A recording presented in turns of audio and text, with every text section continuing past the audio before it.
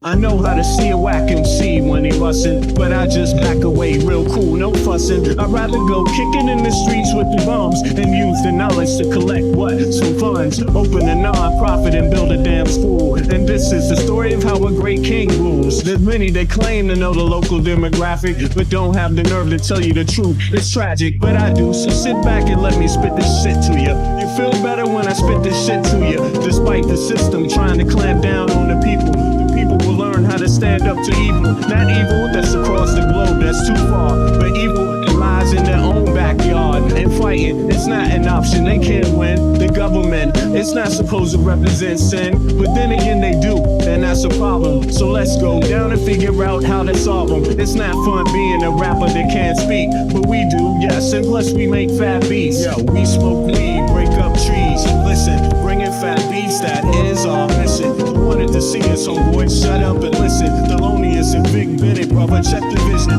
Mentalities of different realities. Enter the Star Trek room when you hear the boom. I be the Walkman with the super bass. Automatic stop, yes, stereo cassette player. With the delayer, freaky lyrical sprayer. Extraterrestrial rhyme sayer. I be the poetical VIC/master of the ceremony. Tenderoni, won't you come step with me? I'm on a historical journey. Kinda like Sigourney. Implore me to represent the attorney that represents my niggas, go figure. Here's the card, they call me Uncle Bigger. Niggas love your blunts, down your liquors. I be the parallel to the fiction. You're fixated on this brother's nature.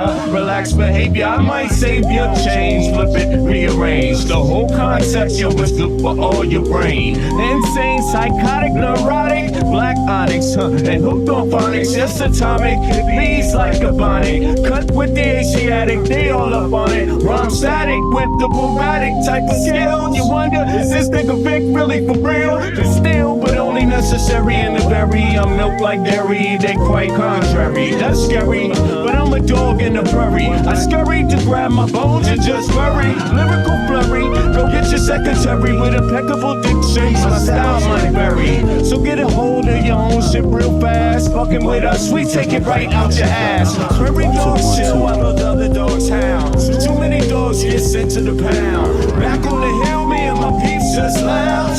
Prairie dogs, we keep it on the down. Splatter, don't like gun splatter. We try to climb the ladder, wicked men get better. They make it like splatter, but it really don't matter. Cause you know we coming back to our sons and our daughters. Father him the one who protects ya, and the mother she will never neglect ya. Through divine nature the people respect ya, and in this way I deliver my lecture. All right.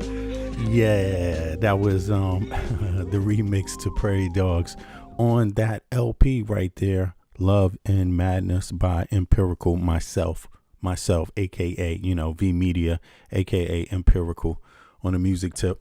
But you can check it out on all streaming platforms, by the way, and get a t-shirt at azontoapparel.com.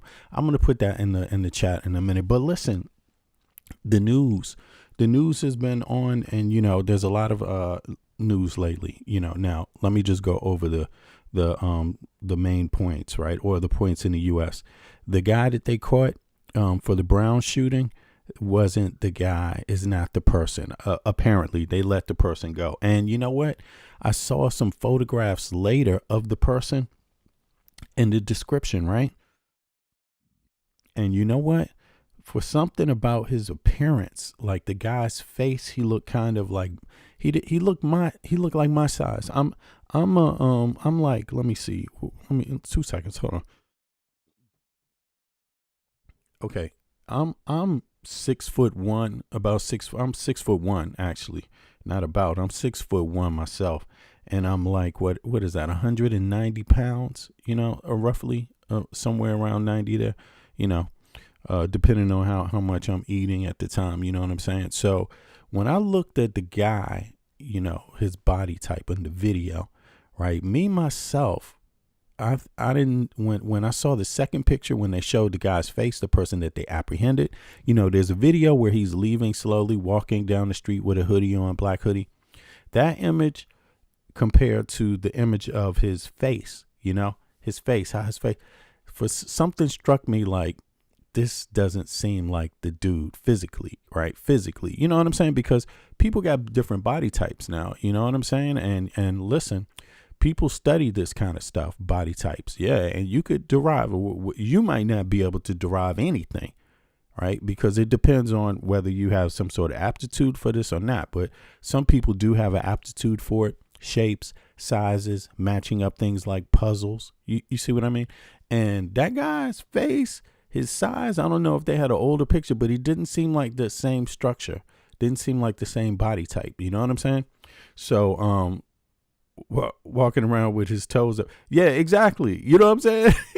That too. And but the guy seems a little stockier, you know, a little bigger, not stockier, but bigger.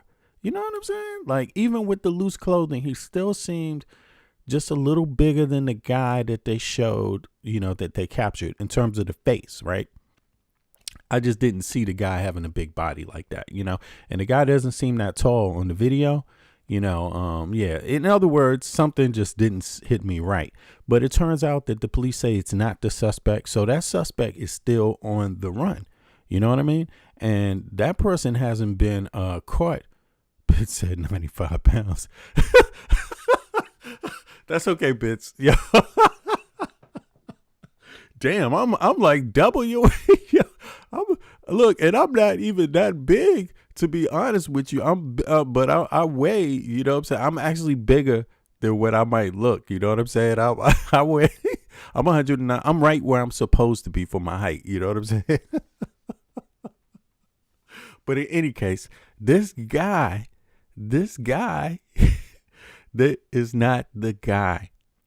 It's not the guy. And it's starting to, you know, I would have to say, I don't know, man. I like to go by my gut feelings, and my gut feeling is not instant. My gut feeling, I can just look at something for like a minute or two, you know, and size it up, and then kind of come with a gut feeling. You know what I'm saying? And my gut feeling after a minute or two watching that videotape, it just told me like, nah, that guy, this seems like an anti-woke shooting to me. It's just a guess. I don't know. Right. But I may as well guess. What the fuck? You know, you're going to have conspiracy theories out here all over the internet, by the way. So I might as well get mine out. I'm not Candace Owens. I'm not harassing anybody's family, hopefully yet. But I'm just saying what my opinion is. It just seems like an anti-woke one. And it seems like that's a right-wing extremist versus a military person. This military person, like, you know, I'm not saying the person couldn't have been involved in the military or something like that, but it's just got a different swag. Even that military walk, you know what I'm saying? Military people walk a certain way, don't they? They learn how to, they practice a lot. I'm just saying, you know, that walk was an interesting kind of walk. Now, in any case, that's not the only news. There's more news. Now, the EU, right, on the EU front, the EU is, having a meeting right now, right? And there's been a few reports coming out of that, you know, and that's regarding Ukraine, right? Then back to the U.S., then you have this situation with ICE going around and just arresting people, still this mask thing. Now, how in a serious country, how can you not know what law enforcement's uniform is supposed to be when dealing with domestic issues? How can you not know that? How can you not know that? I mean, unless you in a sandstorm, or unless you in unless you in a sandstorm, or unless you are in combat, active combat, shooting your gun already, I don't want to see no mask on nobody. To me, that's like a terrorist. If you wearing a mask, then everybody gets to wear a mask. If you don't have a definite rule on what you're wearing in writing, a proclamation, right? Something specific that you're operating on that allows them to wear that kind of covering, their identities, you're putting everyone else at risk, safety risk. You're putting everyone else in a safety risk situation. And that is not cool, in my opinion. But nonetheless, hopefully, it seems like people are starting to talk about that in the U.S. also. Then there's this situation in Australia, right? Back on the international news, there's a situation in Australia where, I guess this was a Jewish holy day, one of the, part of Hanukkah, right? And these two go shoot, and it turns out that it's a father-son duo that's doing this. It appears to be an anti-Semitic attack. Like, I don't myself like to, how can I say this? Discrimination exists, anti-Semitism exists, all kinds of antis exist. Anti-gender bias, anti-sexual orientation, anti-color, right? anti-religion, anti-nationality, anti all kinds of stuff. There's a lot of stuff that exists, right?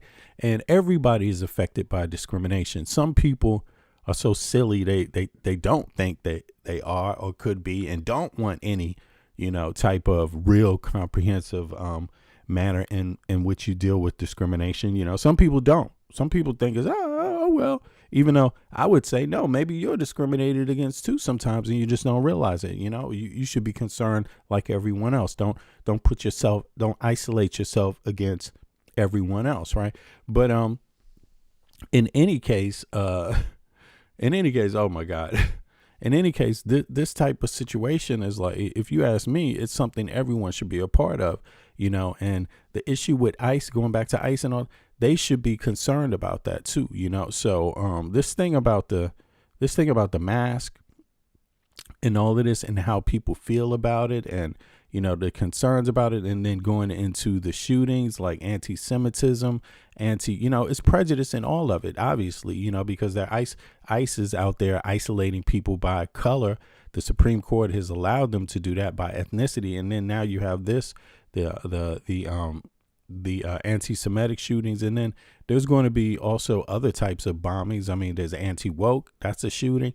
It seems to me the world is instantly confronted with a whole lot of big open bigotry, open violence. You know what I mean? I don't know. Is it more? It seems to me like towards what's being called okay is now compounded by what already existed, and it's become a little much, but that's the case. That's what's going on. I mean, then you have what's going on with Gaza, right? Which almost is under, you don't really talk about it because in a way it's kind of normalized the acts and the atrocities against the Palestinian population. It's almost normalized, it's not seen as, oh my God, a little kid, 3 kids were executed by one, military by one military person. Oh my God. It's not really covered like that. So, yeah, anyway, but let's get into it. There's a few other things. Let me see what else is there. There's also the Chinese. There was a Chinese. Matter of fact, let me just pull that one. Start up right there with this one because that might be easy to do. There's a Chinese guy, multimedia mogul, right, who now has been arrested or convicted even by the Chinese government, right? So let me pull that one up. Is it here? Right. Let's go over to this one real quick. Is it this one? Boom.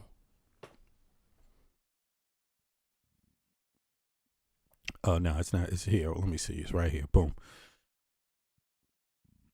Right. So Hong Kong media tycoon convicted as it happened. Right. And I guess they don't know how many years, but he could get life.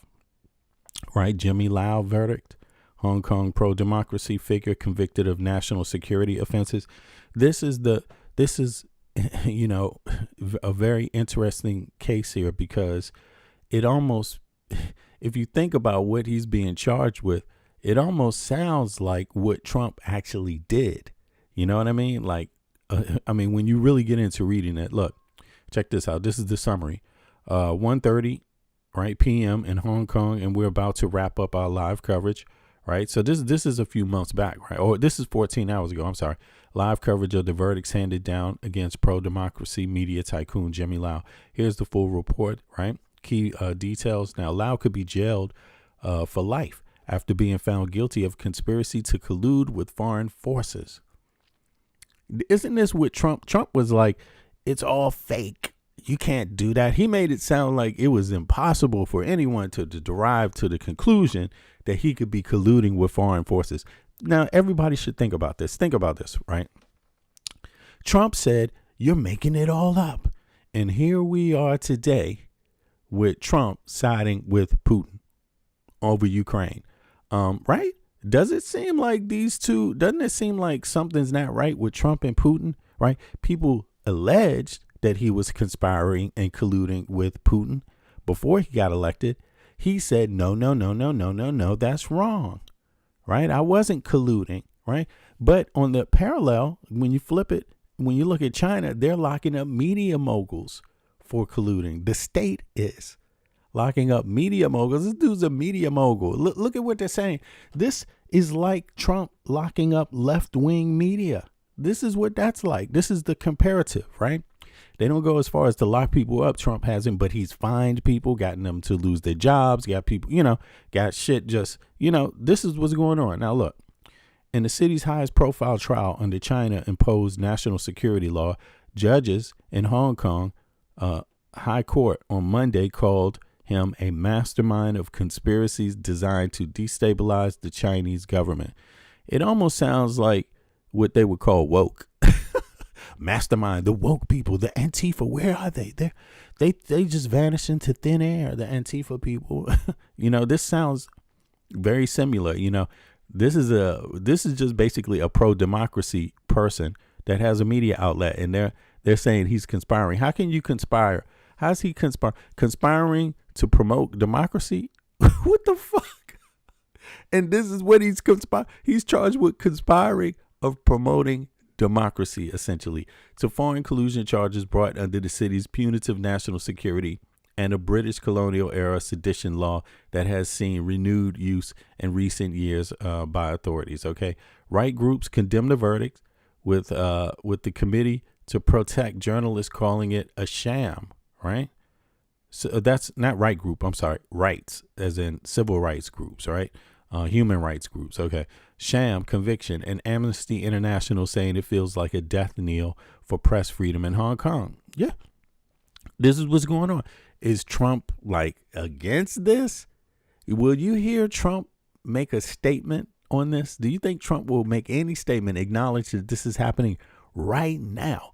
Literally right now? I don't think so. I haven't heard Trump say a damn thing about it. Okay, let's see here. Okay, Apple Daily, right? Accused with Lau were also found guilty. Okay, Apply Daily, I'm sorry, of the 2 foreign collusion charges. Okay, Lau had pleaded not guilty to all charges. Damn, telling the court he never tried to influence foreign policy or ask foreign officials to take concrete action on Hong Kong. He also distanced himself from violence and separatism, saying Apple Daily represents Hong Kongers' core values such as freedom, pursuit of democracy, freedom of speech. Right, Okay, but this was predicted. This was predicted to happen, right? The pressure that China puts on Hong Kong, and freedom of democracy, freedom of speech, right? Freedom of civil rights, This was all predicted. This was predicted years ago. But the right wing of the U.S. said, nah, man, that's a conspiracy theory. What you talking about, man? Nah, that can't be right. And now you're seeing this happen. You see, so they're doing what Trump is doing, going after media outlets, trying to criminalize free speech. I mean, he is trying to criminalize free speech because Trump is only for free speech when it's pro-Russian disinformation or pro-anti-election disinformation. You see what I mean? He's only for that kind of speech. You see, if you speak about it and talk about it and say that there is anti-democracy, freedom of speech, conspiracy, right? Pro-Russian, right? Conspiracy, on the internet, then he will say, no, then you're the problem. You can't speak about that. You can't say it. You can't acknowledge it. It's just there, right? So, all right, now let me see here. Lau is serving several protests related sentences totaling about 10 years and could be given a life sentence for today's conviction. Sentencing is to be delivered at a later time, with the next court date in January 12th and Lau having an opportunity to appeal. There's a large police presence outside of the law courts and buildings. Okay, so his family said that his health has worsened after more than 1,800 days in solitary confinement. So he's been in solitary confinement. Yeah. And so, do you all, are you all for this type of treatment? Is this the type of treatment that Trump is okay with? Is Trump going to speak about this? Has Trump spoken about this? Let me see what y'all say. Let me take this down for a second and see what y'all talking about. Where are we at? Boom. What do you all think? Is Trump here? Australia on it? Okay. Yes. Australia's whack right now. Somebody said, just stop already. That means he doesn't care if this is happening in China. Where are you from, Mr. William? What's your state and how much do you pay in health care? If you don't mind telling us. Well, just as a qualifier, William McGill. Okay? Let us know what state you're in and how much you pay for your health care. Just as a qualifier so I know you're not a troll. Because a real person would know that, right? Unless they don't really pay attention. Okay, well, let's see here. David Holtz, what state do you live in? And how much do you pay for your health care in that state? Yeah, it wouldn't be covert. Trump did all this shit already. You know what I'm saying? Exactly. But in any case, what is real, right? What is a fact? You know what I'm saying? Now, what is a fact is that people warned about this type of situation in Taiwan. That's a fact. I don't know what the issue is. That was warned. Yeah, Trump. People actually said Trump did collude with Russia. And look, doesn't it seem like today he's pretty friendly with Russia? Doesn't that seem like the case? Doesn't it seem like he's pretty? I mean, isn't that still what everyone's saying? That's what the EU is saying. The EU is saying, yeah, man, this guy's extremely Russian. I mean, is that a hoax? I don't know. I'm just telling you what's out there in the media and what people are talking about. You know, but David Holtz, let me know what state you live in and how much you pay for your health care. I'm just curious, just as a qualifier. I like to ask new people that come through this kind of stuff so we can know. Somebody said definitely need walls.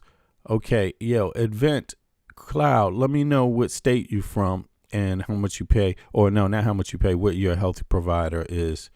Yeah, now let's continue. Let's see here. On an international news, going back to the international news, or what's more, what really happened here, and then we could take it from there. Let's see here. Boom. In Sydney, which Angus just showed us that video, but we do want to warn you that the video we are going to show you again is very disturbing. Here is what an eyewitness captured: a man tackling and disarming one of the shooters. A relative of that man who intervened gave us an update on his condition a short while ago. Yeah, bits. Sorry, but yeah, exactly. You have to. It's just a qualifier. I decided I'm going to ask everybody, that the new folks that coming in the chat, for those qualifiers. That way we can know whether it's how much to put into their statements or not. You know what I mean? Like, can't have people out here really focusing on the bots. You know. So in any case, here we go. Click the like button also if you don't mind.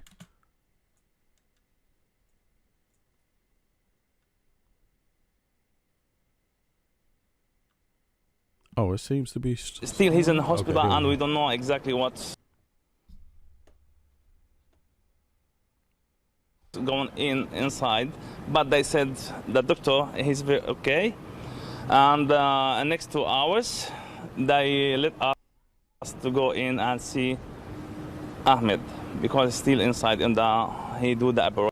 Yeah, now they're saying that that this guy, the guy who stopped the gunman here, was actually a Muslim man. And yeah, so kudos to the Muslims that are totally not for that type of stuff. Not just like anti-Semitism, of course, because that you could see that play out right here, but just violence like this and indiscriminate violence, just shooting innocent people, just coming out there, like, that's terror. You know what I mean? Everybody needs to be against that. And not to be preaching, because of course this could be a issue, around the world in many different ways, shapes and forms. The tolerance people kind of have for violence, depending on who it's against and who it's not against. But for me, I think the easiest thing for everybody to do is denounce it. When it happens, this type of violence, like indiscriminate killing, like, sorry, that has to be something everybody denounces. If you ask me, I do. It's sick. It's sick. But we hope he will be fine. He's a hero, 100%. He's a hero, because what we see on the social media, he's 100% hero. Shoulder. Yeah, he have 2 shots, one in his arm here and one in his hand. And have you been able to talk to him today? No, because I come when I see what's happening, and I come here to see him, but they said he's not allowed to go inside because he have to make about operation, whatever. I'm still waiting to see him. Joining us now, Danelle Harvin is a Homeland Security analyst and faculty member with Georgetown University's Emergency and Disaster Management Master's Program. Thanks for being here with us. I think this video, so many people have watched this. Everyone walks away saying, my God, what a hero. You know, what an incredible thing for him to do. As you watched this video, what did you see as someone who, you know, really studies and prepares for these sort of mass casualty events? Yeah, well, the first thing I'd like to say is Happy Hanukkah to all my Jewish friends and community out here. It's a beautiful holiday and shouldn't be marred with such violence. Hopefully they're able to enjoy a safe and happy Hanukkah going forward. That's right. We've seen this before in the United States. We just never seen the video. There's been dozens of instances where active shooters have been disarmed and neutralized by bystanders. It's just shocking to see on video. This man is definitely a hero. And we teach this in the US and across the world. It's called run, hide, or fight, fighting being your last option. This individual did a combination of two. He hid until he had an opportunity, and then he fought and disarmed this person. And that's right. And it is just, it's miraculous to watch because the amount of bravery and selflessness neutralized by bystanders. It's just shocking to see on video. This man is definitely a hero. And we teach this in the US and across the world. Let me see this one more time. What happened? About operation, whatever. I'm still waiting to see him. Joining us now, Danelle Harvin is a Homeland Security analyst and faculty member with Georgetown University's Emergency and Disaster Management Master's Program. Thanks for being here with us. I think this video, so many people have watched this. Everyone walks away saying, my God, what a hero. You know, what an incredible thing for him to do. As you watched this video, what did you see as someone who, you know, really studies and prepares for? You see that? You see that? Hold on. I'm just going to blow this up some more so people can see it. And then I'm going to, let me see what the chat is saying. 2 seconds here. Let's see. Let's go. Is a Homeland Security analyst and faculty member with Georgetown University's Emergency and Disaster Management Master's Program. Thanks for being here with us. I think this video, so many people have watched this. Everyone walks away saying, my God, what a hero. You know, what an incredible thing for him to do. As you watched this video, what did you see as someone who, you know, really studies and prepares for these sort of mass do? As you watched this video, what did you see as someone who, you know, really studies and prepares for these sort of mass casualty events? You know, and I was saying this the other day, you know, having a gun, it doesn't mean that somebody can't take it from you. You see what I mean? And actually, yeah, that's what I was trying to say. Like, I'm just going to be honest. Some people can take your weapon from you if you are not paying attention. You know what I mean? And if they're paying more attention than you, you know, it does take a few minutes to pull out a weapon. I mean, you're not going to get close to people if they already see your weapon, right? That part of the kicker is springing on people and catching them off guard, right? Because it only takes 1 second for someone to be ahead of you, faster than you, before you pull that gun out or before you're able to do something for them to disarm you. And I'm just going to tell you, I ain't going to be having nobody even looking like they about to pull anything on me. Like, my instincts hit the roof, you know, just because of how I grew up in a city as a kid. You know what I mean? Waiting for somebody to pull a gun or some shit like that. Like, that's something you will never change in me. Even though I don't live in the U.S., like my adrenaline can hit the roof, you know, like hit the roof really. Like, and yeah, in any case, thank you to this Muslim who brother. Apparently they're reporting him as a Muslim brother. Thank you for doing the right thing. And thank you to anyone who does the right thing, you know, regardless of who you are. I mean, there's a lot of reasons where you could always argue about, well, why don't you do this and why don't you do that? Man, why don't you stick to where you are doing good in the ground that you walk on, where you are every day in your life presently? I mean, if you're doing that, if you're trying to do good, then you don't know what that good is going to be until you do it. You see what I mean? Because all types of stuff is going on. You don't know. I mean, let me just look at the chat here for a second. Yeah, don't forget to fill out the poll here. The poll is should the USA public schools add a Native American language as a second language in the curriculum, right? Just like you have a second language is already there. And if you don't have a second language in your curriculum, I'm really wondering what the fuck. Damn, because I did when I was growing up in the U.S. I had French and Spanish as a second language, right?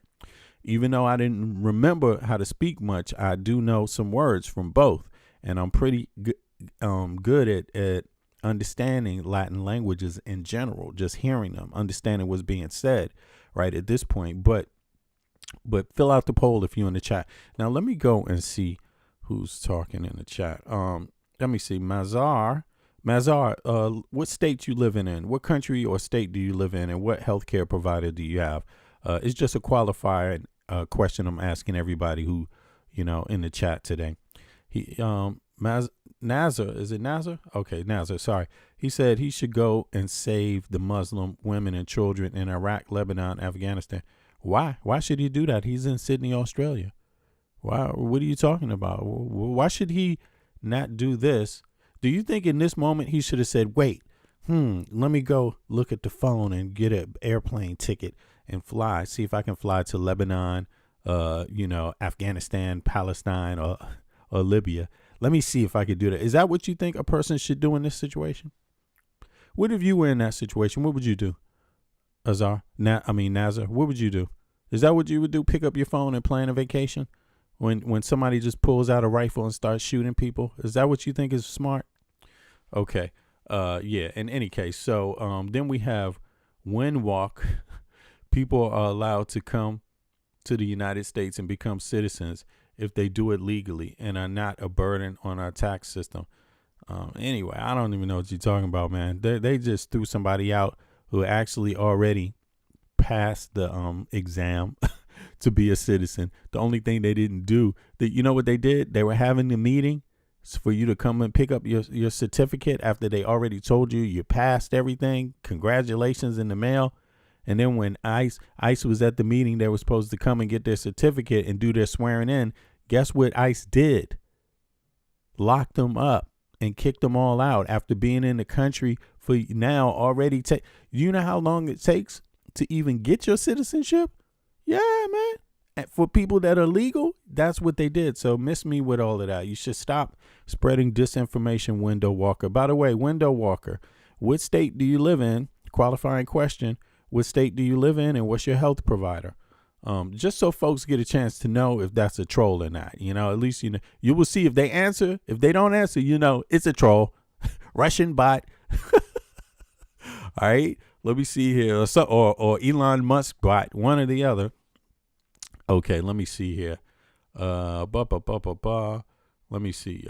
Ken S says, I can BS. Let's hear some French. I call BS. Parlez-vous français? What are you talking about, numbskull? You're out of your mind. Anyway, French is a Latin language. I said understand, you dumbass. And this must be a bot right here. I said understand, but I can't speak a little too. I just said, what do you think I just said? Parlez-vous français? What do you think that is? But in any case, Latin languages, are very, that's Spanish, Portuguese, French, Italian, right?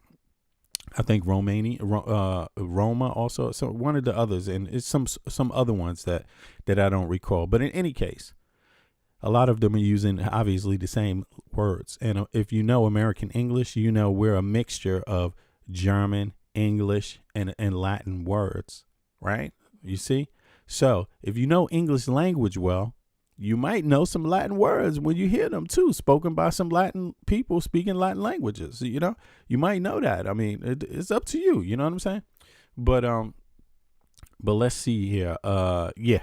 So there you have it. If you could tell me what Parlez-vous français means, by the way, Ken, then I would know you're not a bot. Also, probably can't even hear me talking. But in any case, let's continue. Let's hear some more. I could also say Worden har du det? Hvordan går det? That's how you say, how are you doing? I mean, I'm sorry. Taler du dansk? Snakker du dansk? That's how you say, can you speak Danish? Right? In Danish, by the way. Okay. So in case you, I was about to say, how you doing? I forgot. It's can you speak? Right. But here we go. Let's go. Yeah, well, the first thing I'd like to say is Happy Hanukkah to all my Jewish friends and community out here. It's a beautiful holiday and shouldn't be marred with such violence. Hopefully, they're able to enjoy a safe and happy Hanukkah going forward. That's right. We've seen this before in the United States. We just never seen the video. There's been dozens of instances where active shooters have been disarmed and neutralized by bystanders. It's just shocking to see on video. This man is definitely a hero, and we teach this in the U.S. and across the world. It's called run, hide, or fight, fighting being your last option. This individual did a combination of two. He hid until he had an opportunity, and then he fought and disarmed this person.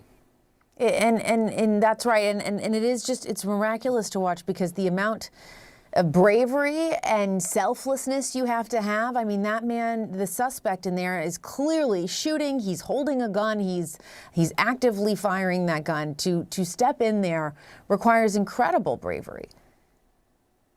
I mean, you know the cliche, and I'm gonna apply it here. Not all heroes wear capes. Most people aren't able to do this. Most people don't have the wherewithal. Many trained first responders. I mean, we can just go back to Uvalde, where you had heavily armored, law enforcement, SWAT teams kind of sitting there. And so to have this unarmed person with no training, at least by, public accounts, no law enforcement and military training, take this situation to his own hands to decide to save lives at the risk of his own is something that's quite remarkable. And I think in the true spirit of Hanukkah, it's a miracle. It is. All right. It is a miracle. So that's what they're saying. The guy, he intervened. It was a Muslim guy that intervened in the shootings, the anti-Semitic shooting in Australia, right?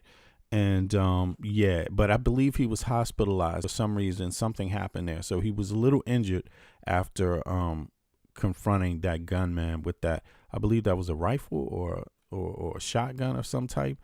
2 seconds, my stream.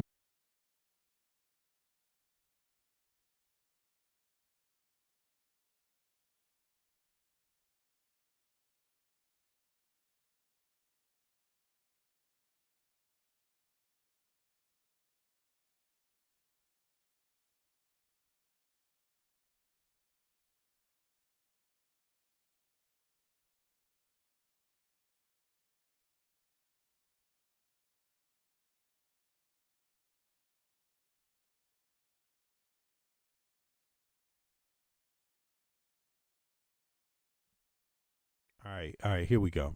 Sorry about that. Now, here's some other information. The shooters were a father and son team, which is sickening. A father and son team. This is crazy. I mean, I feel sorry for people that raise their kids like this. That's terrible for a boy to have to do this, And today we learned just how such an atrocity was orchestrated and carried out on Australian soil. The alleged terrorist used legally obtained firearms to carry out the massacre. One of the gunmen came to the attention of Australia's domestic spy agency ASIO over his close ties to a Sydney-based Islamic State terrorism cell, as Claudia Vradoljak reports.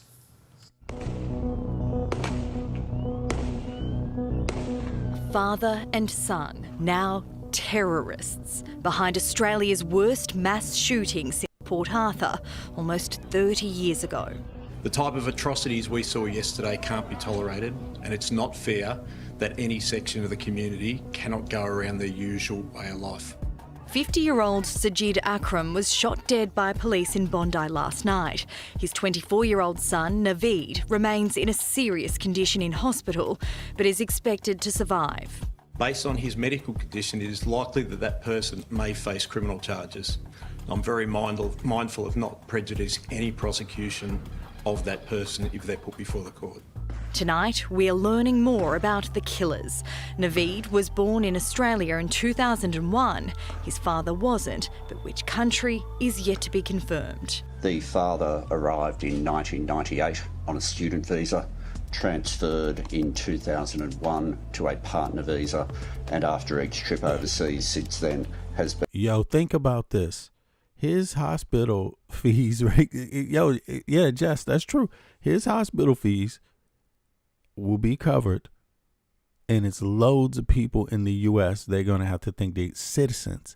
I mean, I will never understand this. I mean, you cannot see other people better than you see your own people. So in other words, how you treat others is how you treat your own. And the U.S., we definitely, when it comes to pride, other people have a lot to be proud of because they at least treat their own. The standard of how they treat their own is much higher, like flat out. And to the point where in emergency, I mean, this gets covered in the U.S., but listen, they don't even want this shit covered in the U.S. Trump doesn't want anyone going to the emergency room, number one, who doesn't have insurance. That's really what it's all about. I mean, that's what they say something else, but what they really want is when they say they want you to identify yourself in an emergency room to get into an ambulance, what they're really saying is, I mean, or let me rephrase that. When they're saying illegal aliens are getting health care, what they mean is they're getting access to the emergency room in a crisis. And when they say they don't want that, what they're actually saying in reality is they want every American to pull out their ID when they get shot and some ambulance comes. And what if they can't find your ID? What if the person robs you and takes your ID? It's all kinds of scenarios where you might not have your ID in an emergency car accident. Who knows if they can find your ID? What do you want them doing? Pulling your body out and then saying, oh, we can't find your ID. Wait, let's search the car first instead of get their ass in the ambulance to get them home. Well, in this case, this is not what they do in Australia. They don't say, wait, where's the ID? Everybody gets emergency care, you know. But in any case, let's hear some more. Been on but you're right, Jess. Return visas, which has occurred 3 times. The men lived in Bonnyrigg in Sydney's west. Last night, police stormed their home. Just come down here just to see what's going on. You know, I just live down the road, not too far, and I'm just seeing all this commotion. One of the shooters actually lives down this road. There's a lot of cars. Police are just directing people to go back home. This morning, it was a property at Campsie, an Airbnb suspected of being used by the duo who had told their family they'd gone away for a weekend of swimming and scuba diving. Officers spent... Just think about that. I mean, you traded scuba diving for shooting some people and going to jail. Like, what the fuck? That is absurd. That is just crazy. Much of last night scouring car parks and vehicles searching for a bomb that was eventually found in the shooter's car. 2 were also believed to have been thrown into crowds. In total, 6 guns were seized, all of which were legally registered to the father. He met the eligibility criteria for a firearms licence. So the firearms licence was to be for a recreational hunting licence. There are 2 types of hunting licence, the ability to hunt on a property or also as part of a hunting club, so a gun club. He was a member of a gun club and was entitled, by nature of the Firearms Act, to have a firearms licence issued. Sajid had held that licence since 2015. Today, the hunting... Okay, so that's 10 years he had a license to have this weapon. Association at Bonnyrigg inside a local sports club was closed, with flags flying at half-mast. One of the gunmen who lived inside this Western Sydney house first caught the attention of intelligence agencies 6 years ago over potential links to an Islamic State terror group. And there are reports that an ISIS flag was found inside the car of the shooters in Bondi. I mean, yeah, all I can say is the point where you're taking your son on a, on a shooting expedition to kill some people just to be a mass shooter, you lost your goddamn mind. Like, this is just, I'm sorry. If you're a kid and your parent is trying to get you involved in this type of bullshit, like, seriously, that's wrong, man. Nobody's kids should be taught to do this kind of stuff, man. I mean, don't get me wrong. That doesn't mean I agree with anything else that anybody else is doing that's wrong. But I'm just saying this is also wrong. You know what I mean? Like, that's just so sad. That's just so sad. I mean, you're talking about indiscriminately shooting people you don't know anything. You just show up and just start shooting people because of their religion. Person never did a damn thing to you. That's crazy. And you got your son on that mission. Like, what a waste of a life. Their family returned home today. Neighbours are shocked. Had you ever seen them? Yeah, we seen them coming out and go in the house. Yeah. And how did they seem as a family? They seem normal. Yes. You never would have been suspicious or suspected anything? Not at all. It is scary. Very scary for my family and my kids. It's just that should be scary for anybody. This is fucked up. You can't solve your problems, whatever they are, by shooting people that have nothing to do with your shit indiscriminately. That doesn't solve any problems. That's crazy. Yo, even bet. Let me see here. Document requesting is characteristic of a tyrannical regime. Absolutely. I'm not with that shit.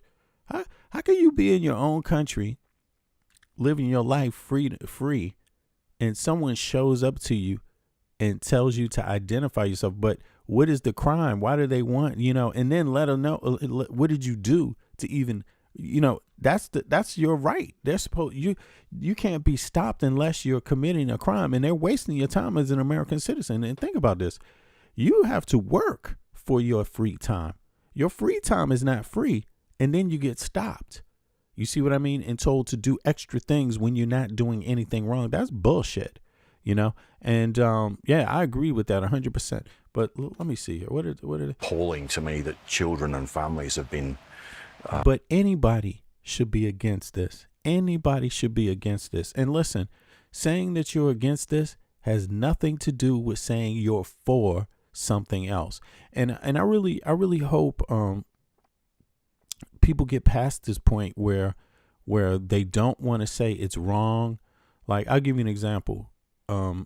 Obviously what's going on right now at the same time is you have you got Palestinian people being killed like this, apparently, by you could call them military. This is still wrong. It doesn't matter if a military person is a person wearing a military uniform is doing the shooting. There's reports that this kind of stuff is happening in Palestine. So, but it's nothing wrong with saying that this is wrong. There's nothing wrong with saying this is wrong. You should be able to say the other is wrong too. And so I'm just saying to people out there that are empathizing with these kind of crimes in other places in the world that go, that don't go with that, with justice, ever happening, don't worry about it. You can still say this is wrong. That just makes you a better human being, like straight up, wrong is wrong. Like, don't ever lose yourself to other people that way. You know what I mean? Don't ever lose your character, your true character for other people, even if they don't acknowledge your suffering or your situation. You see what I mean? Because at the end of the day, truth will prevail, Murdered in this way, and I still myself find it hard to come to terms with that. Michael Outram is a former Border Force commissioner turned strategic advisor and says there are plenty of questions that need answers. Questions about the firearms, how they were acquired, how they were paid for, like, where they got them from. Shooting people, man. Did other people and it lasted that long. Know about this? Was anybody else involved? And notice, it wasn't a person with a gun that stopped him. Think about that. But that, he says, will take time. If we have insights about the way this happened and could it have been... Or maybe one got stopped with a gun. But the second one, the other one didn't get stopped with a gun. It was someone who just walked up behind him and stopped him, Picked up earlier. Should it have been picked up earlier? Are there any other sort of laws and powers that the police might need to protect us in the future? That's, I think, a conversation that will happen probably a bit further down the track, in fairness. And right now, Michael is urging people not to speculate while police do their job of figuring out how and why this happened. Of course. All right, so that's the situation in Australia with that shooting. And again, my hearts go out to the people that were that were harmed in this. And there's no excuse. There's no excuse for it. You know, this is bullshit. Now, again, my comment here about this has nothing to do with anything else going on anywhere else. But this right here is bullshit. All right. So, yeah. But in any case, it's not the only bullshit on earth. And in the United States, we know bullshit. You know, even though I'm living in the EU as an American citizen, in the United States, we know bullshit. We know a lot of bullshit, okay, of the shooting type, of the shooting breed, right? And in any case, this is one of them, you know, the Brown shooting. So let's just see. They've had some updates. The guy that they arrested initially is not the one, apparently. This is what they're reporting now. So let's see what they have to say about this. And morning, just a stunning development here on the campus of Brown University in Providence, Rhode Island. Police released the man who had been detained as a person of interest in the deadly shooting here that happened right in that building behind me with those white squares. That's the engineering building where 2 people were killed and 9 injured. Rhode Island's Attorney General says that the evidence now points in a different direction. Speaking overnight, the mayor of Providence acknowledged that authorities have no way of knowing if the shooter is still in the area or has left the state. We know that this is likely to cause fresh anxiety for our community. And we want to reiterate what we said earlier, which remains true, which is ever since the initial call, now a day and a half ago, we have not received any credible or specific threats to the Providence community. Now let's be real about this. What we will hear right now, and click the like button if you haven't clicked the like button. What we will hear right now is we will see people get show their true colors. We will see some people show their true colors. You know, you will go from the situation in Sydney, where because it's a Muslim doing it, people will react differently, or because some people will say because it's Jewish people being hurt, people will react differently. Okay, well, let's just juxtapose that to the United States of America. I mean, could this be an anti-woke attack? Could this be an anti-woke right-wing extremist attack? You know, could it be that? And will your feelings be the same there when it's happening there? I mean, you know, how do people feel? A lot of times the politics changes depending on who the victim is and who the perpetrator is, sadly enough. And but I'm just curious about this. Do people have the same level of empathy, or do they have less empathy for this one? Do they have more empathy for this one? You tell me. So far, what I see is a mass shooting. I see people who just went in there and indiscriminately shot people. You see what I mean? And in my mind, there can be no question about it. It's wrong. It's totally wrong. In my eyes, so far, I see the same damn thing. I mean, that's if this is an anti-woke one. And the reason why I say that is because Brown is known to be very, very woke. It's a Ivy League woke college. Okay. One of the best in the country, you know, one of the best in the world. You see? And by the way, you know, there's people in the United States that don't tend to like that.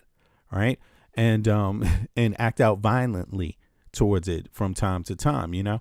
And I'm not talking about just at universities or whatever, but act out on the street. I mean, can you imagine living in a country where being woke, being intelligent, being aware is a bad thing? Well, that's the trend in the U.S. right now. Like, they turned woke into a derogatory thing. Like, oh, no. I don't want to be woke. None of that new shit. None of this new philosophy. None of this new stuff. We only want philosophy from the Enlightenment period in the 1500s, you know. We only want that kind. Nothing about DNA. We don't want that. No. Can't have any of that. Nothing about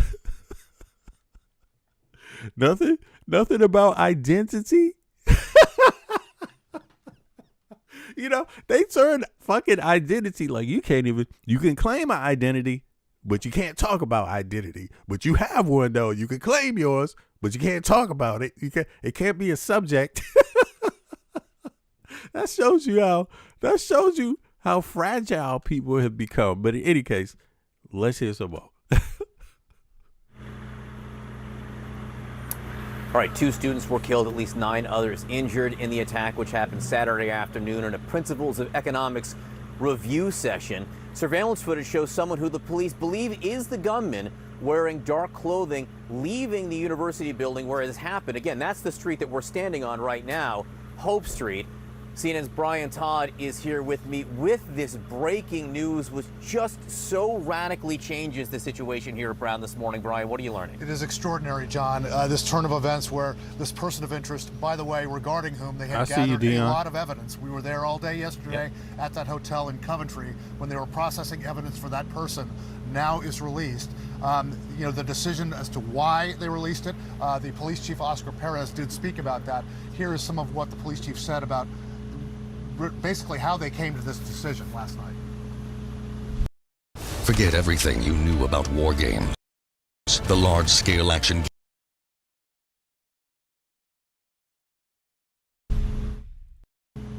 basically how they came to this decision last night. This was a very complex investigation, and it still is. So in the sense, we followed on a lead, and we followed on a specific lead, but we were able to examine every single evidence that led us to this individual. And at that point, that's how investigations work. Investigations will tell us whether something is valid or not, whether something needs to be ruled out. It's not a mistake. It's just how investigations work. You done goofed. What's up? You done goofed. And a couple of extraordinary things here, John. Number one, the mayor. Click the like button, everybody. Helps more people get the stream.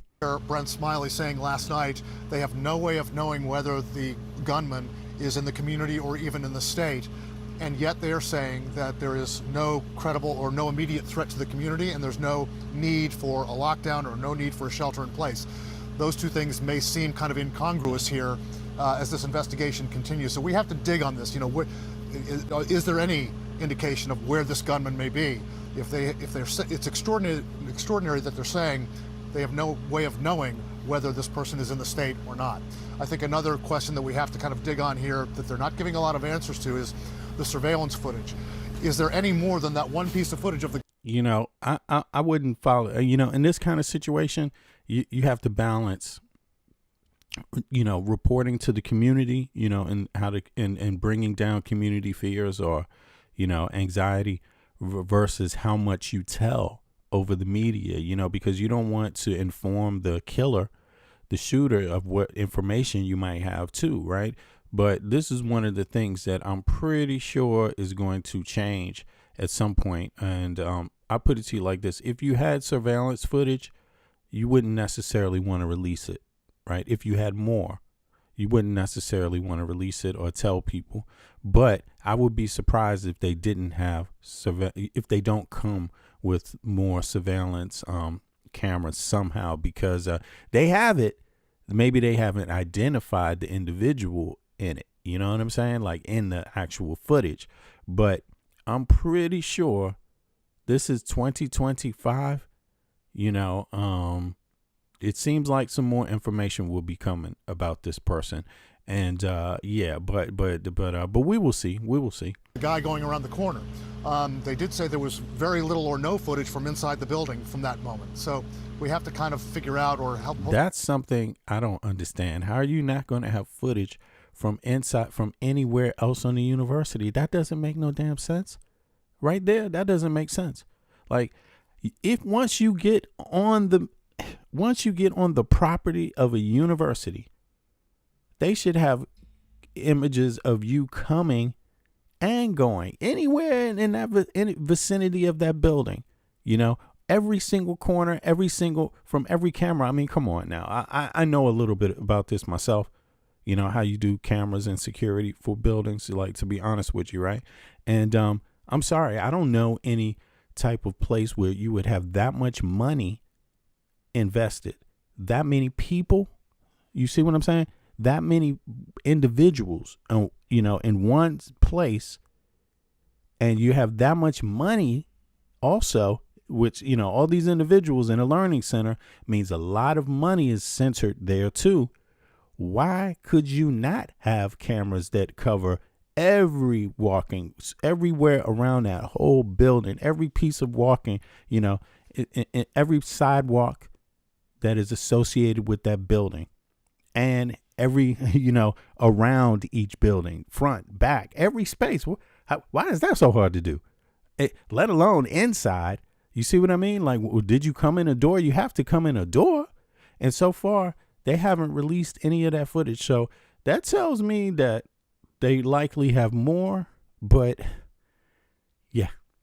yeah, who knows? Hopefully the authorities will give us some clues as to whether there's more surveillance footage. We just don't know what they have at this point or where they even begin. One thing that we should make clear, they never publicly stated the name of this person of interest. This was something that was developed by CNN and other outlets via sources from inside there. But they were careful throughout the day about releasing information, but it turned out they just don't feel like they had the right guy. Brian Todd, great reporting on this. Obviously, a lot more to do. But it's better you release the person. It's better you inform the public that it's not the right person. You don't think it's the right person, and release them because, bottom line is it's better than getting the wrong person. Like, straight up, whoever did this has to be found. And, otherwise you're sending a message out to the public that this can happen anytime. And that's what the public will. I'm not saying the public's going to panic, but that will be the message. You see what I mean? And what kind of message is that to send? Because if you have stuff like this happening anytime and you can't solve it, once you get proven to not be able to solve it, that sends a signal out to other people that they can get away with it, Thank you very much. With us now, CNN law enforcement analyst Jonathan Wackrow. Jonathan, great to see you this morning. Let's start with where we are and where we're going. So what now? I mean, after you have a person of interest in custody, you develop all this kind of evidence on that person, but it turns out you now believe he's not connected. What do you do? Yeah, well, John, listen to that sigh of relief that authorities had announced when they stated that they had a person of interest in custody has really been replaced by this sobering reset in the entire investigation. And the reality is it brings investigators back to square one. They have no suspect in custody, and really they're not even intimating that they have somebody that they're even looking at. And the challenge is that as time goes on, this investigation gets significantly harder. So this is a really hard reset, going back to almost square one, where they have to go back and reassess every single lead that they had, right in the aftermath of the shooting, going back to reassessing all of the ballistic evidence, all of the digital leads, to the point that Brian Todd was making just a moment ago. They have to go back through that surveillance video and dig deeper. They have to dig deeper into the neighborhood, into the community, and anything that will give us a better image of who this suspect potentially is. Yeah, they talking about the Brown shooting. Yo, do me a favor, click the like button, y'all. It helps more people find out about the stream. But they obviously had a lot of police that showed up once it was reported. But I just find it very strange that they wouldn't have a lot more footage to go through. Maybe it takes time to go through all the footage. And like I said yesterday, maybe the person with this kind of loose clothing, the type of clothing, you don't know if he had different clothes underneath the black clothing that he could just, when he hits a corner or hits an alley or gets into a vehicle, changes or something, you don't know, right? Before he gets into a vehicle change. The clothing would be a big, if he could switch his clothes, right? And if you look, let me take it back here, like, just so you can see. If you look at his clothing here, let's see, where is it at? Is it right here? There we go. Let's just take it back right here. Were killed, at least 9 others injured in the attack, which happened Saturday afternoon under principles of economics. See? Hold on. Let me adjust that so y'all can see it again. You see his clothes? Look, I'm going to pull it back a little bit. I'm going to play this a couple of times just so you can get a good look at his clothes. And others injured in the attack, which happened Saturday afternoon in a principles of economics review session. Surveillance footage shows someone who the police believe... You see his pants aren't really that tight. And, the jacket also, you could easily have something under this. You see that? Let me play it slower. Maybe that's the way to do it. Let's see here. Boom. Right. 2 seconds. I'm gonna try to slow it down to play back, just so people can get a better look. Here we go. Let's see. All right, 2 students were killed, at least 9 others injured in the attack, which happened Saturday afternoon in a Principles of Economics review session. Surveillance footage shows someone who the police believe is the gunman wearing dark clothing leaving the university building where it has happened. Again, that's the street that we're standing on right now. You see his clothes? It just doesn't look like, it looks like he could possibly have something else under it. Building where it has happened. Again, that's the street that we're standing. Right. Yeah, especially right here. Let me go when he's standing sideways. He moves fast right here, but you know what? Let me slow it down a little more, just so it doesn't go so fast right here. Boom. All right, let's see here. The university building where it has happened. You see that? You see he's actually pretty big. Let me turn the audio down here to spare people this bullshit. Here we go.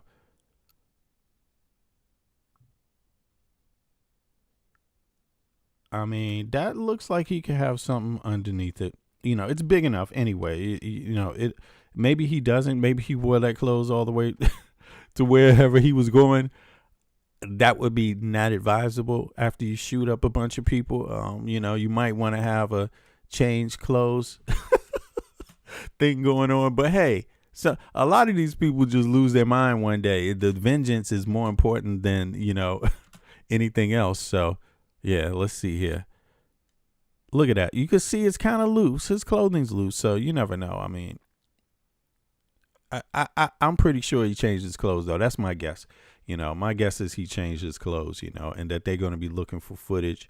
And but I don't see how I mean, if he doesn't get caught, if they don't catch him, that would be I would be astonished. Where it has happened. But, Again, that's the street that we're standing on right now, Hope Street. CNN's Brian Todd is here with me with this breaking news, which just so radically changes the situation here at Brown. All right, so let's go back here. Let's see. With us now, CNN law enforcement analyst Jonathan Wackrow. Jonathan, great to see you this morning. Let's start with where we are and where we're going. So what now? I mean, after you have a person of interest in custody, you develop all this kind of evidence on that person, but Pizza Guy, what's up, Pizza Guy? Oh, no doubt, appreciated it. Say thanks to Pizza Guy, everybody, for the memberships. Turns out you now believe he's not connected. What do you do? Yeah, well, John, listen to that sigh of relief that authorities had announced when they stated that they had a person of interest in custody has really been replaced by this sobering reset in the entire investigation. And the reality is it brings investigators back to square one. They have no suspect in custody, and really they're not even intimating that they have somebody that they're even looking at. And the challenge is that as time goes on, this investigation gets significantly harder. So this is a really hard reset, going back to almost square one, where they have to go back and reassess every single lead. You know, if you look at this map right here, not to keep cutting it off, but look at this. This is the area, right? Yep. Let's see here. Let's go closer. Right there. This is a big area. But, you know, if I look at what's there, you know, it seems pretty urbanized, right? You know, seems very, very urbanized, right? Here we go. It's even closer here. You see, I'm sorry, but there's got to be cameras all around this place, and not just the building, not just the actual building, but, you know, other types of cameras for cars. Like, you know, police need to know who's speeding, right? Don't you want to know who's speeding? Don't you want to know if something bad happens? Don't you want to have, you know, cameras that go off of speed, or cameras that are checking at certain intersections and things like this, but just cameras that could be triggered? Just all this area, This is a whole lot of area to not have more cameras. So to me, it seems like they must be looking through the camera footage, and that might take time. Maybe the person is, you know, did change their clothes somehow, but still, these things are much harder to get away with, even if you're very, very careful. But what I'm curious about is, did he have help? You know, did the shooter actually have help? And I wouldn't put that out of the question. And I also wouldn't put out of the question like them having access to some facility, other facility or building to hide in, or vehicle to get in and change their clothes quickly, something like that. But still, you know, it's hard, man. The digital footprint is hard. Yeah, once they can place you somewhere, then they can start pinning towers, you know, phones. Maybe now, if you took your phone, not taking your phone is advisable. Obviously, then nothing will come up. But how far would you go? I mean, without your phone, I mean, at what point would, you know, I'm just saying, I doubt if they don't catch this person, then it's obviously they don't have a phone on them and things like this. Obviously, maybe they changed their clothing, you know, that would have to, because, I mean, come on, they're going to identify something. It's some camera crossing, somebody with black clothes on. I mean, anybody with black clothes, they're going to be looking at a lot. And then also they're going to be looking for the cameras around, you know, it just seems like it'd be very hard to get away with this. But if they do, it's possible. It's possible.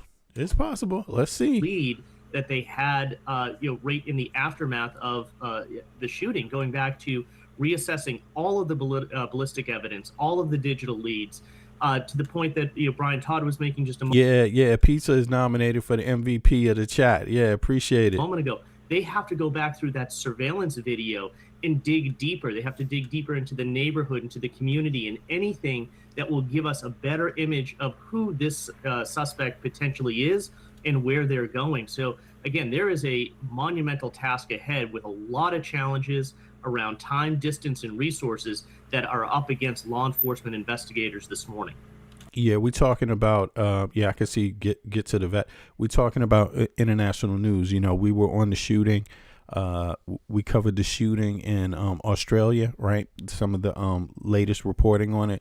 And then this, the latest reporting on that. Obviously, they don't know who the guy is yet. So they released the other person. They did detain one individual, and they determined that it's not that individual they detained. So the manhunt is still on for this person. So and if people want them caught, then people might need to start thinking about, well, as a matter of fact, does anybody know what time of day this was? Let me see something here. Let me just look that up real quick. I want to see what time of day this shooting happened on. Let me know if you saw that. Yeah. But in any case, that's what we discuss in 2 seconds. And then the next topic is, I forget what is the next topic, but let me look something up real quick while this plays. I want to see what time of day it is. Confidence isn't something you have. Come on now. Here we go. Let's see if we can look this up. And there is this reality, Jonathan. There's a killer on the run, on the loose right now. They have no one in custody. A lot of, I think, the atmosphere on campus yesterday was this sigh of relief that they had someone. People felt safer. You know, I'm standing right on the street. That is the crime scene right behind me. No police cars within view. Some police tape there, though, right now. How safe is this city? Well, listen, this is the challenge for public safety officials right now and university officials. All right. It happened at 4:05 p.m. So, Eastern Standard Time. So, to me, there's plenty of light. There's plenty of cameras. To me, it seems like this guy's going to be on camera. Some more cameras. They must act on facts, not fear, while trying to keep the city functioning as they move this investigation forward.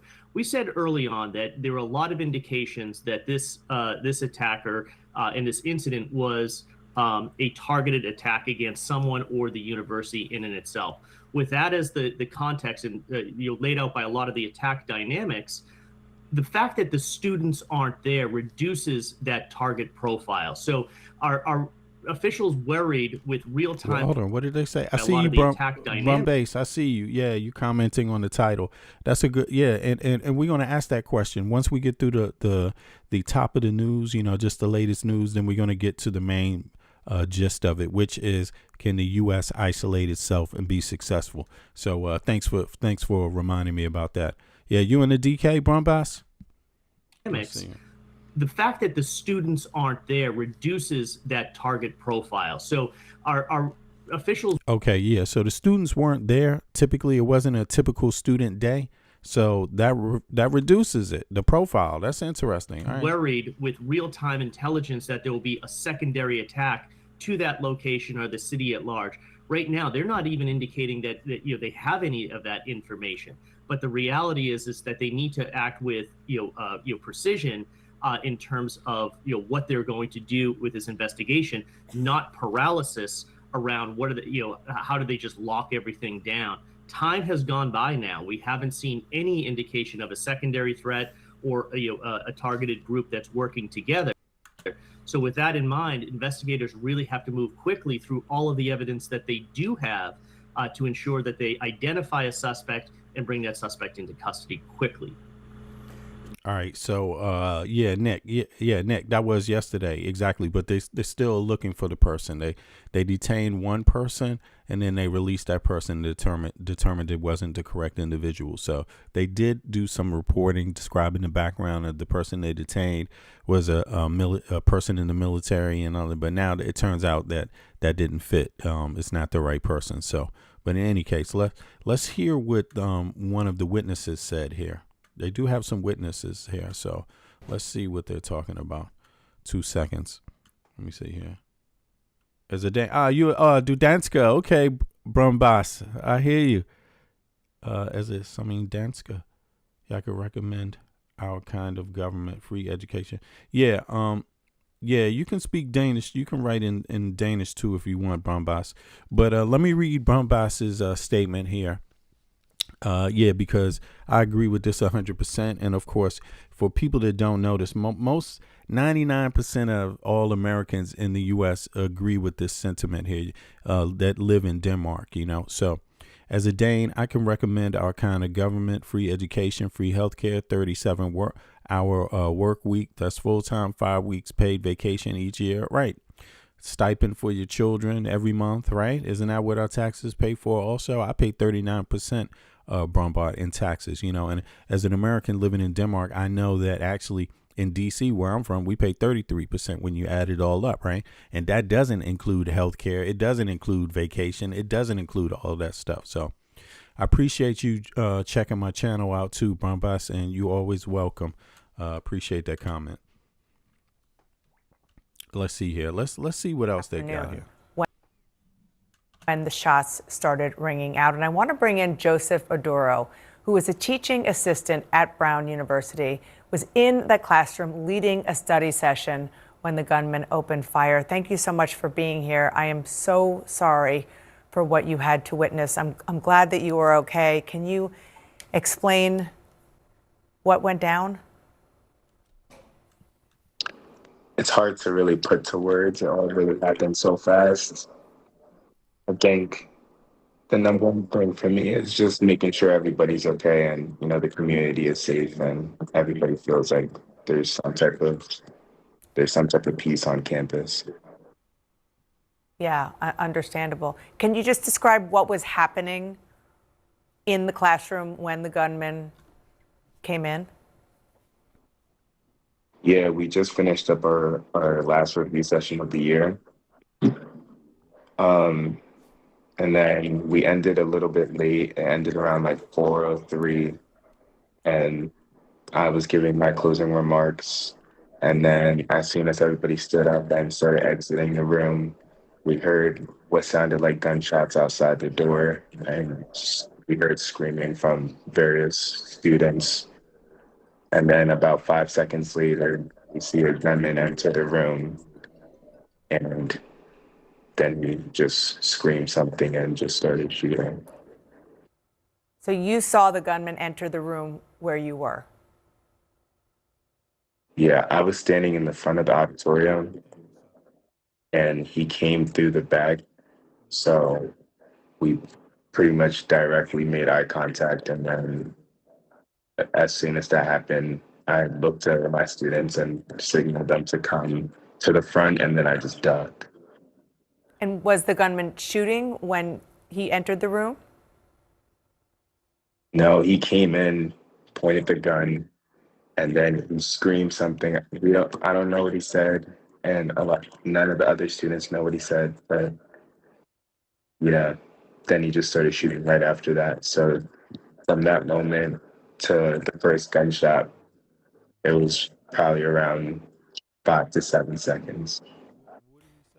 So what I'm hearing you saying is you already had heard the gunshot outside the classroom, and then all of a sudden he appeared in your classroom, screamed something, and We then heard what sounded like gunshots outside, yes, but my mind didn't necessarily go to gunshots right away, just because we're at Brown University. It's an Ivy League institution. You don't really assume the first loud sound you hear is gunshots until you see the gun right in front of you and you can see it going on.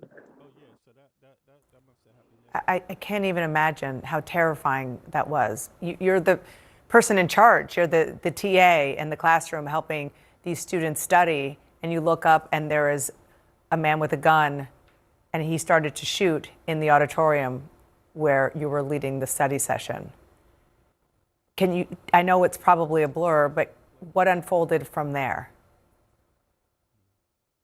As soon as he started shooting, I just wanted to make sure that the rest of the students and I were safe. And then from the time that transpired, I made sure to call 911 and DPS. And I tried to let them know the situation, but with it still being extremely fresh and it honestly feeling like super unreal, I couldn't really explain any real details other than that we were in the room of Barris and Holly 166, and I was with around 20 students hiding behind that desk. So it was mostly just mumbling, trying to get as much help as I can. Around 20 students behind one desk. Can you describe the sort of physical layout of where you were a little bit more? Yeah, so the desk is probably a length of around 10 feet or so, and we all just hid behind it as best as we could. There wasn't too much space, but we made do because at the end of the day, we just all wanted to survive. And was he shooting towards you? He was shooting, the first couple gunshots went straight to the chalkboard, exactly where I was standing. So who knows, if I didn't duck, maybe I'm not here today. That's something we don't know. Imagine being able to build an app with your name on it, just by thinking about it.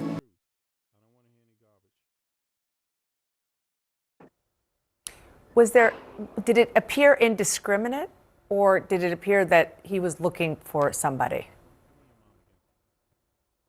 That part, I'm not too sure. As soon as I locked eyes with him and his gun, I immediately looked at my residence and dropped down, and I didn't look up until DPS was here telling us that everything was going to be okay. Do you have any sense of how long he was in the classroom shooting before he left?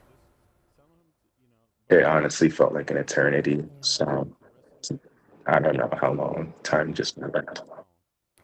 Were any of the students who you were trying to protect injured? There was actually a girl who was sitting right next to me. She had 2 bullets in her legs, and she's currently at the hospital right now. What's her status? How is she doing? Do you know? I left the hospital yesterday, so I don't know her exact status, but I gave her a call yesterday, and she was in good spirits.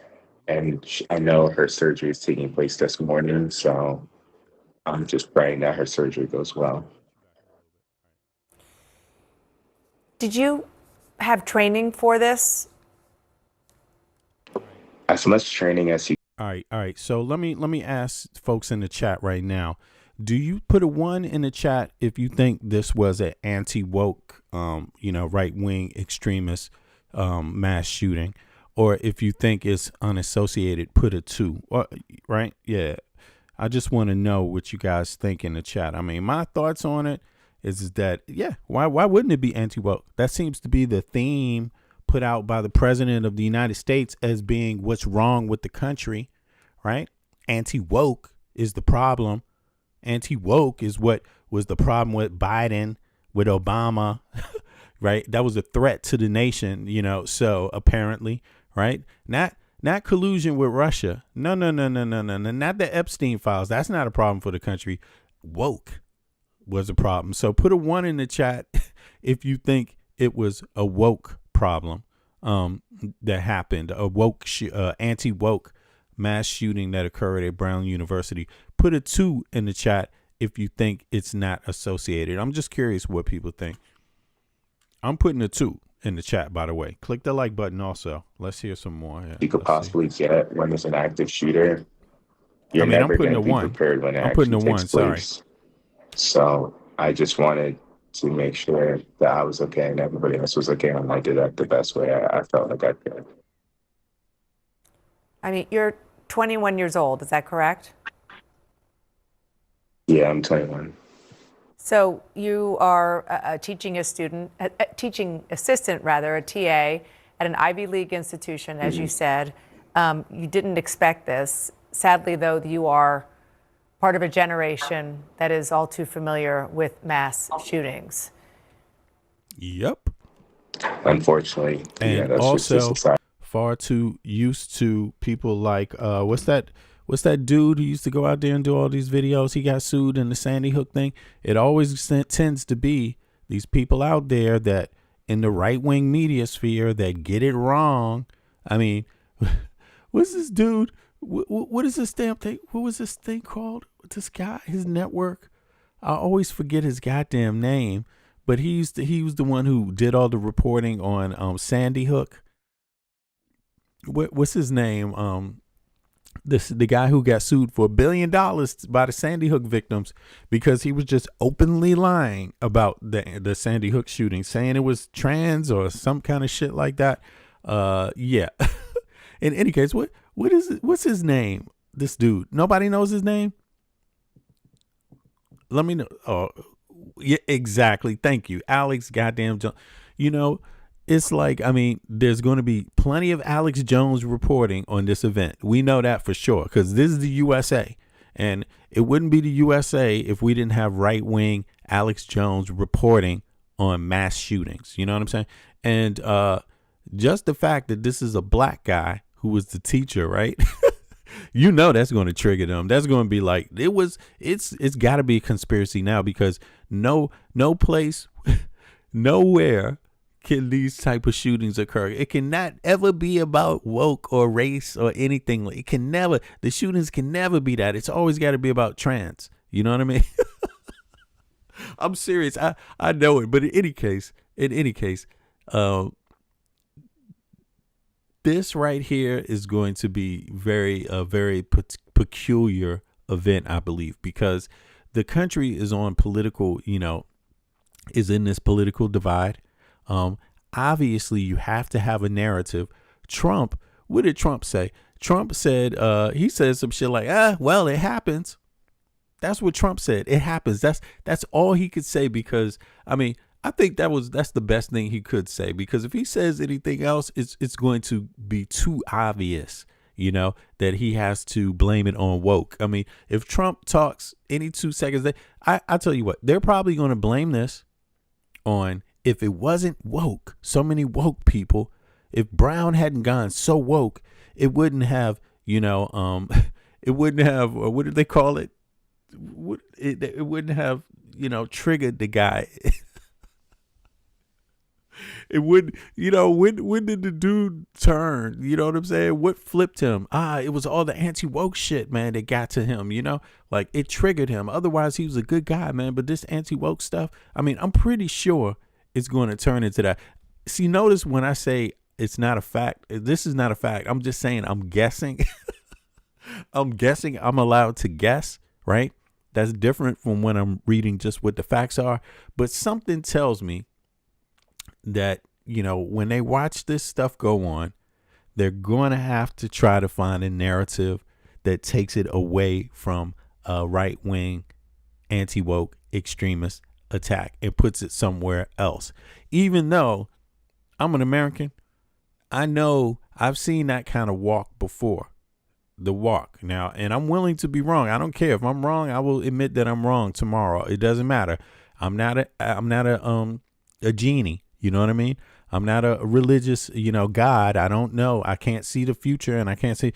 But my instinct tells me that walk looked very right-wing extremist walk. That way that guy was walking down the street, hitting the corner, with his toes up, walking on his heels. You see what I mean? It looked very right-wing extremist kind of walk. I've seen that walk before. You know what I'm saying? Is what I'm saying. As an American, I've seen that walk before. So I'd be surprised myself if it's not a right-wing extremist who did it. But let's see some more. There's more on the same guy here reporting. Let's see, or others. Let's see here. What if Fox got going on with this? In Providence, Rhode Island, where police are urging the Brown University community to remain vigilant as they turn the shooting case back into a manhunt. Brian Yennis joins us live with the very latest. Brian. Good morning. A stunning turn of events last night when Rhode Island's Attorney General Peter Neronha announced that they had detained the wrong guy, and the gunman that they're looking for is still on the loose. The man that is responsible for shooting and killing 2 students and wounding 9 others at the engineering and physics building behind me here on campus. Now, police are admitting that the person of interest that they have now released is not the person in this video, the video that's been seen all around the world, showing a person leaving the scene of the shooting on Saturday afternoon. The AG said while there was some evidence that justified detaining this person, recent evidence and lab testing from the scene is pointing them in a different direction. Providence's mayor, Brett Smiley, says even though the murderer... Wait a second. I just saw something in this video footage I didn't see in the others. Let me see this. That's wait a second. I'm hitting the wrong button. Hold on. Let me see something. Is still on Saturday around the world, right showing a person leaving the scene of the Now I'm gonna turn the volume down this time. Let me just see this on this one. This video footage looks a little clearer. So let me see. Boom. No, let me go back. Where is it? Here we go. I'm just going to slow this down for 1 second. I saw something different here. Look, this is a light-skinned dude. This ain't a black guy. First of all, you can see right here, this is not a black dude. So we can end that one, right? We can get that out of the way. This is less blurry. This is not a black guy. Okay, this is not an Afro-American. Just to say that. Now, let me pull it back a little bit more. Because I saw his neck, too. That's what made me stop it. Let me play it over now. I saw his actual neck. It's coming.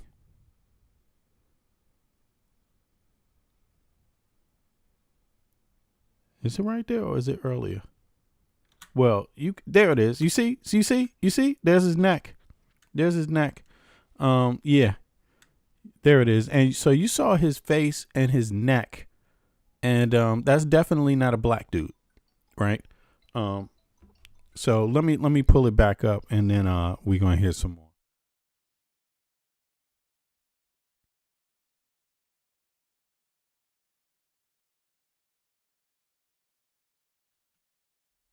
Some evidence that justified detaining this person, recent evidence and lab testing from the scene is pointing them in a different direction. Providence's mayor, Brett Smiley, says even though the murderer is still on the loose, they are not reinstating a shelter-in-place order that was lifted just before 6 a.m. yesterday and are now, instead, increasing the police presence. We will be releasing the person of interest who had been detained earlier today. We know that this is likely to cause fresh anxiety for our community. And we want to reiterate what we said earlier, which remains true, which is ever since the initial call, now a day and a half ago, we have not received any credible or specific threats to the Providence community. Now, the chief of police here in Providence says a tip led them to the now released person of interest, reportedly a 24-year-old man from Wisconsin.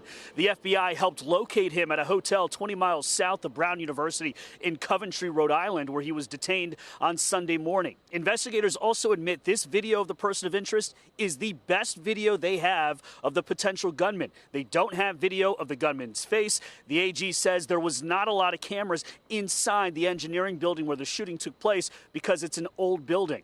Meanwhile, the community here holding a vigil for the 2 students killed and 9 others wounded in Saturday's shooting. Alma mater, we really know what that means now, also being alumni. I had to write to my students this morning and said, just don't worry about these final papers.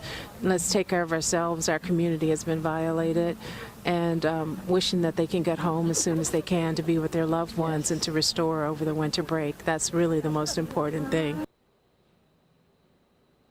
Police are now asking the public for help. If they have any videos or photos that could potentially show this suspect, to submit them at FBI.gov/Brown University shooting, or to call the tip line at 401-272-3121. Still a lot of unanswered questions here, like what evidence ended up leading them to exonerate this now released person of interest, and ultimately, what about the weapon used in this shooting? We know that there were more than 40 9mm bullets that were shot in the classroom in the building behind me.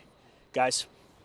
Brian, we played a soundbite earlier. We're going to play it for you now. There was a TA in this classroom, heard gunshots outside, and then the gunman walked in the back of the classroom. The TA was at the front of the classroom, just wrapping up the lecture, says the class should have been let out, but he was a little bit late wrapping up the lecture. And then the gunman walks in, and he locked eyes with the gunman. Listen to this. He entered the room, and you could just see the panic in all the students' eyes. I was standing in the front, so as soon as he walked in, he immediately saw me and I immediately saw him. And then I look to my right and I see a bunch of students running down the stairs, running out the door, jumping on the ground, just whatever it takes to stay alive. When you made eye contact with him, what did your mind tell you in terms of what was happening in that moment? When I saw him, I saw a gun. The gun was so big and long that I genuinely thought, like, okay, this is the end of the road for me. So it was a long gun, he said, because originally the first person of interest had like a Glock and some sort of a smaller gun. But he said that the girl next to him, Brian, was shot twice, 2 times in the leg. She was having surgery. He did go visit her in the hospital. What do you also know about the 2 individuals that were killed? We know Ella Cook, who's 19 years old, from Mountain Brook, from Alabama. She was a bright light, her church congregation says. What about the other person who was killed? Well, we know that there is a GoFundMe out there that was started for this second individual. I'm not ready yet to give out the name, but there is a roommate of that individual. All right. I could see somebody said in the chat, I don't know, it was Nick maybe. Nick, I saw your comment. You said you didn't think this was you thought that was the neck. When I said it was his neck, you can see his neck in this footage. But I also said you can see his face as well. You see what I mean? So let's just go back, so it's not just one qualifier here, it's 2. So let me just run this over for people that couldn't see it, didn't see this before, and blow this back up. This guy's neck and his face is being exposed in this video. And what I said is that it's not a black dude. And listen, just be clear about this, because that helps. You don't want people wasting time looking for, acting like you don't have any idea. This ain't a black guy. just in case, just one tip. I'm just going to clue you into it. Another thing is how this guy is walking, his physical mannerisms. I have physical mannerisms. You have physical mannerisms. They may not actually match each other, just to be honest. And I'm not saying this goes across racial lines or anything like that, but it can go along group lines. People that hang out in the same group tend to have similar mannerisms. You see what I'm saying?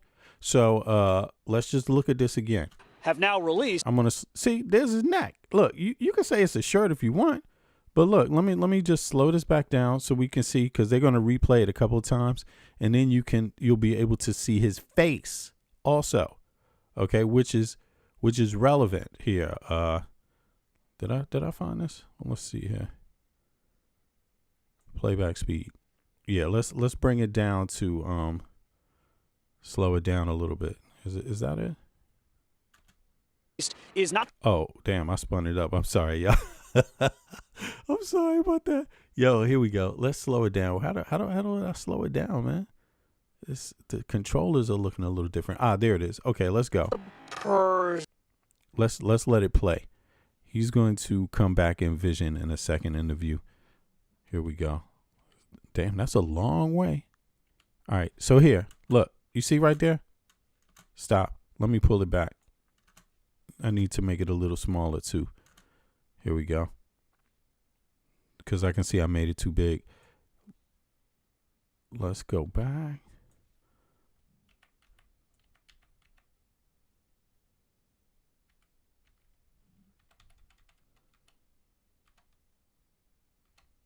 All right.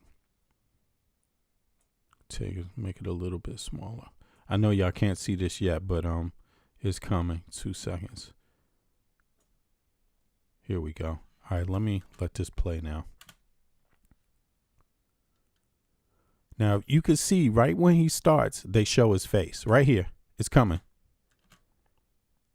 That, you see that? I'm gonna pull it back. I'm gonna pull it back and let it play. Here we go.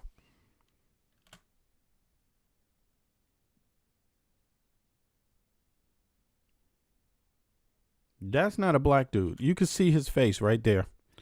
Let me pull it back a little bit.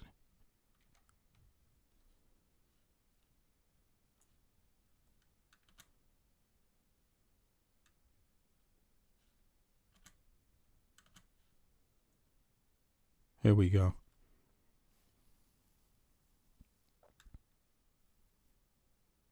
That's not a black dude. And of course, you know, they saw people. But this right here, this guy don't have a mask on. That's his neck. Okay. You saying it could be a shirt? Maybe that could be a shirt, but what is it before? What is that before? You know, like that doesn't look dark to me. Let me bring it back to the beginning right here where they play it. Let's bring it right there. Here we go.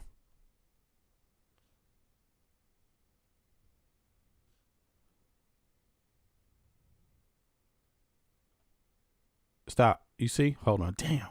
You know what? I keep stopping it just like a split second too late. Let me try that one more time.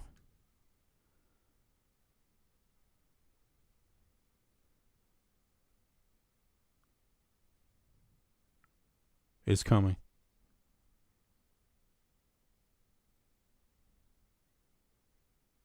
See? You can see that. You can see. You can see that. You don't see green grass here around his nose. You see that color changes. This is the guy's face that you're seeing in front of that black hat. And let's just go right back a little bit. Play it one more time. I mean, it shows you for a couple of seconds. You just have to look closely. Just have to look closely. You see some white there around the neck there, the neck area? Now, I'm going to let it play. There's white right there. That's all white, my man. That's white. This is a white guy. And, you know, I don't know if you know this, but you have what's called white guys, black guys in the United States of America. You have different color. This is a light complected individual. This is not a dark complected individual. Let me just put it to you that way. You know, this is a light complected individual that I can see your picture, Nick. This could be you, man. This could be you. I don't know what your body type is like, but look, you could tell a lot from this. Look at his body type even. Just look at this. I mean, you know, look, this is a good angle. You could see right in front of his black hat, right? Right in front of that black hat is a non-afro type, okay? a non-brown type. Okay. Nick said that's a ghost and shit. Somebody else gonna be saying this is AI, yo. But listen, this is so if you have that kind of light type, you know what I mean, don't be offended, but this is one of y'all. All right, now let's look at the swag. Let's look at the swag, the way the dude walks. Here we go. This is a telltale sign right here. Toes up. Toes up. You see? Yep. Heels down. Come on now. I don't know what country you come from. I live in Europe. This is an American walk somewhat. Now, maybe not American, but, maybe there's others that do this, but I've seen that walk before. And that's not a, I don't know. This is, I'm just saying, put a 1 in the chat if you've seen that walk before. Okay. Put a 2 in the chat if you never have. All right. Let's keep it going here because there's more to this news. Let's see here. I already spent enough time on that one. But you let me know if you don't think that's, if you think it's something else, you can let me know what you think it is. It's all good. I'm cool with that too. Let's go on here. Let's see. What evidence ended up leading them to exonerate this now released person of interest? And ultimately, what about the weapon used in this shooting? We know that there were more than 40 9mm bullets that were shot in the classroom in the building behind me. Guys. Brian, we played a soundbite earlier. We're going to play it for you now. There was a TA in this classroom, heard gunshots outside, and then the gunman walked in the back of the classroom. The TA was at the front of the classroom. Is this the same people? Just wrapping up the lecture. Are these the same group that was on there talking about, oh, no, they removed that guy. They took the guy that was talking about they should be euthanized, man. You can euthanize them. And this is the black dude that was like, oh, yeah, it makes sense to me. Standing next to him. I mean, yeah. In any case, the class should have been let out, but he was a little bit late wrapping up the lecture. And then the gunman walks in, and he locked eyes with the gunman. Listen to this. He entered the room, and you could just see the panic in all the students' eyes. I was standing in the front, so as soon as he walked in, he immediately saw me, and I immediately saw him. And then I look to my right, and I see a bunch of students running down the stairs, running out the door, jumping on the ground, just whatever it takes to stay alive. When you made eye contact with him, what did your mind tell you in terms of what was happening in that moment? When I saw him, I saw a gun. The gun was so big and long that I genuinely thought, okay, this is the end of the road for me. So it was a long gun, he said, because originally the first person of interest had. Hold on. He said he thought it was the end of the road? Thought, okay, this is the end of the road for me. Okay, so he thought he was dead. And I understand that shit, but I'm just, I guess you never know if you're not in that situation. It's hard to know how one would react. But I know one thing for sure, I might be so scared, in that 1 second, if that gun is not pointed, at me, I would never think to run from somebody with a gun that's that close to me. You know what I'm saying? So I don't know. My reaction probably would be one of save my fucking life. And running ain't going to be one of them things, but I'm curious to know what his actual account was. What really happened to him, step by step, since he says that. But let's hear some more. So it was a long gun, he said, because originally the first person of interest had a Glock and some sort of a smaller gun. But he said that the girl next to him, Brian, was shot twice, 2 times in the leg. She was having surgery.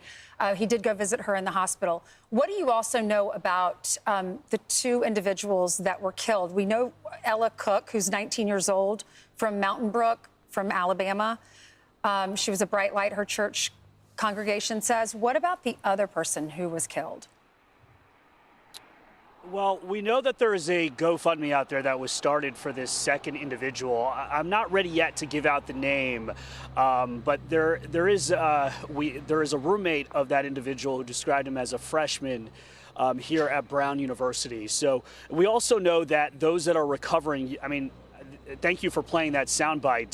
That scene in that classroom, we know that it was stadium seating when that gunman walked in and started shooting and spraying around that classroom. There's 7 that are still at the Rhode Island hospital in stable but critical condition, and we have one other that's in critical condition, the other one discharged. But we're working to get Yeah, for people that don't know, it's like actually the best way to stop a person is if you're close to them and they don't have their gun right pointed at you at that moment. Whatever seconds you have when they don't have their gun pointing at you is really the time to attack them.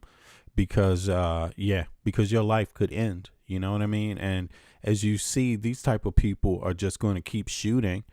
They're just going to keep shooting, like flat out. So, yeah, it's actually sad. Again, let me know if you think this is a anti-woke attack, right? Right-wing anti-woke attack. Put a 1 in the chat if you think it's a right-wing anti-woke attack. Put a 2 in the chat if you think it isn't. confirm more of this information. You know, just yesterday they said they were still working on reaching out to contact the families of these victims. Just a horrible situation, Ainsley. All right, let's see what else is they got with this one. We're almost done with this story. I just want to make sure I'm getting the latest news on this. Let's see here. Johnny boy, let me know what state you live in and what your healthcare provider is. Here we go. Into this attack. Hi, Brad. So Providence Mayor Brett Smiley appeared on Good Morning America today. Here's a little bit of what he said. So you're absolutely convinced the person of interest had nothing to do with this?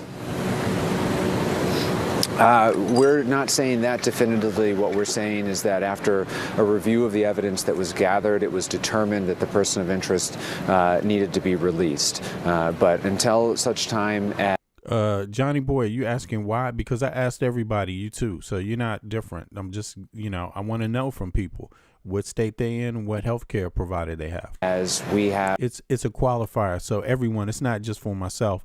Since I have the chat on Restream, on replay, it's also to collect data. So in other words, people have a qualifying point when they look at your comment. That's all. When they look at your perspective, since you joining us in the chat, that's all. Have an individual in custody who we're confident is responsible, that we're prepared to press charges and then prosecute. We're going to continue to leave all doors open. What do you make of that answer? So I think this is what happened, because I've had this happen to me, where you get a you hear the audio. Their audio, something's up with their audio. Tip. You've had a high-profile. Oh yeah, hit the like button, y'all. Thanks, Biz. Shooting. You get a tip. You find the person you believe is the tip. In this case, apparently this guy 20 miles away in a hotel. You go and interview him. You do a quick background on him. Does he have any weapons on him? And you think you may well have the right guy. The big mistake, obviously, is ever releasing his name until you've actually figured this out. Because you get all sorts of false leads, Diane, of people, and people who may even look right, the right build, they had black clothing, whatever it might be, but you still have to corroborate. You have to put that gentleman in the hotel at the crime scene. And can you do that? Do you have a weapon? Do you have an eyewitness? Do you have anything? And I think what they ended up with is that this may well, I don't know this of course, may well not be the shooter. That he had maybe a solid alibi, that at the time of the shooting he was someplace else, and they've cross-corroborated that. They can't find any firearms listed to him, whatever it might be. But I think that's why they've got to the point where they are right now. Brett, officials say a lack of cameras inside the building is posing some challenges. What do you do in a case like that where there's not a lot of video? Johnny boy, it's all good, but listen, you're not the only person. So, it's just to be fair and courteous to everybody else. So Johnny boy says, my perspective is open to be questioned, but that's not what I'm wondering, Johnny boy.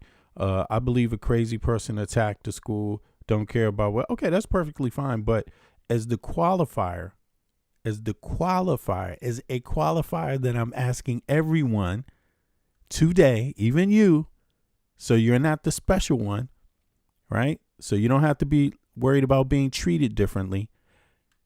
The question is, what state are you living in, and who is your health care provider? That's all. I mean, nobody's going to tap your phone or anything like that. It's just as a qualifier. That's all, man. Don't be scared. Everybody else is cooperating. It's very frustrating. I mean, I've worked so many rural homicides where there are no cameras, and without them, it really does make a big difference, because if you have a really good shot, I mean, think about Charlie Kirk, Diane. I mean, the photographs of that alleged shooter were that people recognized him, and they reported that they recognized him. So without that, and without any firm leads, and maybe they have them and maybe they don't, it really sets you back. So they have to work with what they have. Can they actually go outward from Brown University and logically check 7-Elevens, private homes, etc., to see if they have another possible photograph? So, Brad, what are the next steps in the investigation now? So you're going to have to go back, and you and I've talked about this in a number of cases. And the FBI would probably do this. Okay, so they're saying that the guy wore a mask, right? According to multiple news reports, the suspect shooter in Brown University shooting described as possibly wearing a mask. Possibly. What does that mean? Okay. Providence police, according to Boston 25 News, Providence police and witnesses said the gunman was a male dressed in black, may have been wearing a camouflage gray mask as he left a camouflage gray mask. Okay. As he left the scene. Okay. So police deputy chief Timothy O'Hara noted the possibility of a mask, but early in the investigation, officials hadn't fully confirmed all the details about the suspect's face covering. Okay. So reports indicate he possibly. So it's possible he had a mask on. That's also really weird because, listen, there's cameras. There's got to be cameras. If they don't have cameras here, I'm sorry. I will never understand that. I will never, ever understand.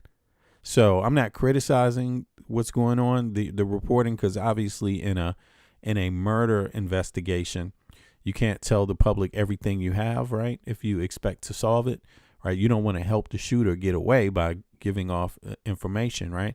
But to me, it seems kind of ridiculous. Like, how do you how do you come 1 foot inside of the property of a university and not have a camera on you? I'm just saying, I don't understand that, And yeah, okay, so here we go. Let's see here. Boom. Since I don't want people spamming the chat, right? I want to have real conversation here. There we go. Let's just put this on here. Put Johnny Boy in the for 24 hours, timing out, because the reason why I do that is because, yeah, it's a give and take here. We both got perspective. I'm also on camera, It's like who I am is not really hidden if you really want to find it out. You see what I mean? I'm more than just a name, and so I want the dialogue to be fair, and I want to learn too, and I want others to learn. Now, and they don't learn when we don't give qualifiers. You see what I mean? Anybody can just say, I think the person's crazy, I'm out, or this is my opinion about this topic, I'm out. Yeah, but I want some qualifiers. Like, where do you live with this perspective?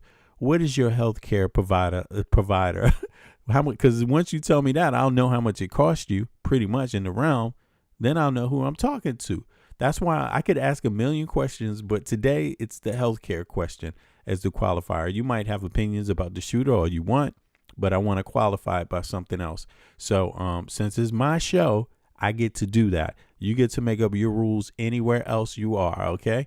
I make the rules up about my show and myself. You make the rules up about yourself. You don't have to come. You don't have to join. You have the freedom not to. I'm not forcing you to participate. But while you're here, you got to participate, okay? If you want to be in the chat, you got to participate in this part of it too.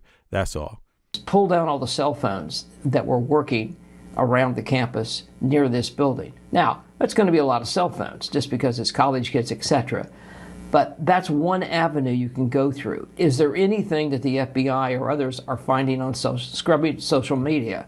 We'll have to see, but there's still a lot to do. All right, Brad Garrett, thank you. Damn. So, yeah, so they haven't caught the dude. It's probably not going to, you know, who knows if it changes. 3 hours ago? Okay.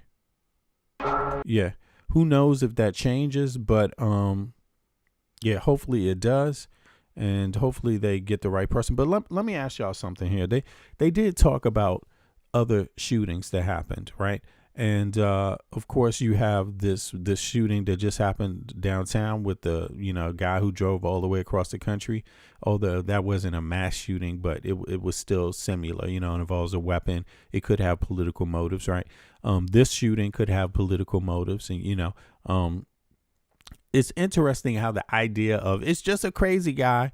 Yeah, we know, but you can be a bigot and crazy. You can have political motives while you're crazy, which is why, you know, I mean, come on. What do you think? You think the people that go out and do mass shootings, you think they're not a little nuts? Of course they're a little nuts. How nuts they are doesn't even matter. What matters is, are they cognizant? Did they know what they're doing? Did they have an idea of what they were doing? You know? And yes, this person did. So they're not the type of crazy where they can't go to jail for the rest of their life. They're not the type of crazy where they would be admitted into an insane asylum over this act. They're the other type, the type of crazy that typically go to jail with everybody else, if they're crazy at all, right?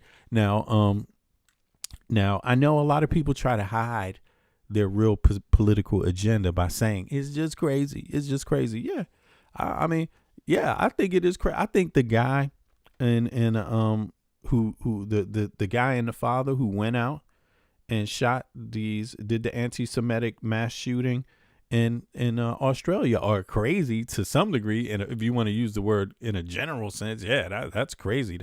But it's also stupid.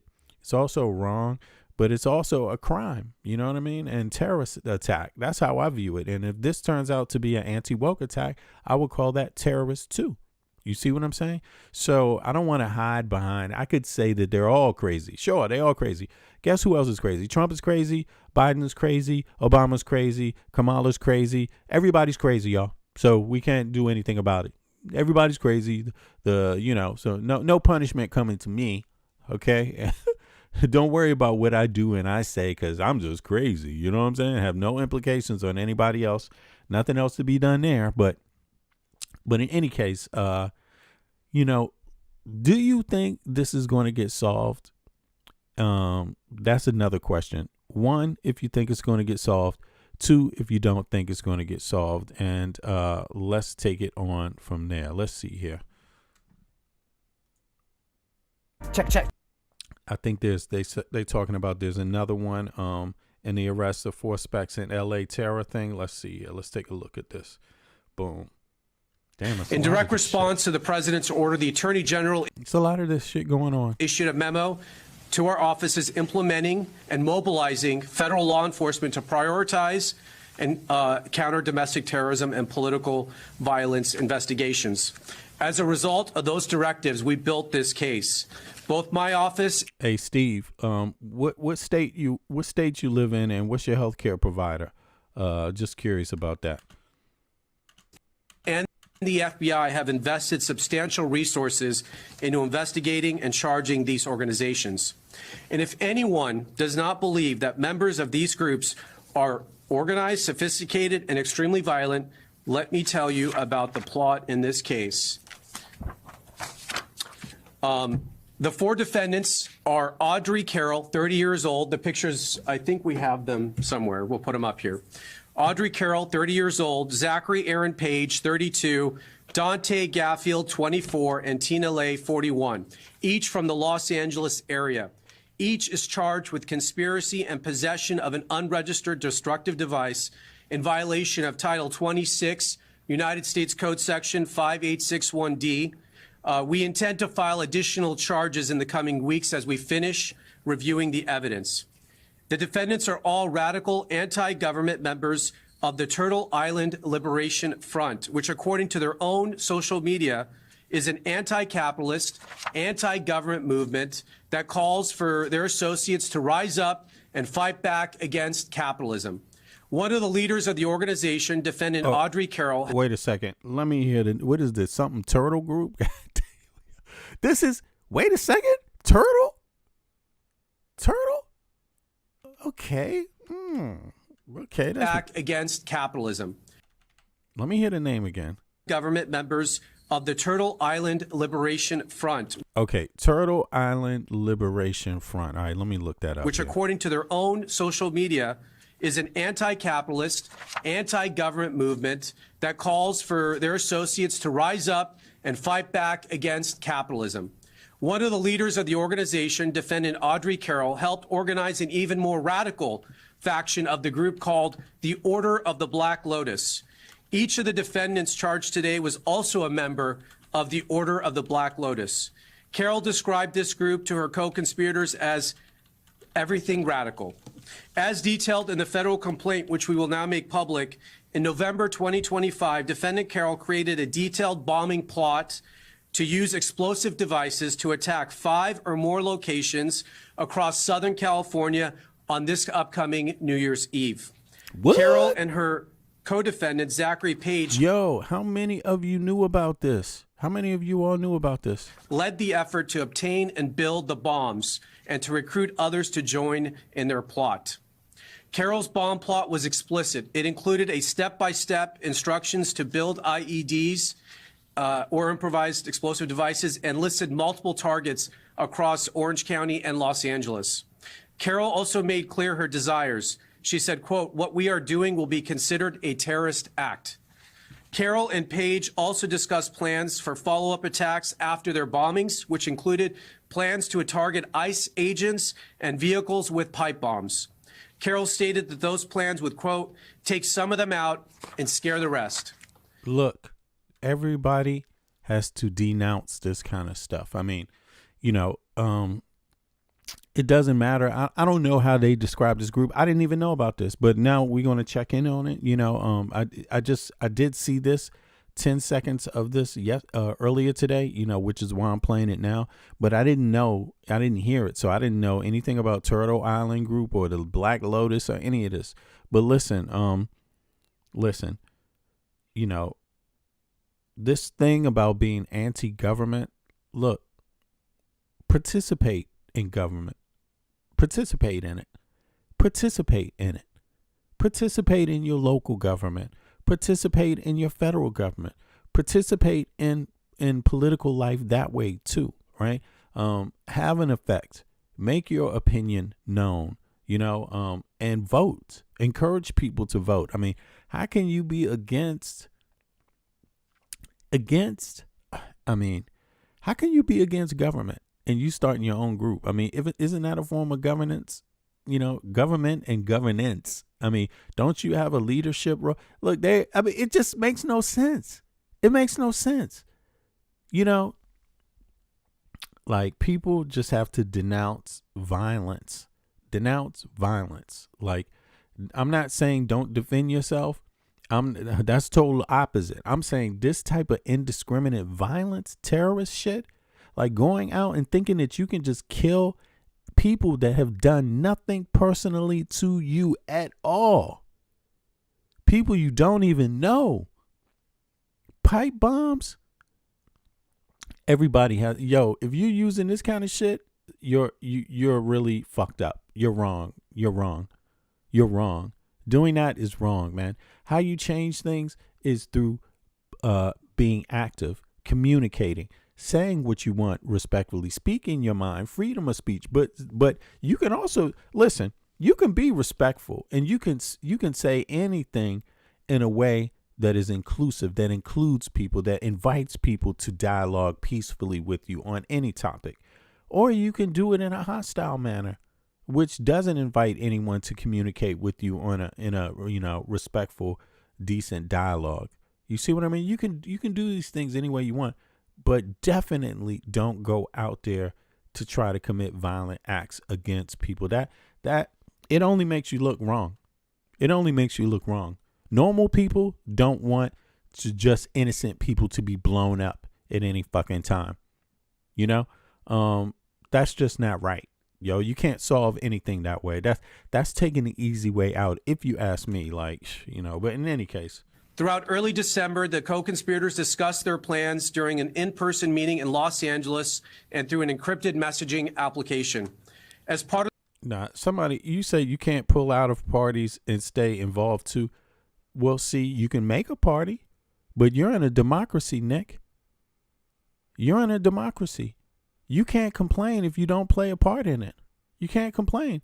If you're not for voting, then you're not for distributing the wealth, your own tax dollars properly. That's the issue.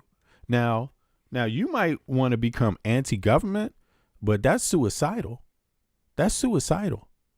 You see what I mean? Because you live in a democracy with laws. You know, that's what you submitted to. Now, you could go somewhere and buy an island and rip up your, you know, you can try to create your own country if you want. That's really what you're saying. That's a huge task. That is irrational when it's much more easier to get people who don't vote involved in voting. And it's much more easier to reach out in your own communities where you live and get like-minded people to organize under this structure that you already have. You know, I mean, that's all I'm saying. Like, you know, to me, it seems like a rational choice, right? Irrational, meaning the numbers don't back up the action, versus rational, meaning you're more likely to get change if you go in this direction. That's what I mean by rational. Okay. You know, but okay. You know, you do what you want. So the plan, the 4 defendants plan to build test bombs in the Mojave Desert. You're going to hear more details about the no, that's what I'm saying, Nick. I read your comment, right? You can leave parties, but if you're not creating anything, if you're not willing to organize to be better meaning more numbers, better meaning better, you know, getting more people to support you. That's what I mean. You see what I'm saying? And the independent party is not that party yet. They're not effective that way. You see what I mean? And that, even in that, you know, that wouldn't be, you know, anti-government. You see what I mean? But in any case, okay, fair enough. The bombs they intended to build and how the operation went down in the desert here shortly from the FBI assistant director in charge. In preparation for we need a third party, Bits. I mean, you know, but you know how I deal with this is like, yeah, we need one. Okay, so who's gonna go out there and do one? Because look, I see third party stuff, and I'm telling you, some of the shit in the third parties, they're not unilaterally all for the same things. Independents aren't unilaterally. See, independents, that's not even a party, really. You know what I'm saying? It's just a bunch of people that don't agree with Republicans or Democrats.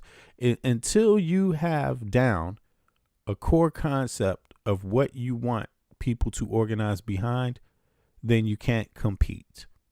You can't really compete. I mean, not effectively. You know what I'm saying? And but I definitely agree there should be more parties, and maybe not a third party, maybe 4 parties. But or you can understand that even within parties, there's different voters in different parties. There, you know, like the Democratic Party is a big tent. It's not made up of people that have only one, you know, exact view on everything. You see what I mean? The Republican Party is more like that when you see how narrow their policies are, right? The Democrat Party is pretty broad when it comes to policy, but I think you should have another party. But what I'm saying is that the election is coming. You know, to make independent parties effective, people got to be busy right now. And there's an election coming up in the midterms. People have to organize their money right now if they want it to be effective. Like this thing about just being a third wheel where you tip the party to Republican or tip it to Democrat and you don't agree with Republican or Democrat, to me that doesn't seem like the most effective way, you know. So I think it's just put your money where your mouth is. put people up. I mean, and even if you are in a party, you can still be. Look at Mondami. I mean, he didn't get all the party support that he wanted, but he got enough to be effective, and he still, you know, was enough to. He got the to get something to win an election. So he did it. More people can do it, but it takes people backing you up, and it's not people's obligation to back you up just because you're a third party. You have to come out with a platform, core values that you stand for, and the values can't be anti-Democrat or anti-Republican. The values have to be pro something, all the things that you are for, not what you're not for, you know, and that's all I mean. But let's hear some more. But in any case, we'll see those parties.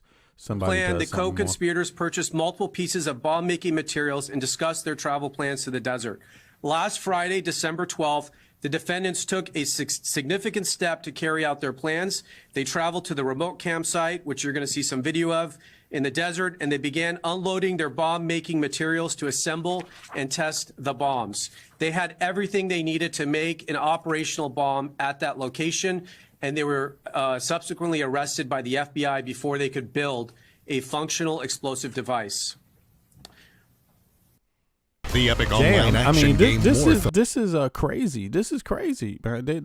These people were planning for something. I mean, what you going to do about the election if you're doing this kind of stuff? I mean, you know. Shortly after the defendants were taken into custody, the FBI executed multiple search warrants, including at the defendants' Southern California residence and other locations throughout the country. I'll highlight some of the items found during those searches over the weekend.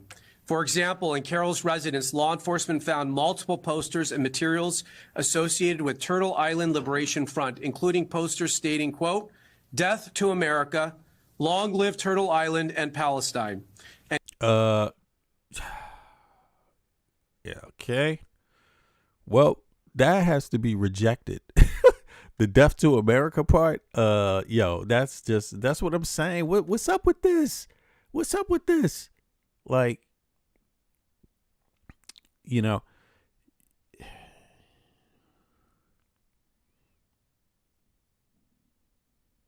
how is life, you know, how do you promote the life of something while promoting the death of something?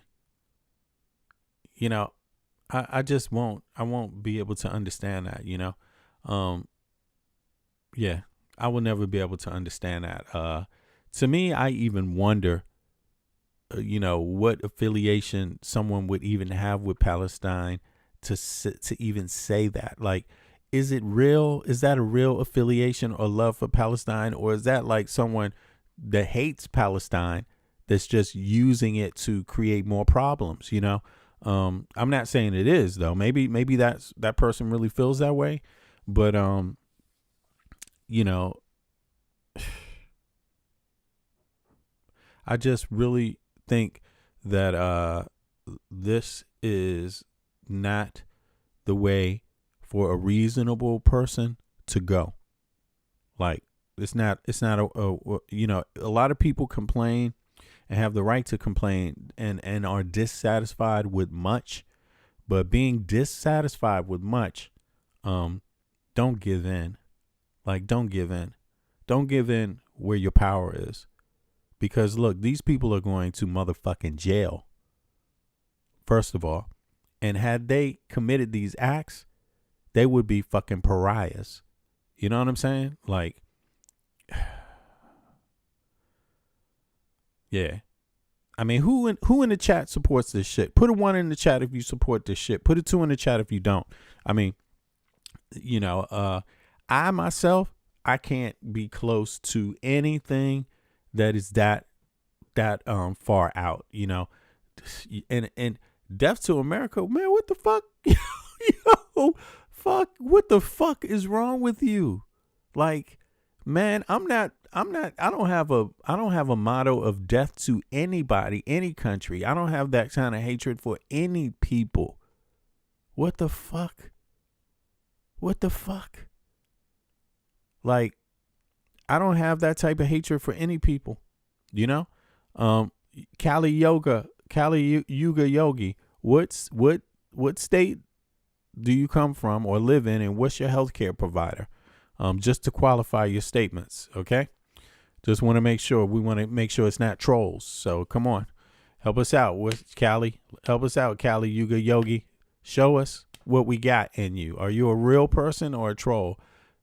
Everybody's being asked in the chat today. Let me know what state you're from or what state you're in and who your healthcare provider is as a qualifying question. Then you can roam in the chat all you want, say whatever you want. But this bullshit right here, I mean, obviously this is beyond Republicans and Democrats, because these motherfuckers are like deaf to America. Deaf to America. So this is not a political thing anymore. This is, we hate all you motherfuckers. Okay? We hate you Republicans. We hate you Democrats. We hate you trannies. We hate you Jews. We hate you Muslims. We hate you snake holding Christians. We hate you atheist Americans, right? We hate you women, men.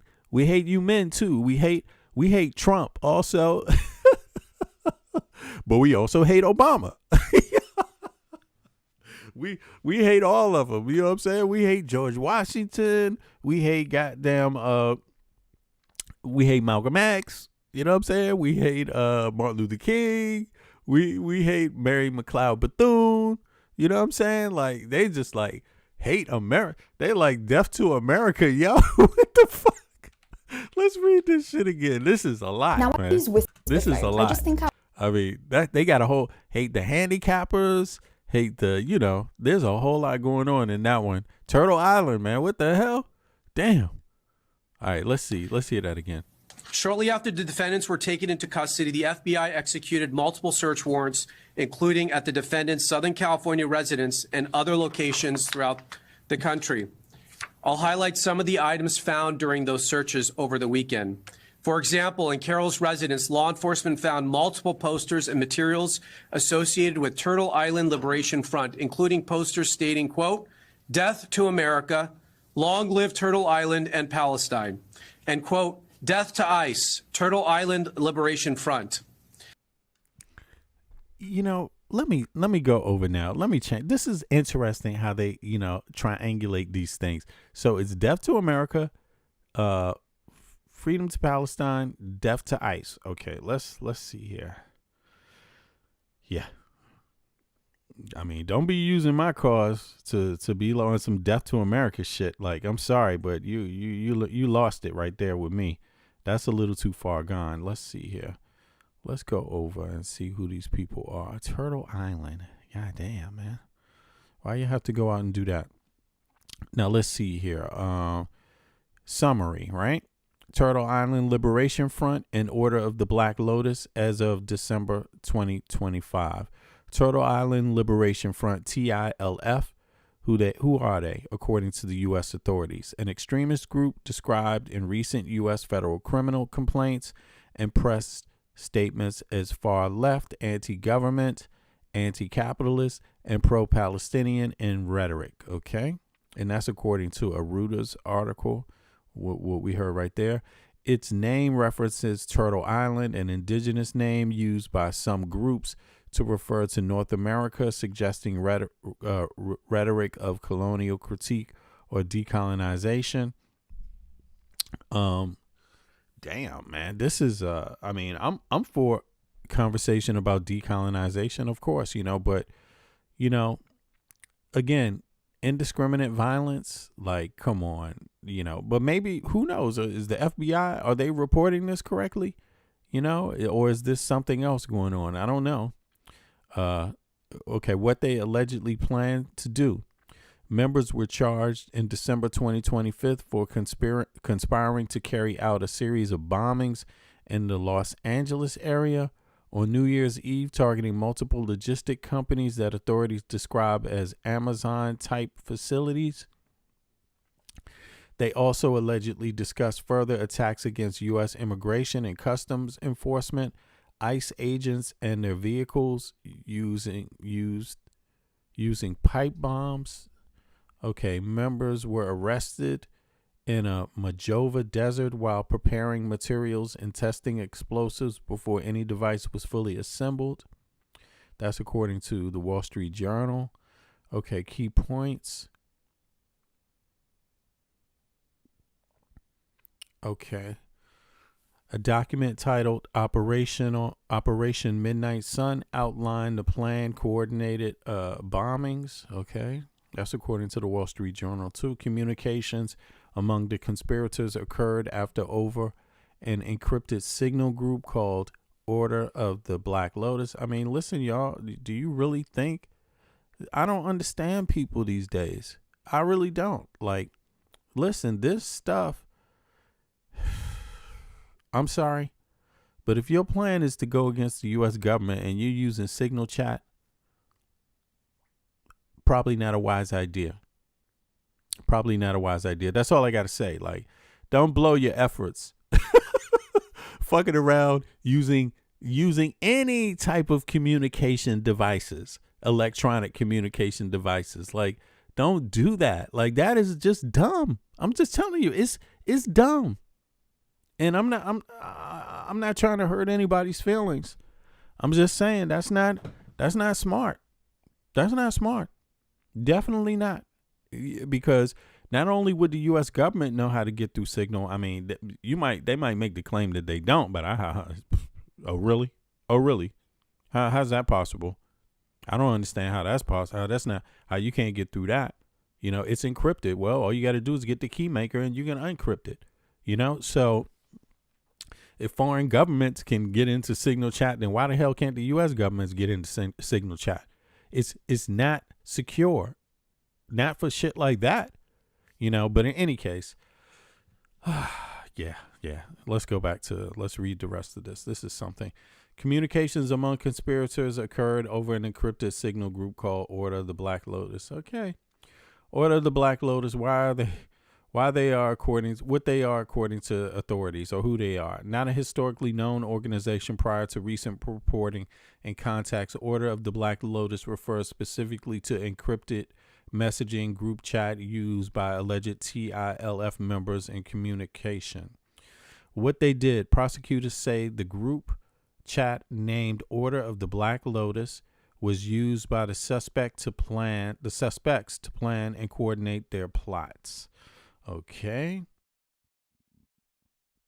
Individuals in the chat allegedly shared plans, strategies. I mean, this is like Pete Hegseth and shit up in the up in Signal, like, hey y'all, I got a plan. You know what the plan is? 9 a.m. today, we're gonna bomb this place. You know, are you ready? Stay tuned, everybody. Yeah, this is what we're using.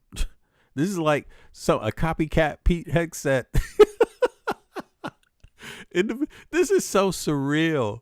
This is so surreal that we're reading this shit. I mean, Pete Hegseth leaked his war plans, and so did this group. You know what I'm saying? Like, what the fuck? Still ain't learning nothing. You know what I'm saying? I'm going to tell you straight up, you ain't going to catch me like this, all right? That's all. In any case, individuals in this chat sharing plans, strategies, and materials. I mean, damn, this is the whole get up. You know what I'm saying? Related to the Operation Midnight Sun bombing plan. I mean, goddamn. I told you, some people are so smart and so dumb at the same time. It's not cool. It's actually not cool. Important though. I mean, and this is something, you know, we got the pipe bomber in D.C. I mean, he sure enough really loved electronic communications. He's like, give me my credit card. I'm going to go buy some pipe bombs. You know what I'm saying? Matter of fact, fuck that. Let me drive my registered car down to the DNC and park it. You know what I'm saying? What a bright idea. You know what I'm saying? Like, it wasn't hard enough to make the bombs. You just wanted to waste all that energy and shit and pick up the phone and call people, strategize, use the internet. Where's this located at? Okay. Order of the Black Lotus in the reporting context is known to be an organization, political movement, independent TLO. Yeah, rather than name. No. Yeah, we know that. Okay. Turtle Island, alleged anti-government, anti-capitalist extremist group referenced in federal complaints, charged with planning bombings, targeting logistics centers and ICE agents. That's interesting, but but look, I mean, yeah. All I can say is this is not the way you want to go about this kind of stuff. All right. The encrypted communications channel used by the alleged conspirators used to coordinate and discuss the plot. Okay, so they did that. So now who are the people? That's what I want to know. Who are the actually people? Have the leaders been convicted in the past of anything? I just want to see that real quick, and then I'm going to go back to the what is this MS reporting on it. Let's see here. I'm curious if they had any past history with crime here. Audrey Lean, Carol, Zachary, Aaron, Page, Dante Gaffield, and Tina Lay had prior convictions or criminal records before December 2025 bomb plot. Charges were okay. So current charges, these 4 individuals were arrested in December 2025 and charged federally with conspiracy and possession of an unregistered destructive device tied to a failed plot to detonate explosives across multiple locations in Southern California. The plot was detained here, but past criminal history, major U.S. news reporting, and federal criminal complaints published to date do not mention any previous criminal arrests or criminal histories for Carol, Page, Gaffield, or Lai prior to the new charges. Articles reporting on December 25th arrest described them as first-time charges. That's interesting. I mean, so for the guy on who got charged with the DNC and RNC bomb plot on Jan 6th, right, being part of that little insurrection thing, he was a first time. He's that's interesting, right? I mean, a lot of the people involved with Jan 6 that stormed the building, they had prior criminal records and some bad ones, like really bad and just nasty, rape, attempted murder, abuse, whatever, all types of shit, stealing, theft, right? Not all of them, but a good number of them, right? But the bombing ones, they turn out to be first timers. That's crazy. That's interesting here. Okay, authorities have not released. Okay, so that's enough. I just wanted to see what the background was of that. So let's go back over to this one here. Let's see what they got to say. They got some more info here. In Page's residence, law enforcement found a copy of the detailed bomb attack plan. This case is another reminder about the dangers that radicalized Antifa-like groups pose to public safety and the rule of law.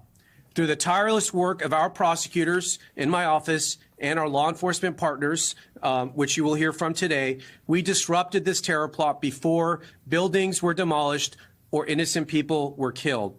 But this is not the end of our work. My office is committed to extinguishing the far-left terror threats that we face and will continue to work 24 hours a day, 7 days a week. The 4 defendants are... Yeah, you're right, Bits. I mean, it's true. It's true what you're saying. I mean, they out there looking for Antifa right now. Still haven't found Antifa, but yeah. So it is difficult to know what's going on with the federal government, like what to take about their approach, But my advice is just this, like, and it goes to anybody, like, defending yourself is one thing, like that. I don't judge any person for defending themselves, right? Period. How you defend your communities, if somebody's coming into your community and is violating the law and is violating your civil rights and violating your constitutional rights, hey, it is what it is. You know what I'm saying? Yeah, that's how I look at it. And, but now plotting bombing people indiscriminately or things like these pipe bombs and shit like that. My advice is like, this is not how you don't want to go down like this. Yeah, cause look, now they have you, and now you're not going to be able to do anything. Now you're in jail. Isn't that what they wanted in the first place? To throw your ass in jail? I mean, if you want to say you're fighting the government, or things like that, like, and also this death to America thing, yo, man, Like, come on, there's a lot of nuances. There's a lot of nuances between life and death. There's a lot of, other spaces between good and bad. You see what I'm saying? Like, so just keep that in mind when you choose, when you think of how you structure your fight. Or is it a fight? Is it a fight against someone, or is it a internal fight?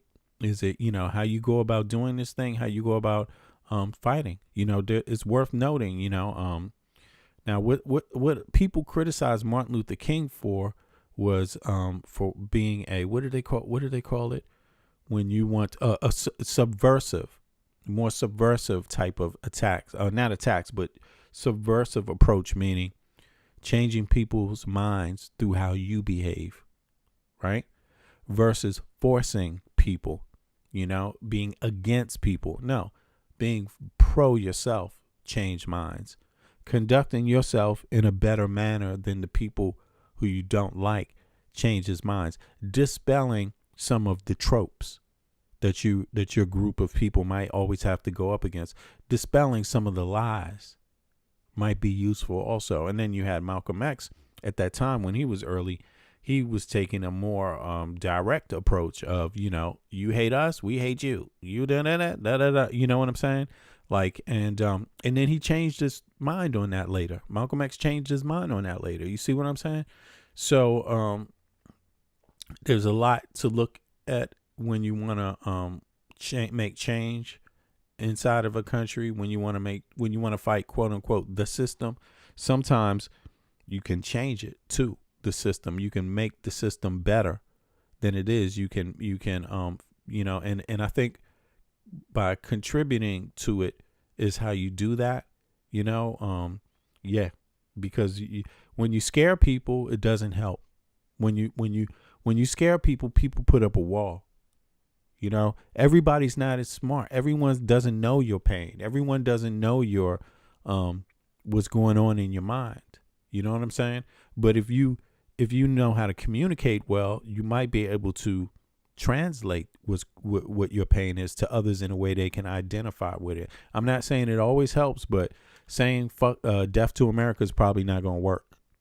Probably not a good way to go about it. That's all, It's probably not going to arrested will make their initial appearance this afternoon at the federal court in downtown Los Angeles. They are each considered innocent until proven guilty. I will now turn it over to the Assistant Director in charge of the FBI LA office, Akil Davis. Good morning. Again, my name is Akil Davis. I'm the Assistant Director in charge of the FBI's Los Angeles Division. As we're all aware, we've had a busy weekend in this country and abroad with bad news incidents one after another. Yep. Today, we are announcing a major victory in our collective effort to protect the American people. The FBI's Joint Terrorism Task Force intercepted a scheme by members of a violent extremist group we believed determined to detonate explosives at multiple businesses on New Year's Eve. Last Friday, the FBI arrested 4 of those subjects near 29 Palms in San Bernardino County while they planned and rehearsed their attack. The 4 subjects are members of a radical faction of the Turtle Island Liberation Front, TILF, a violent, homegrown anti-government group. The subject arrested envisioned planting backpacks with improvised explosive devices to be detonated at multiple locations in Southern California, targeting U.S. companies. You don't need more time. You need 7 minutes that work. Make it a habit. 7 minutes of Tai Chi every morning. These bombs were with improvised explosive devices to be detonated at multiple locations in Southern California, targeting U.S. companies. These bombs were to blow up at the same time on midnight this New Year's Eve. The plan stated that the IEDs would be complex pipe bombs. It included instructions on how to manufacture the bombs and contained guidance on how to avoid leaving evidence behind that could be traced back to them. Our investigation uncovered evidence in that the group would test the explosives in the desert. And we're going to show footage of that here in a second. We learned that the alleged co-conspirators had recently started acquiring precursor chemicals and other items necessary to accomplish this task. In recent days, the alleged co-conspirators discussed plans to travel to the desert on the 12th to detonate the explosives. Knowing this, the FBI's JTTF and the FBI Los Angeles field office staged multiple SWAT teams, special agent bomb technicians, our evidence response team, along with the FBI's elite hostage rescue team in the desert to disrupt this plan before any harm could occur. You know, a lot of times, which you have to, well, one major concern with these kind of with this type of grouping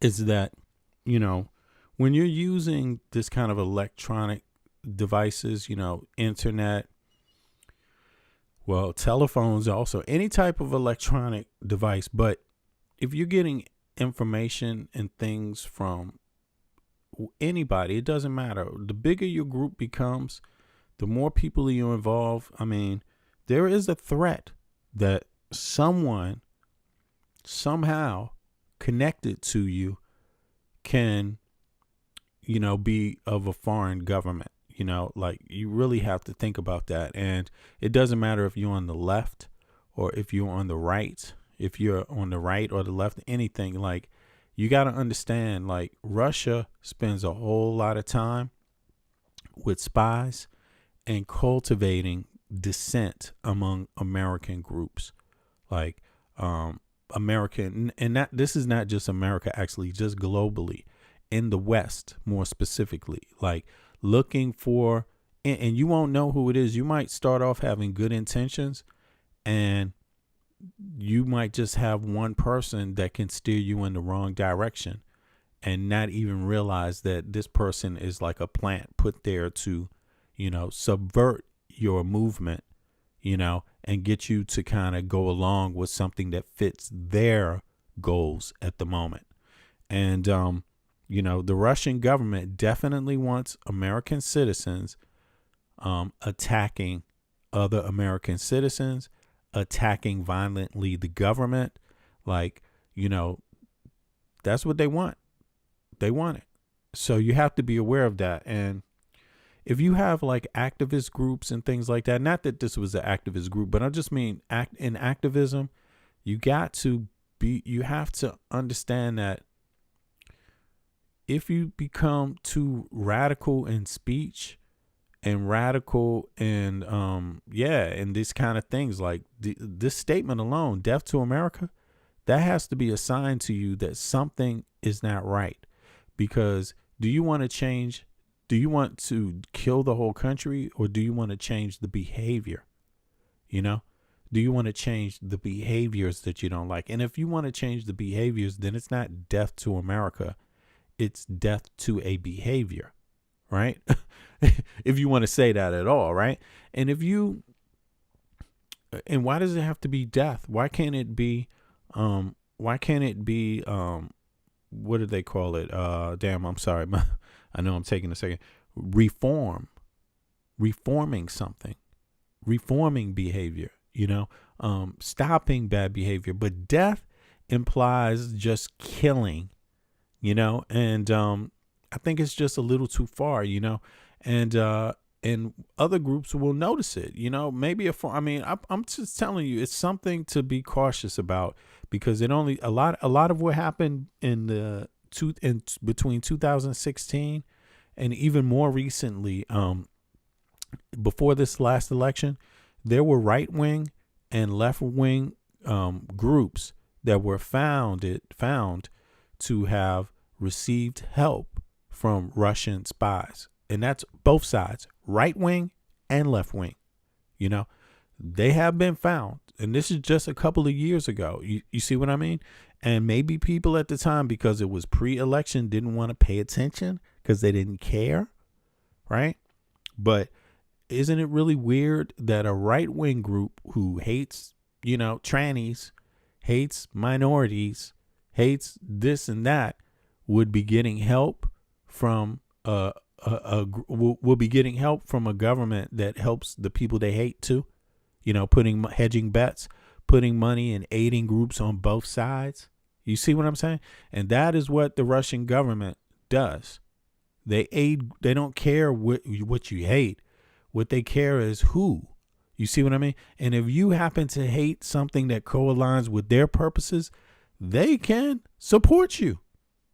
And then you become part of their thing without, unbeknownst to you, without you even realizing it, And so I just advise people to not go this far. Don't go this far, man. Tell people to vote. Tell people to participate. And even though that's not easy, the last presidential election had 1/3 of the population not vote.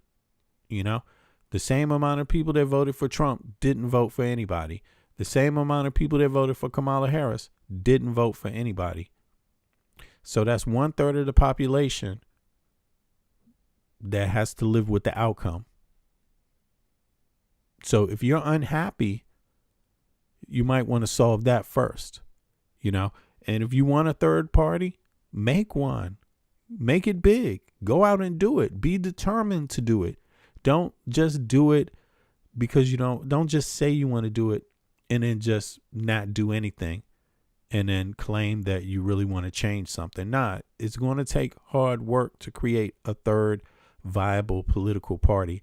A lot of hard work. Not just work out of convenience, dedicating your life. Because that is what, a lot of people did to make the Democratic Party what it is today, stand for what it is today. You see what I'm saying? Like, they had to dedicate a lot of their fucking time, all their free time, going out in the streets, getting their neighbors. So that's 1/3 of the U.S. population that's out there somewhere that should be organized to do something, in within the within the realm of what it is to be democratic, within that realm. But let me just play some more here. Let's go.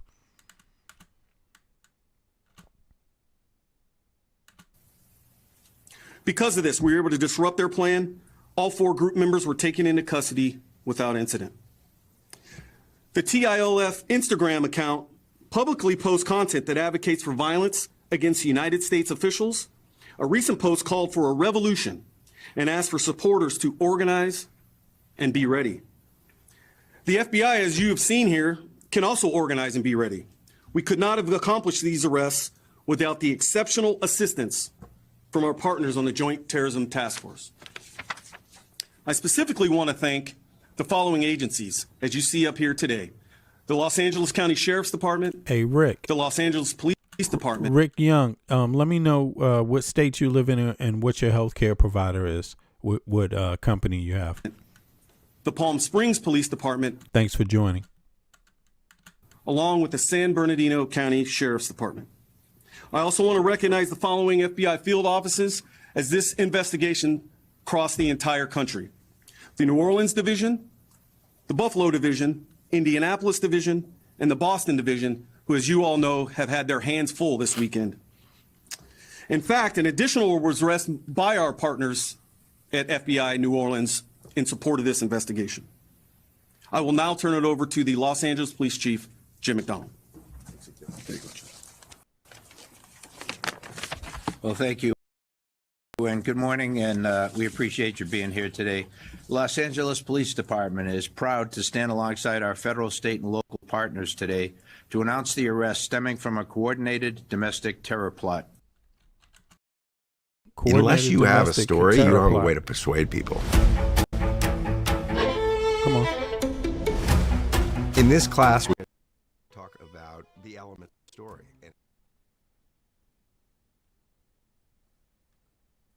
The case underscores the persistent threat posed by extremist groups and individuals, as well as the critical need for law enforcement agencies to remain vigilant in protecting our communities.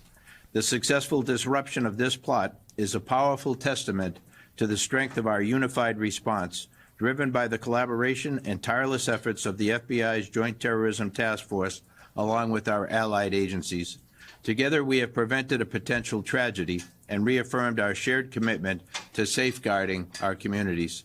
I want to personally thank the dedicated men and women from every agency involved. Their relentless work over the past several days has ensured that those responsible were apprehended swiftly and safely and without harm to our neighborhoods. Thank you. I'm going to call up Sheriff of Los Angeles County, Robert Luna. Well, good morning, everybody, and thank you for being here to cover this, what I believe is a very, very important story for our community. This successful operation was a result of quick, proactive investigative work, and I want to emphasize strong collaboration. And it says only 4 people were detained or arrested. I don't understand that. Like, so far, let me see. What is this? This Reuters article is from when? Okay, well, I'll let it play until I know some more. Sorry about that. Dick Akil Davis mentioned it and gave credit to all the law enforcement here in Southern California. It is better here, it always has been, than anywhere else in the country, and we're very proud to be part of the Joint Terrorism Task Force. For us at the Sheriff's Department, we've been part of it since after 9/11. Their ability to share intelligence across multiple agencies, investigating threats like this one, is second to none anywhere else. The way we coordinate with partner agencies and act quickly was critical to the success of this operation. And like I said before, there's no other area like here in LA County with our partnership that has been here for years with the FBI. Okay, the ages, you know what? The 4 defendants named complaints in the complaint are Audrey Carroll, who's 30 years old, Zachary Aaron Page, who's 32, Dante Gaffield, who was 24, and Tina Lai. Who is Tina Lai? 41-year-old. Who is that? Damn. Okay. Well, I'm gonna look into it some more. And LAPD and the other law enforcement agencies around us. Since this threat was uncovered last week, our Sheriff's Task Force officers and intelligence analysts working closely with our law enforcement partners have been working around the clock to verify information, identify targets, and piece together this plot that you've heard described. Their strong investigative efforts, sharp situational awareness, and rapid response ensured that this threat was stopped before it ever had a chance to be carried out. I'm incredibly proud of the professionalism and dedication shown by the men and women who worked tirelessly to bring this threat to an end before it could cause harm to anybody in our community. To our community, I know hearing about these incidents like this can be unsettling, especially in the light of the recent Brown University mass shooting and the Sydney, Australia terrorist attack. But today serves as a powerful reminder that strong collaboration between federal, state, and local law enforcement can prevent violence before it occurs. As we enter the holiday season, a time when families and friends come together across traditions, cultures, and beliefs, this incident is a stark reminder of the importance of vigilance and to be prepared at all times. Vigils whose goal is to divide us, to instill fear, and to target the very diversity that makes our country strong. I want to be very clear, what you see here, this investigative work and the follow-up that's been done shows that they will not succeed. Our community's diversity is our strength, and protecting every member of our community is our primary duty. Whether you are celebrating Christmas, Hanukkah, Kwanzaa, New Year's, or simply gathering with loved ones, you deserve to feel safe. We are committed to ensuring that safety today and every day. We remain dedicated to protecting our entire community through ongoing intelligence gathering and threat assessments, strengthening partnerships across all of our agencies, engaging with the public to promote awareness, vigilance, and resilience. And finally, I encourage everyone to stay alert, trust your instincts, and report suspicious activity. And as we always say in law enforcement, if you see something, read something, or say something, your awareness, your eyes, and ears can help us protect the entire community as we did in this incident. I will now introduce the police chief of the Palm Springs Police Department, Andy Mills. Well, good morning. And first of all, thank you so much, Assistant Director Davis, for the spectacular job that the FBI did on this case. We were just in a very supportive role, only making sure that the FBI had what they needed to execute their mission. But on a larger perspective, I just want our community to know that this gives me hope. It gives me hope because of the unified effort of all of law enforcement, from the Sheriff's Office to LAPD, San Bernardino Sheriffs, and the FBI, working together to make sure that people like this are removed from the community so they can be prosecuted by the U.S. Attorney's Office, to make sure that all of us can live in peace. And this is what our mission is to make sure that there's hope in all of our communities. So thank you very much for the spectacular job that the A-team showed up and did.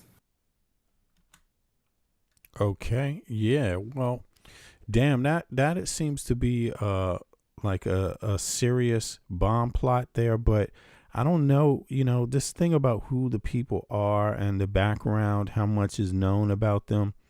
Let me see here. Can I get this up on the screen? Boom. Right now. It's kind of I've never heard of this group before. Turtle Island.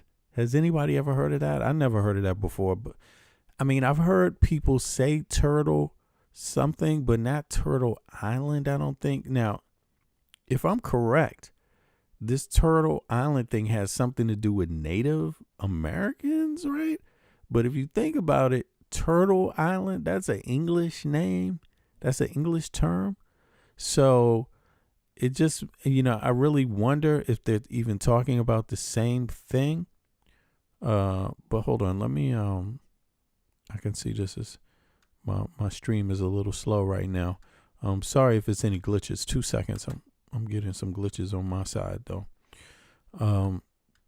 But I'm curious to know like what this reference is to Turtle Island, and what it really means, if anything.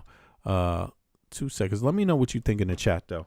Anybody in the chat with what you know about that? Is it like the same group?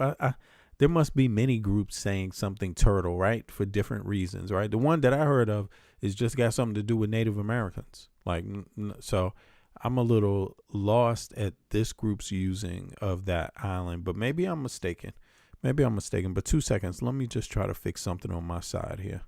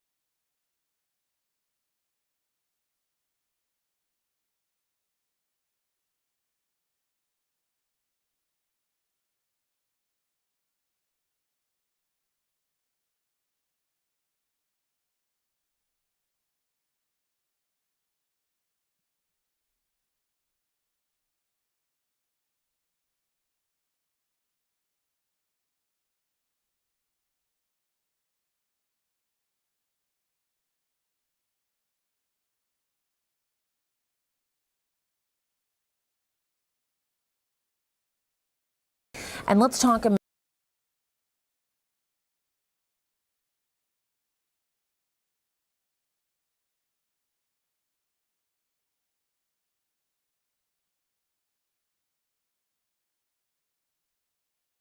All right, check 1 2 1 2. Okay, I'm back. Sorry about that, y'all. I had to get some stuff with some, what do you call it? Some glitches in the stream. Something wasn't going right, but let me try to get this back up on the screen real quick. 2 seconds. I can see it's still off a little bit. Let's see here. We have boom.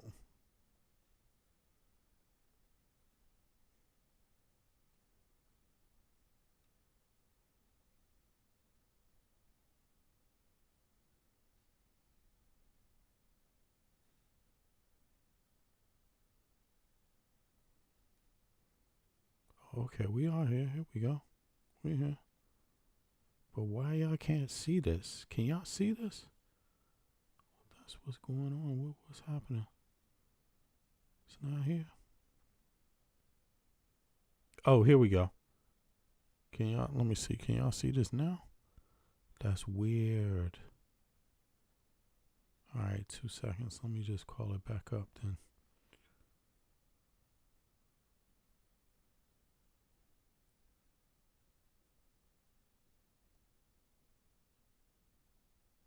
Okay, I think y'all be able to see this now.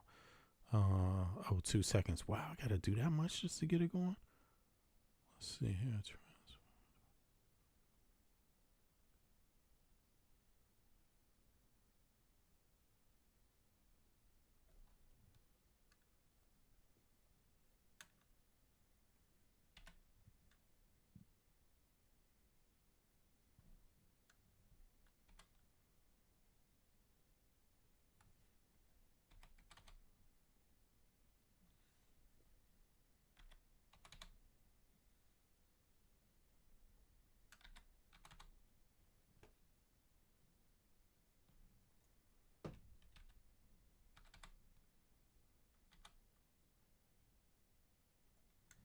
All right, so here we go. Now I'm back. Let me pull this up on the screen. Sorry about that, y'all.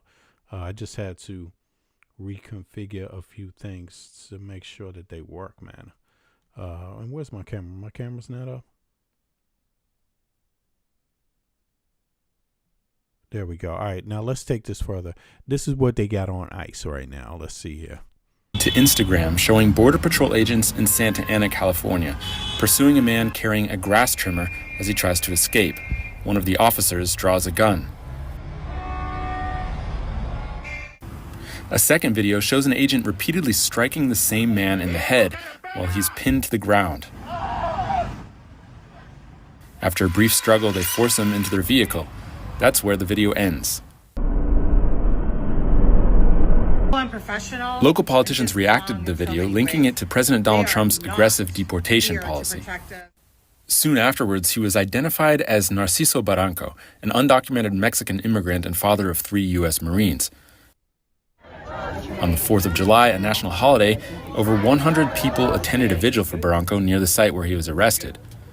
Barranco's case caught the attention of California Congressman Lou Correa and Senator Alex Padilla. They intervened to help the Barranco family locate him and secure his release on bond. And Senator Padilla invited Barranco's son Alejandro to testify at a congressional hearing on immigration enforcement. Are you talking about? Is there anything else that you would like to share about the cruelty with which your father was treated or which your family's gone through? The way they treated him and the way they handled that situation was very unprofessional. It showed men who were not trained. It doesn't seem like it. A spokesperson for the Department of Homeland Security commented on Barranco's arrest, saying the illegal alien ran, then turned and swung a weed whacker directly at an agent's face. The agents took appropriate action and followed their training to use the minimum amount of force necessary. On July 26, Narciso Barranco appeared in public alongside his family, as seen in this segment from NBC4 Los Angeles, thanking everyone who helped him. Barranco's lawyer told DW that he's still in the U.S. with his family. He continues to face deportation proceedings, and his next court date is in January. On July 15th, Iranian-born chiropractor Mahdi Khanbabazadeh was on his way to drop off his child at a preschool in Oregon when he was pulled over to the side of the road by ICE agents. Why? What's going on? Go ahead and roll your window all the way down. Well, I have a baby in the car. That's okay. That's okay. Yeah. Just roll your window all the way down. In this next shot of the video provided by his family, it appears he's driven to the school accompanied by police. Yeah. Mommy's coming now. Okay? After a gap in the video here, Khanbabazadeh is seen alone in the car with his windows rolled up. At this point, the ICE officers start to break into the car. Hell, hold on. I'm getting out. I'm getting out. Well, you should have done it already. I told you 3 times. I'm looking at your seatbelt. Step out of the car. You still understand. Step out of the car. That's where the video ends. Here's what's happened since then. 3 staff members and 1 parent of a child at the preschool decided to sue. They joined a federal lawsuit filed earlier this year by a Latino union against the Trump administration, calling for a ban on immigration enforcement in churches, hospitals, and schools. Plaintiff Caroline Medeiros says she lives with the fear that if ICE shows up again, they will again use excessive force or employ firearms, and a stray bullet could injure or kill a child. Khanbabazadeh was taken into custody and released about 10 days later on bond. He had immigrated legally to the U.S. as a student, according to U.S. immigration records. He's married to a U.S. citizen, and his family says he was awaiting a green card when he was arrested.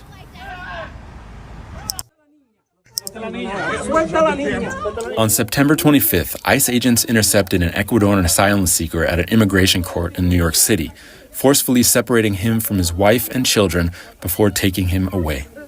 You know, this what's going on with ICE is basically stirring up a lot of anger in the country. And, you know, not much has been done on a congressional level to establish what the congressional members, you know, the lawmakers feel about these kind of tactics. I mean, you would think that when you see this stuff, this is not normal in the United States of America. This, if you listen to Trump, he will say, and Trump supporters, they will say this is not normal. This is new. This is because of Trump. He's doing what he promised. He's doing something different. They would say liberals never did this. Biden would never do it. Biden never took immigration. So in their mind, this is when immigration is taken serious. And so therefore it's also new. It's a new phenomenon. And it's just when it's new, you would expect there to be a response. A response in Congress and the Senate solidifying it, you know, what it is, because after all, what is law is essentially, that's a big part of it. What the Congress says law is, what the Senate says law is, and they're there to amend laws. They're there to write laws and amend laws. And just the mere fact that you've seen this for a minute and they don't go personally on the record about it enough, and that's what really debating laws, writing laws and debating them and then passing them does, right? Or not passing them. That's what that does. That's the way the Congress goes on record. That's how it happens. And, you know, it's just really, it shows you in a way that a lot of them are coward cowards to go on record. They don't want to be associated with it. They want to blame it on Trump. They want to say, you know, this is what it looks like it's coming down to. They would say this was Trump's policy, not mine, but I supported the president, but not necessarily the policy. But at that time, you know, the Democrats didn't do enough. So I kind of felt like, you know, who would I be to stop it? But, you know, this outside of the congressional members not being terrified and the Senate not being terrified, they were terrified in January 6th, though. They were terrified then, but they're not terrified by this, which is ironic because I felt empathy for the congressional members. I felt on both sides of the aisle, left and right. I wasn't thinking, you know, Mike Pence is a Republican, so fuck him. Or no, I was thinking like, damn, this is wrong. This is wrong. But when you flip it around, it doesn't almost seem like they really think this is wrong right here. But this is what they wanted to do to the congressional members. They wanted to scoop them up and then kill some of them. They wanted to walk in there violently, physically, push people around, grab them, and end their, you know, lives. Or physically do whatever they wanted with them. Terrorize them. They didn't care about their feelings, the Jan 6 people. They didn't care about Nancy Pelosi's feelings. They said their feelings on tape. They didn't care about Mike Pence's feelings. They said it on tape. They didn't care how terrorized the rest of them were in the inner chambers, hiding, ducking under chairs. They didn't care. And look at this now. Now this is what's happening on the street. So I remember all the lawmakers that were there in Jan 6 that were cowering, ducking behind the seats, worried. It was a lot of them, and you heard them all go on the record. Even Lindsey Graham was all of these right-wing politicians were out there scared out of their minds. And now similar treatment done to others, you know, similar treatment everyone else has to watch in their neighborhoods. They don't think people have feelings about this. They don't think this terrorizes communities. They don't think this is people are getting angry or fearful about this. I mean, I don't see how that's not possible. I mean, I don't see how that's possible, how people wouldn't be scared enough right now, wouldn't be angry enough right now. Like, I don't see how that's possible. You know, I know a lot of people that are angry about this kind of stuff. Just how they plan on dealing with it may not be the same, right? I mean, myself, I would not deal with it the way, I mean, who's to know? I don't know anything about any Turtle Island people, but the way they went about it, I wouldn't go about it like that. I wouldn't advise that. No. That's too difficult. And also, that's too stupid. If you ask me, that's stupid. It's much easier to leave your phone, don't deal with your chat, and just deal with the people in your community and devise your plan on how you're going to react to ICE when they get there. That's legal. That is legal. And it's legal to have to be armed. That is legal. Okay? That is legal. It is legal to be armed in the United States of America. Okay? There's plenty of people that go push them ICE people around. You saw what the Haitians did. Them Haitians pushed their ass around, knocked them over on the ground. You ain't coming here. Fuck all of that. Like, I'm totally with all that. Don't let them come to your neighborhood and push you around. No. Especially with a mask on. Especially with a mask on. The first thing you need to be doing is taking the mask off, in my view, before anybody listens to anyone, period. No mask. That's my view on it. That's my personal view on it. I'm not listening to anybody that doesn't understand the terror that a person wearing a mask with a gun brings to people. Something is wrong with you. Would you like your door kicked in with somebody with a fucking mask? Is that what you want to be normal? Is it legal for let's all wear masks. Let's all wear masks and carry our guns. How about that? Would that make things better? You see what I'm saying? And no, you don't have to bend down to somebody who's trying to violate your, your constitutional rights. No, you don't have to bow down to anybody like that. You see what I'm saying? And, to me, it seems like these people are bringing violence, using violence to get their way, but all of this shit about blowing people up, plotting to blow up that is too much for me. If you ask me, that's not right. Death to America? Oh, hell no. Why do you want, what does that even mean?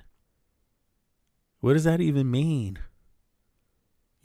Like that shit, I don't get it. But in any case, let's watch more of this stuff. This is what they're doing. This is what ICE wants. This is how a government agency is training people. If they want to claim this is training, this is what they are saying is correct. Although it seems like people don't agree. It seems like the courts don't agree. It seems like the government don't agree. The courts don't agree. The governments don't agree. And in that, I think is plenty of opportunity for people. That's what I think. A second video shows the wife, Monica Moreta Galarza, pleading with that same supervisor.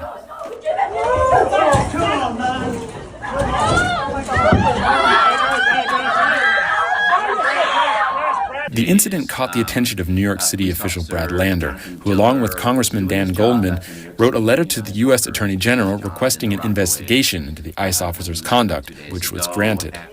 Moreta Galarza told CBS News New York she was left in a state of shock by the incident, but still has hope that her family will be reunited. Tricia McLaughlin of the Department of Homeland Security said the officer's conduct in this video is unacceptable and beneath the men and women of ICE. Who said that?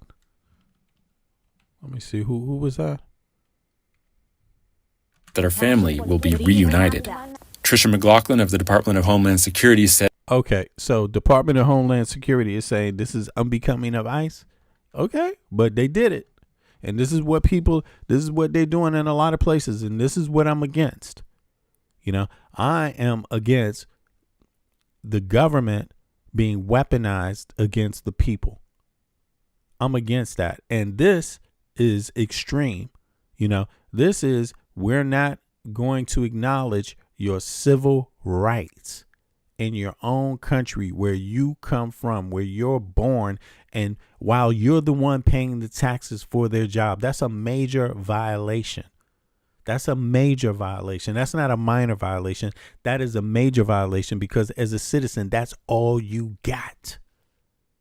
All you have is your goddamn rights.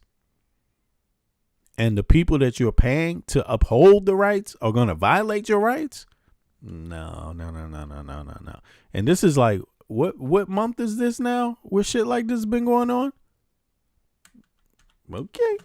Said the officer's conduct in this video is unacceptable and beneath the men and women of ICE, and said that he had been relieved of duties pending an investigation.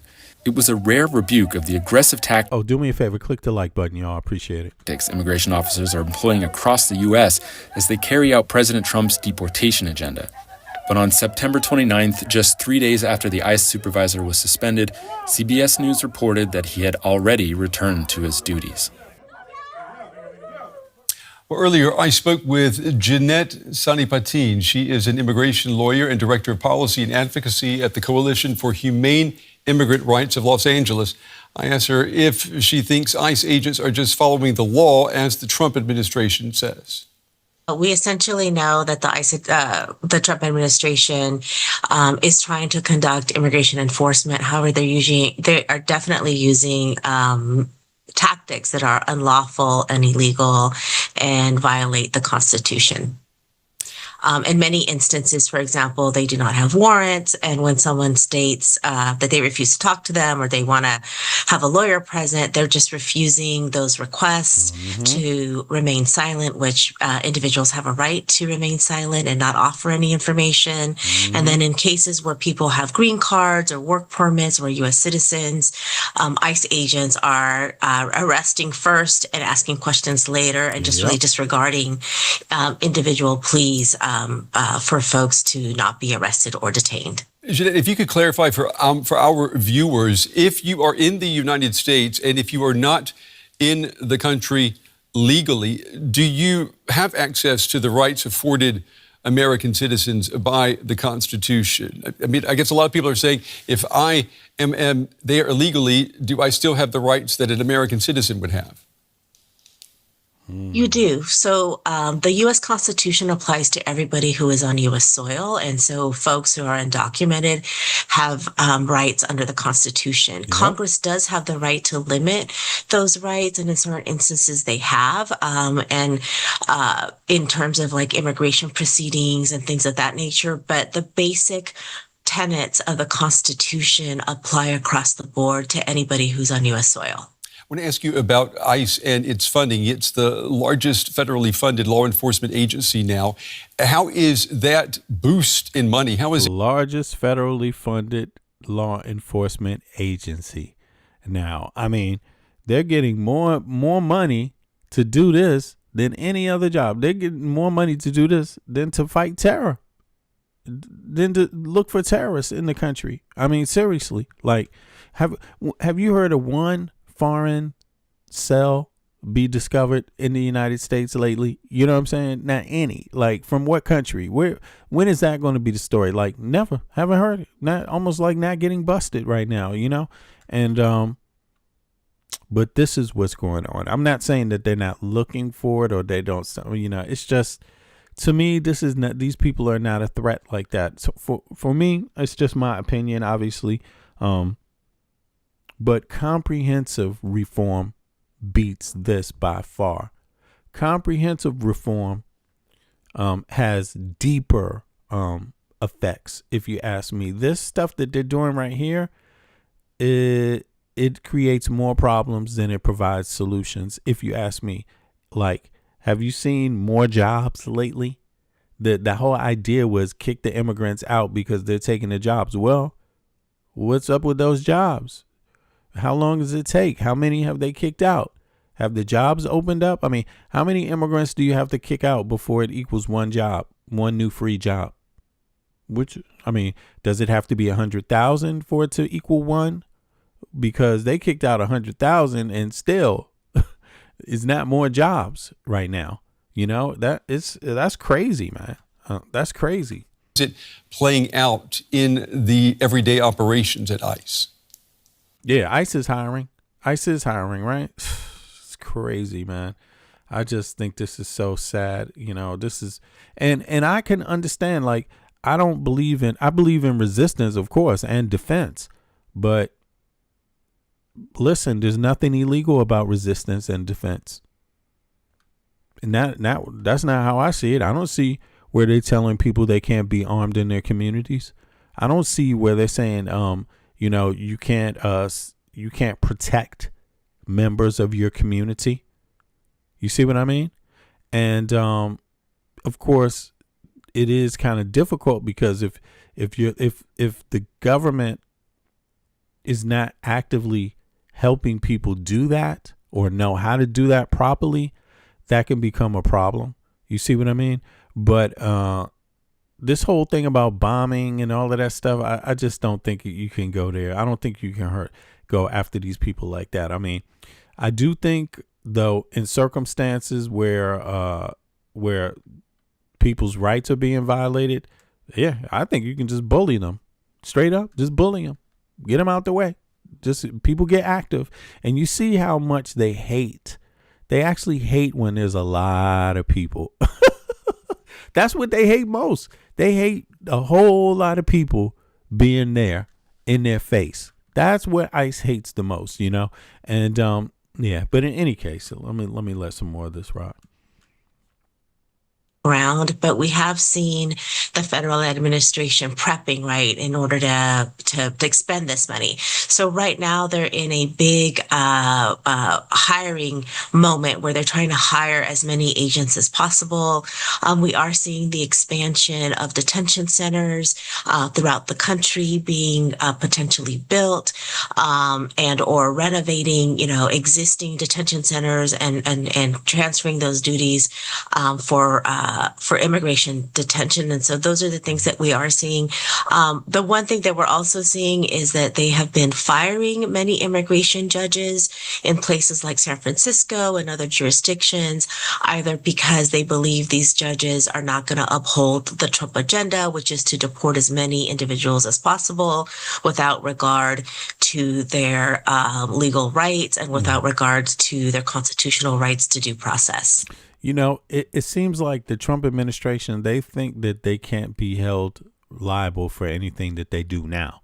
Like, they seem to believe, the overall theme seems to be, when they're out of power, the next government, right, the next administration and government, because they will have to hire a whole lot of people, right?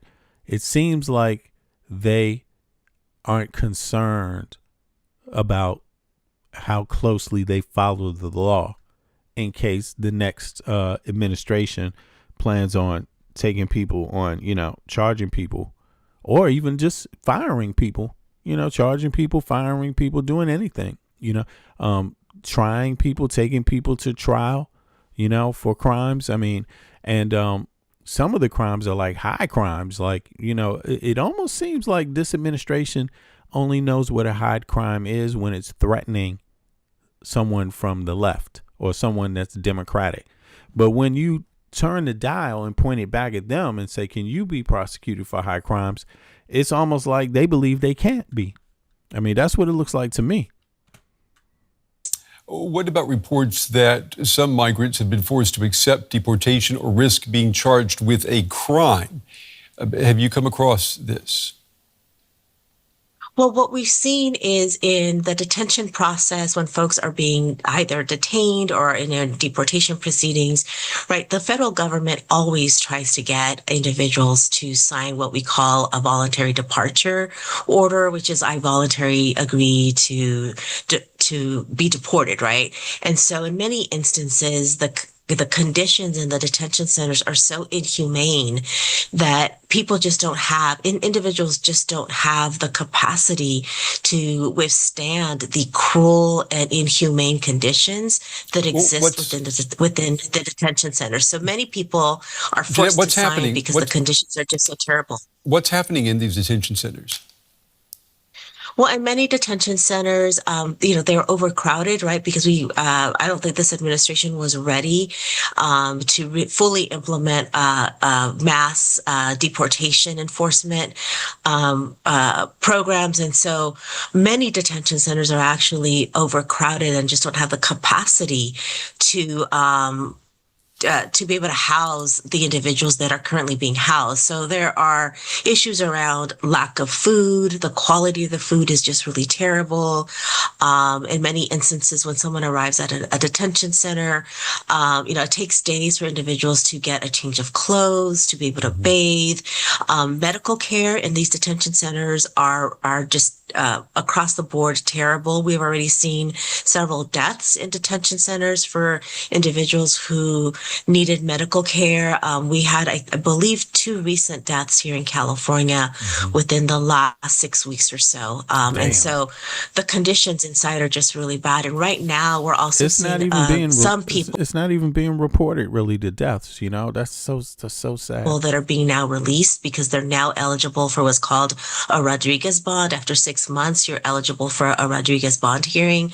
And so individuals who are now exiting some of these detention centers are just talking about the horrific conditions that exist inside these centers. And so we're really concerned just about what a more money is going to mean for more people that are going to be detained in centers that are just inadequate and unfit to hold individuals. Jeanette, unfortunately. So that sounds like a whole lot going on with ICE and right now, and the and people. I mean, you know, for me, this is very, very scary to watch.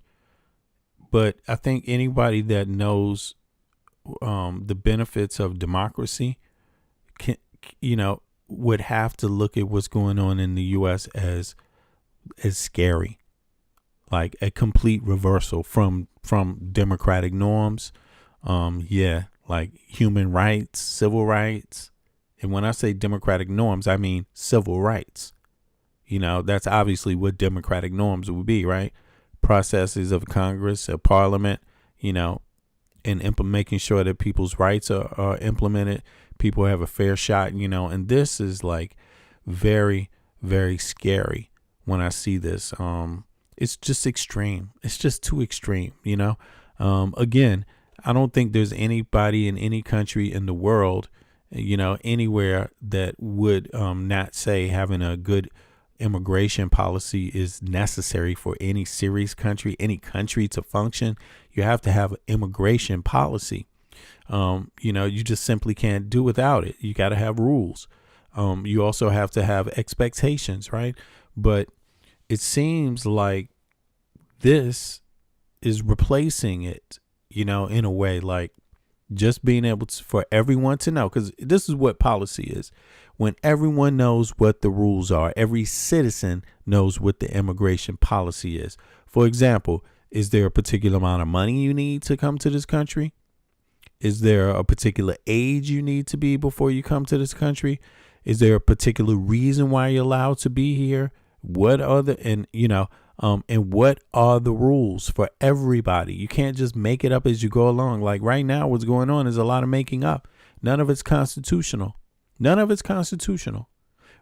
In lies a lot of the discriminatory practices here. You know, how can everyone in a society agree on an immigration policy when you're just allowed to make it up? Whoever's in charge can just make it up as they go along. Now it's my turn. Now I'm going to, you know, stop these people from these countries from coming in just because, hey, I just feel like it. Right. And I mean, it's serious. What jobs? We say we don't want people taking jobs, but what jobs is that really about? Is that about jobs on the farm? Is that about jobs in an office place? Is it about jobs in a grocery store? What are the jobs they talking about people taking? And should it be a comprehensive look at it? Like, why is it that the only jobs they care about are these low wage ass jobs? Like, are they talking about the business offices also? Are they talking about, I mean, who's looking at that? When was the last time you seen ICE go to all of these people work? Look, these people they're calling illegal are legally in the country already having jobs working for companies. And just look at the companies they go to try to find them. Where are they going? When was the last time you seen them walk through a bank and just say, give me your ID? Everyone who works in the bank, where is your ID? Everybody that works, they're not really doing that. They're like pinpointing little areas, and it makes you just wonder, like, what are you looking for? Are you looking just for brown and yellow people? Is that what you're really looking for? Is that what it is? Because if that's who you're only looking for, that's illegal. It's just very simple. If that is the only type of immigrant you're looking for, that's called racial discrimination. That's what you're doing. And people just have to call it that. And yeah, it's got to be prosecuted as such, you know. But in any case, on with the news. Let's keep going. I'm 65. Let's see here what these guys got to say. Something about the GOP states now and the redistricting.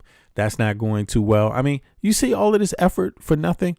Look, it turns out they did all this redistricting, and now they're worried about the effects of the redistricting because people are so upset it's still not working in their favor. Like, just think about what type of situation, what kind of party you have that breaks all the rules and it still is not working in your favor, and you still want to continue. Trump is promising retribution for what happened in Indiana last night when 21 Indiana Republican senators joined 10 Democrats to vote down a move to redraw the state's congressional maps and eliminate 2 Democratic seats.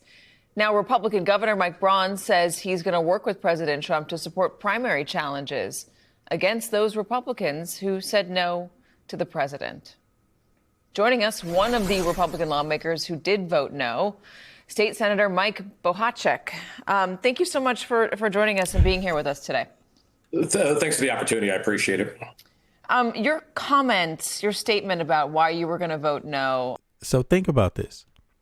In the same country where people don't even know if their rights really, if they actually have civil rights that ICE cannot violate, right?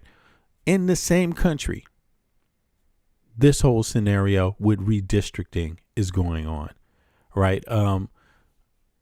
What is it? I mean, what is it all about? You know what I'm saying? Like, it's not an accident. You see what I mean? Like, this government is anti-democracy. Like, they want to do this in your face, harass people openly on the street, use your tax dollars to harass you. Because, of course, the people that are being harassed are the people that's paying their salaries, right? Because these people are not illegal, most of them, right? And even if they are, they still pay taxes, right? They're still paying something in the system. You know, it's crazy because they're exposed here, because while they're doing that, harassing people on the street, trying to justify it, guess what else they're doing? They're actually trying to gerrymander and affect representation, people's representation in their vote. You know, in other words, they're making some people's vote not count at all. It's anti-democratic. You see what I mean? And yet people are still trying to justify it as okay. Like, it's amazing. It's really amazing. It caught my attention last week, maybe the week before, and I've been wanting to talk to you for a while about it. So thank you for coming on. I'm just going to read what you said. You were talking about the president calling another governor, the R word. You said this is not the first time our president has used these insulting and derogatory references, and his choices of words have consequences. I will be voting no on redistricting. Perhaps he can use the next 10 months to convince voters that his policies and behavior deserve a congressional majority. Okay, who wrote that? Why? Let me see that. Who was it who wrote that? Let me make this a little bigger. Can y'all see that? Let me see here. Oh, wow. My fault. 2 seconds. Let me bring this down here.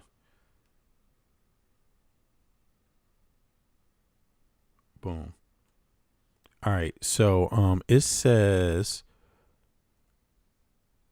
Indiana GOP state senator says he will vote no on redistricting push after Trump used the slur. Okay, I will be voting no on redistricting.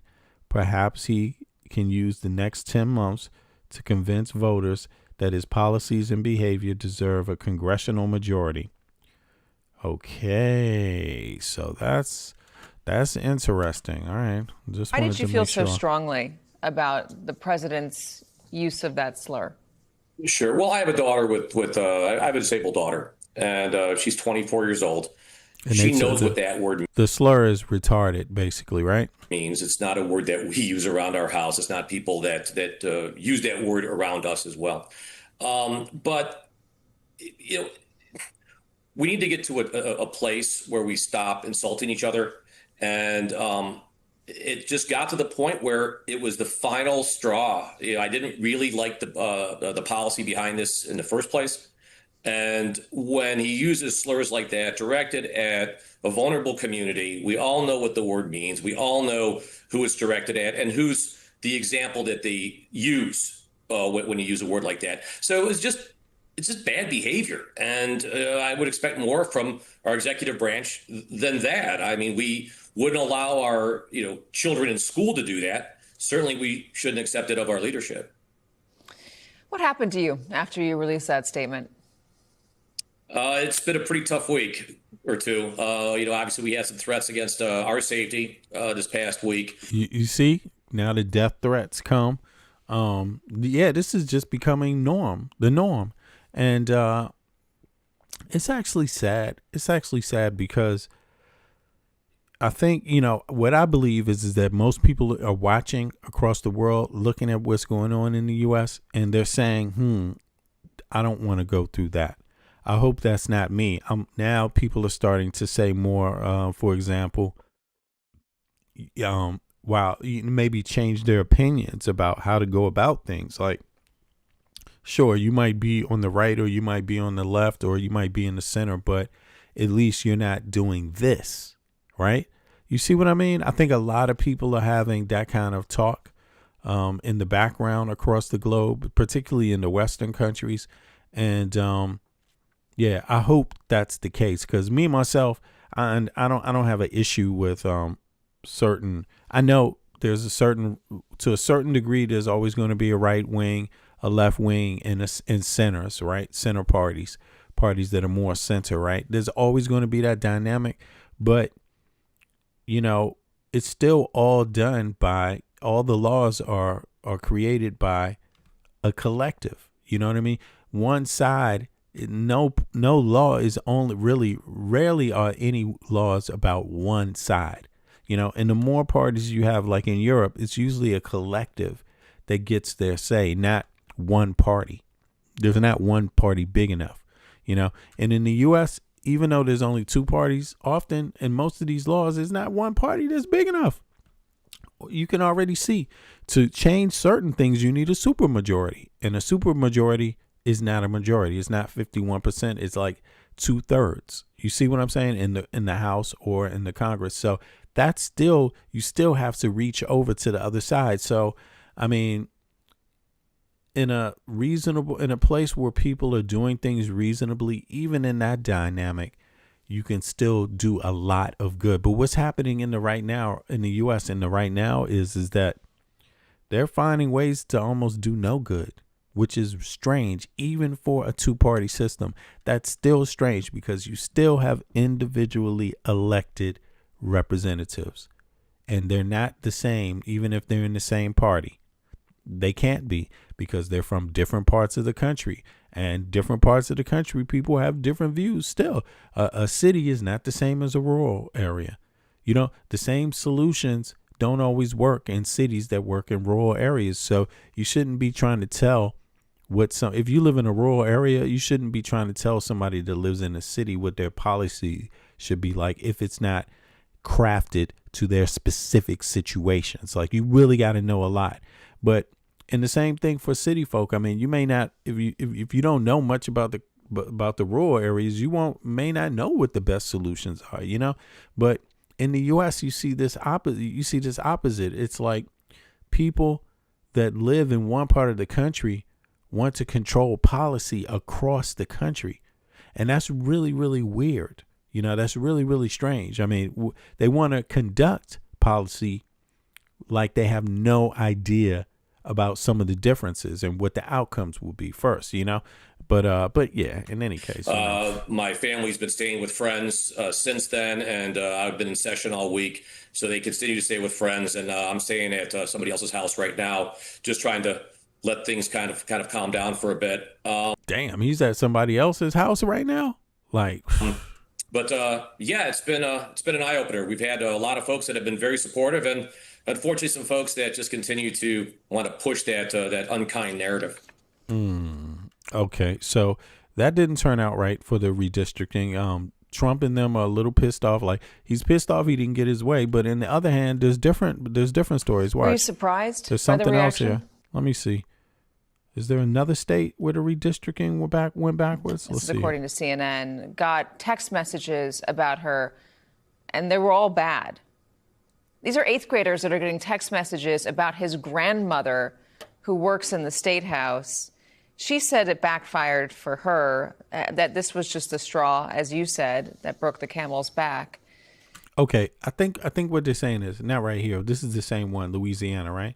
But there's a story now coming out about Texas, where Texas blocked the map. Then the Supreme Court said Texas can't block the map, right? And then guess what's happening now? Now the same Republicans are afraid they still going to lose, because the Latino representation in the state is so large anyway, even in the new map, that they could possibly lose that anyway. And this kind of shows you, like, why try to rewrite all the damn rules just for your one self, just for this one administration? Who does that? You know, it's just a waste of energy. And at some point, American people got to ask themselves, do you have this much money, tax dollars, of your own tax dollars out of your pocket, and time, suffering? Do you have this much time to suffer? I mean, is this what you got? Like, is this what you cool with? Like, you're cool with this type of leadership with your tax dollars, the same tax dollars you go to work and they take a percentage of every hour you're at work. You're paying for this crazy shit. Like, I don't know. It seems like anybody could do it better. It just really seems like that to me. Like anybody could do better. But, yeah, what the heck, man? I don't know what else to say about that, but it just seems that. Now, this is another crazy story right here. Look at this. This is the U.S. military. JetBlue is accusing the U.S. military of, basically causing an accident, or almost causing an accident. Look. After a crazy near mid-air collision. A JetBlue flight leaving the small Caribbean nation of Curacao en route to New York had to abruptly stop its ascent to avoid colliding with a U.S. Air Force plane. The JetBlue pilot spoke to air traffic control basically as this played out. Just listen to this. We almost had a mid-air collision up here. Traffic passed directly in front of us, within 5 miles of us, maybe 2, 3. Hey, Shannon W50, let me know what state do you live in, and who's your healthcare provider? That's just a qualifier question for everybody that's entering the chat today. Let us know a little about you. What state do you live in, and who's your healthcare provider? Just want to use that as a qualifier, so we don't think you're a troll. There you go. Miles, but it was an air-to-air refueler from the United States Air Force. They don't have their transponder turned on. It's outrageous. We had to stop our climb and actually descend to avoid hitting them. The flight was near, that JetBlue plane was near Venezuela at the time, which is notable because the incident comes as the U.S. military has stepped up its campaign and presence there amid President Trump's anti-drug trafficking campaign in the Caribbean, and also the attempts to continue to increase pressure on Venezuela's government. JetBlue now says that they've reported the incident to federal authorities. Joining me right now is CNN transportation analyst. Oh, let me see something. Hold on. We got somebody from Norway in the chat. Regarding your tax money, I'm Norwegian. The GDP, or our GDP per capita, is about the same. USA spends a higher of the GDP on healthcare, yet we have universal healthcare. Exactly. It's facts. Yo, a lot of Americans don't really believe that. I'm telling you, a serpent. A lot of Americans, the legacy media doesn't. Fox News, CNN, MSNBC, any of them, they don't really do any reporting in this regard for people to really understand how much they're being robbed. Like, like straight up, they're just being robbed. There's no excuse, but it's really, really sad. I said this a lot of times. People get pissed. I said that basically Norwegians, Danes actually care about their people. That's what this is about. Priorities. They care about their people. Healthcare and education is a right for everybody, and then they lie about the tax system, right? Like you said, they try to make it seem like we're paying that much more for the same thing. I mean, for all these things, like you got to pay an arm and a leg. You're going to lose your arm if you have this type of system. No, it's not that. The difference is not really that great. And even while you're paying the taxes in the Scandinavian, even while you're paying the taxes, you pay your taxes. That takes a percentage out of your wage. Then you pay your expenses, right? Your living expenses, your rent, your everything else, transportation, clothes, food, utilities, all of that stuff. After you pay that, on average, people in these countries in the EU are taking home, keeping $1,000 more of their own money after all of that is paid. People in the EU getting way more, period, for their buck. And you got to ask American citizens, why are you okay with this? Like, why are you okay with it? It doesn't make sense. I mean, the more you make up excuses that you're okay with it, for me, I question, do you really like freedom? Myself, because they're willing to pay way more for far less. Listen, just understand this. You can ask yourself, who was that in the chat? Serpent, you're in Norway. Let me ask you, how much is your phone bill right now? How much is your mobile phone bill? And I'll tell you what mine is. My mobile phone bill is, and I get 100 gigabytes of internet, right? I get unlimited phone calls, right? And I get unlimited messages, and then I also have a certain amount for the EU, right? Just broader EU. I can call anywhere in the EU. It doesn't matter. I get that for $14. $14 a month. You know what the average American is paying for that? They're paying $80, $100 just for the same service. If you ask them why, they can't tell you. If you ask CNN to do a story on it, they won't do it. If MSN, have they done a story on it? Fox News, have they done a story on it? It's crazy. It just doesn't make fucking sense. And they don't want to fucking do a plan. What plan am I on? I'm on a what do I have? I have my plan is called Libero. It's all over the EU.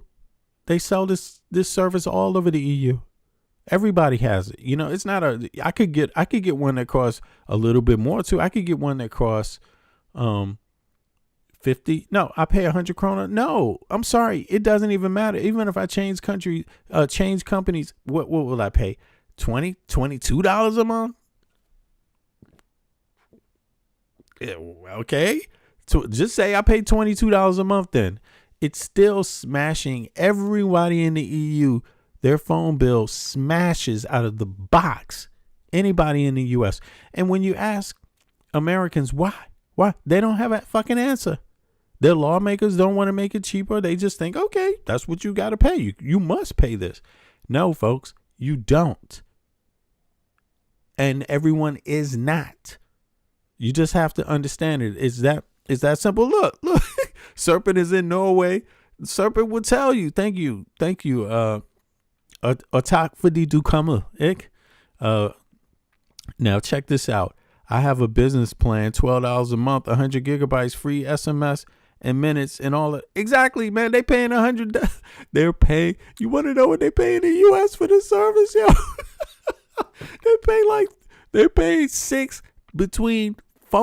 paying between 400 krona and 500 and 600 krona a month.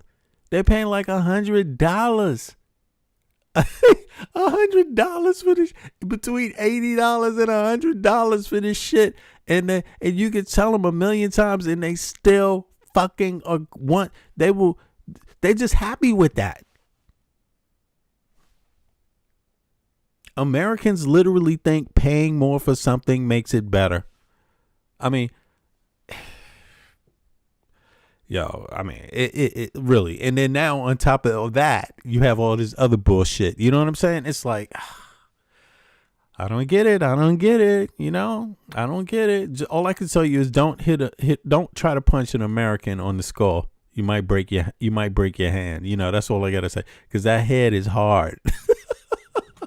Mary Schiavo. And I'm saying that as an American, born and raised U.S. citizen.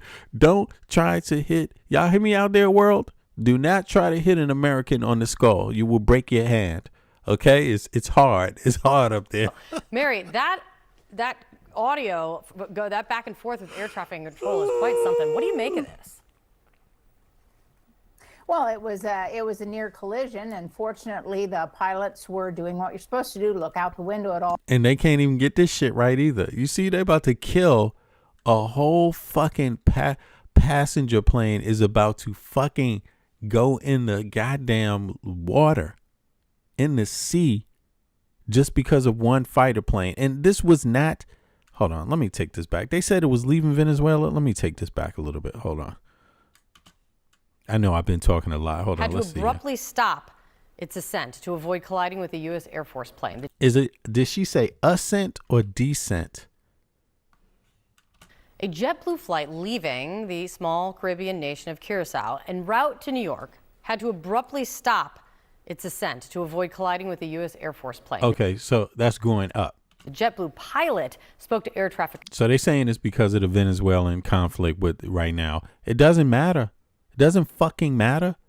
These people, you bring your damn military fighter ship down there.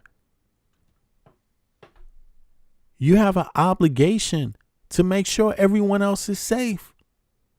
Like, this is crazy. This is crazy. This is ridiculous, man. I don't get it. You know how many different countries there are there? You know what I mean? Like, control. Basically, as this played out, just listen to this. We almost had a mid-air collision up here. Traffic passed directly in front of us, within 5 miles of us, maybe 2-3 miles, but it was an air-to-air refueler from the United States Air Force. They don't have their transponder turned on. It's outrageous. We had to stop our climb and actually descend to avoid hitting them. they don't have their transponder on. So how's anybody else supposed to avoid crashing into their ass? That's crazy. That's crazy. The flight was near, that JetBlue plane was near Venezuela at the time, which is notable because the incident comes as the U.S. military has stepped up its campaign and presence there amid President Trump's anti-drug trafficking campaign in the Caribbean, and also the attempts to continue to increase pressure on Venezuela's government. JetBlue. All right, so, you know, that's just another day in the life of Venezuela. Who knows what's going to go on with Trump? Trump can't tell you what he wants, by the way. He tell you it's about narco handling, and then he starts going off, veering off, and talking about other stuff, you know. But in any case, yeah, I don't know what their plan is. How long do they have to be there? You know, it's just like going there and you just sitting around. You don't really have a plan. There's no real directive. So you have to wait. They're there. How many weeks has it been? They're still waiting to know if they're going to invade or not. They don't know if they're going to invade, y'all. They're just waiting, giving them time to get their, you know, preparedness ready and all of this shit. It's like, what is going on with this? Yo, like long bong, what's up? What's going on with this? You know, and now accidentally hitting a plane, maybe hitting a plane just because they don't want to turn their transponders on, fuel, you know, just sitting around, fucking around with people. But in any case, now back to the EU. Oh, no. Hell no. I'm sorry. Before the EU. No. Back to the EU before we do that. The last thing we're going to do is Erica Kirk again. But listen, now the EU has met today. They've been meeting on this Ukraine Forget issue. everything you A knew lot of about war Americans, games, the large scale maybe are not concerned anymore election about, a lot of Americans are maybe not concerned anymore about this situation. I saw a comment in my chat. Yeah, I'm in Denmark, by the way. I moved there 30 years ago, was back in the US for some years, and then been back 20 years now. So but check this out. Yeah, the EU is meeting. They're meeting again, and also US representatives have been at this meeting today. It's about Ukraine. The EU, I believe they're or these assets, these billions in assets they have from Russia that they seized in the EU, Russian businesses and all of this stuff, banks and all of this stuff. They're about to start releasing this money, or use this money to borrow money to make weapons, right? So they're about to do something interesting with this money now that they've made a decision about utilizing it. Russia's threatening to sue them, blah, blah, blah. But in any case, I saw a comment on one of my shorts, and they were saying, the person was saying that, you know, the EU can't defend themselves. If they defended themselves, they wouldn't be able to have the social programs. So I'm like, man, that's just another dumbass, extreme capitalistic view. It's like one harms the other. Look, first of all, the U.S. military, is paid for by the taxpayers. Period. That's a socialistic project. The U.S. military is a socialistic project. Okay, I don't understand that. So when you do that, at least you know where the money is, right? If you invest in education, at least you know where the money is. If you invest in healthcare, at least you know where the money is. So if the money is in your country and you invest in healthcare, you have employees, people that are getting paid a job, and they take that money and they spend it in their communities because they're providing a service, right? And it just amazes me that people don't really realize how big the EU is. The EU is 450 million people. The U.S. is only 350 million. The GDPs are very close. You know, actually, the U.S. is like 29 million a year. The EU is like 29 million. I'm sorry. The U.S. is 29 trillion a year. The EU is like 22 trillion a year. That's and it's equal to China, right? In terms of GDP, right? I think it might edge China out slightly, right? But it's not far behind the U.S.'s. Manpower wise, it has more manpower than the U.S. And a lot of that money does act. That's a significant amount of tax dollars going into a military. So I don't really understand it when you mean defense. I mean, it depends on what your defense strategy is. Is your defense strategy fighting in the Asian Ocean? Is your defense strategy sending carrier ships to Venezuela? Okay, that might be complicated. That might cost a lot of money. But if your defense strategy is protecting your borders and, you know, in the EU, that might look a little different than going to Venezuela and shit and having a war with them. That might look a little different than a lot of the behavior the U.S. government is in the U.S. military is involved in. It might look a little different. I mean, one might require more tanks. One might require more airplanes. I mean, the EU has a significant, you know, air force. You know, they're separate states, but when you combine them all together, they're significant. You know, let me put it to you this way. The EU has the capacity. Hold on. Another number, another data point. The EU's number of military equals the US's number in military. It may even be slightly more in terms of the members, the people signed up to active military duty. I mean, you know what I'm saying? I really wonder, like, what kind of comment this person was making. Like, yeah, if you have all these, if you have the healthcare and you know, education like you have it, you in the social services, you're not going to be able to defend yourself. What the fuck? That's weird. It shows you people don't know a lot about what the EU is composed of. They don't know the data to draw. And then let's just flip it on its head. Let's say you have this big military. What the fuck are you defending? You're defending people that you don't even want to have health care or education. Like, that's kind of backwards. That's kind of backwards. Bits. Yeah, I appreciate you, Bits. I appreciate you. I saw everybody thank Bits for the memberships for sure. You know, I actually got a video that's a members only video that's about some of this data that I'm reciting, you know. Now, you can do your own data, but let's keep it in mind. Like, you get a lot of disinformation about what's going on with the Ukraine. What the deal is that the U.S. has a bigger military, but it's global. But, you know, how you view that is different, right? That could be, you could view that as defense. Or you could view that as, like a lot of MAGA people saying, stop being engaged in foreign wars. That's what they said. Okay, that's what they voted for Trump on. But in any case, you know, this thing about the U.S. is this partnership in NATO. People have always looked to U.S. leadership because it did always have one of the most significant militaries. Why would you bypass them when strength equals a power? You see what I mean? But in this case, in every case, the U.S. has been getting the lion's share of the trade that comes with the defense capacity too. So it's not like the U.S. presence outside of the world isn't about its money.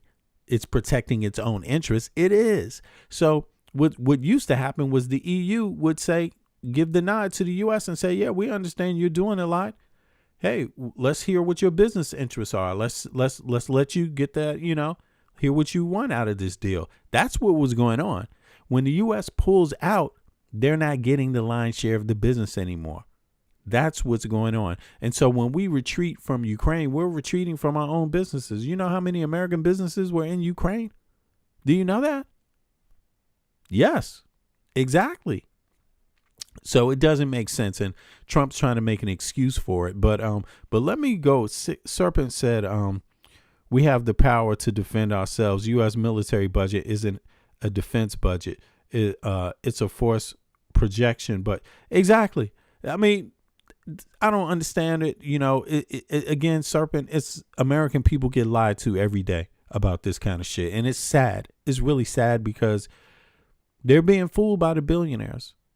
They didn't have the same 60s revolution in Europe as what took place in the United States. Unfortunately, it didn't extend to healthcare and education.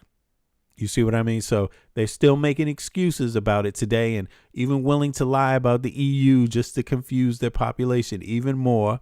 You see what I mean? It's like, come on. Now we got a president in the U.S. in the Trump that wants to talk down to its allies and wants to talk down to people in general. You already know that's a distraction, right?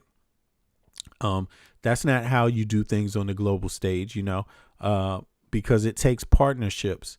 You know, partnerships are what made the United States powerful.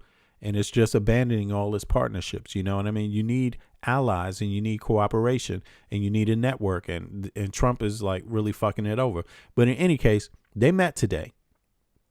As you can see, a lot of people showed up. Jared Kushner showed up in his little van and blah, blah, blah. Here, let's see here. Jared Kushner and the American delegation shows up here. Let's see. Oh, my God. They're a bunch of snobs, too. I mean, Witkoff. I mean, these are people that have no experience in nothing. No experience in nothing. And they're now leading the U.S. in everything. I mean, foreign diplomats have to meet these numbskulls, you know, and sit there and listen to them be assholes, you know. Here's Jared Kushner. What expertise did Jared Kushner have? Witkoff is getting his face rubbed in the ground. Putin is like taking a shit on his head every day. It's like, you know, this is embarrassing. This is embarrassing for the U.S. As an American, I've always been a proud American, even though I've lived overseas. Even though I live overseas, I've always been a proud American, proud of my country. God damn, this has been the change. This administration, it's like, what the fuck? Man, ain't nothing like either one of these motherfuckers. I don't know what they're talking about. Like, they have nothing to do with most Americans. Like, how did they get power? How did they get this job? These people are only involved in self-interest and do not care about the United States or NATO or anything. They are complete sellouts, like complete, utter sellouts. And I applaud the Europeans for your temperament, for knowing what the stakes are and still meeting with these buffoons, even though, you know, that's your job. That's what state leaders get paid for. They have to meet with the buffoons too. Right, that's clever than to be like Trump and be like, "Fuck you, cut, stand." No. You just play them close, play them. Keep playing Witkoff and this moron behind him, Jed Kushner. Play them close. Yeah, let them hear what they got to say. Be patient. Keep hearing. Keep listening. You can read between the lines as long as they keep talking. Right. So I applaud that, but don't make any mistake. Europeans can definitely defend themselves, and are My thoughts are, why would you want them focusing on building a larger military? Like, that was my thoughts in it. But a lot of people that were pro Putin disagree with me. They were like, no. They thought that getting Trump in office and manipulating the election, getting Trump elected would actually cause what? What should it cause? I mean, all it caused was the EU to make more weapons. I mean, who would want that? It was a lot of people around the world that are pro Putin. And it's like, man, do you want the Europeans? Like, look, Germany now has the ability to use its military outside of Germany for the first time in how many years? Since when? That's a significant change. I don't know. But in any case, here, they meeting. And then Zelensky also had a press meeting. There's Jared. Okay, and this is the press meeting. Let's see here. Oh, okay, isn't that right? Let's see here. Yeah, Zelensky met. He had the press meeting. And, all right, here we go. Let's see what they say. Oops. Come on now. Hurry up. So many of these damn commercials now. I guess it's Christmas time, you know. But okay, you deleted the. Okay, I see that. No worries. But Serpent, you there? Just retype your message. But yeah, this is Zelensky. He had a meeting, and let's see how it went. US. We want to push Moscow to stop playing for time and to work towards a ceasefire as well. So we, as Europeans, will be stepping up the pressure on Russia to this end. We are continuing to work to ensure that the frozen Russian assets in the EU are used for Ukraine. This would be an additional level of security. We've made an initial step. These assets have been immobilized. Hey, Serpent, if you timed out, who timed Serpent out? Let me check it. I'll try to check it on my end. On a longer term in Europe. Now, at the European Council on Thursday, we want to agree on this proposal, which I put forward. It's obviously important to say that Belgium has their own concerns, and we will have to do justice to everybody's concerns here. Germany wants to help Ukraine as one of its closest partners. The German government budget has earmarked significant sums to support Ukraine, and at the German-Ukrainian Business Forum that we both just attended, we came up with a 10-point plan for cooperating in the defense industries between Germany and Ukraine for our mutual benefit. We'll be discussing today how to strike a good balance between European aid and contracts to European companies. On this note, then, Volodymyr, I think it's the first time since the 24th of February 2022 we see a real opportunity to pave the way towards peace. We want to go down that path with you as Ukrainians, with our European neighbors, and with the United States of America. And I believe we are well on the way to getting there. We've certainly taken a significant step, and I expect further steps this evening. Thank you very much.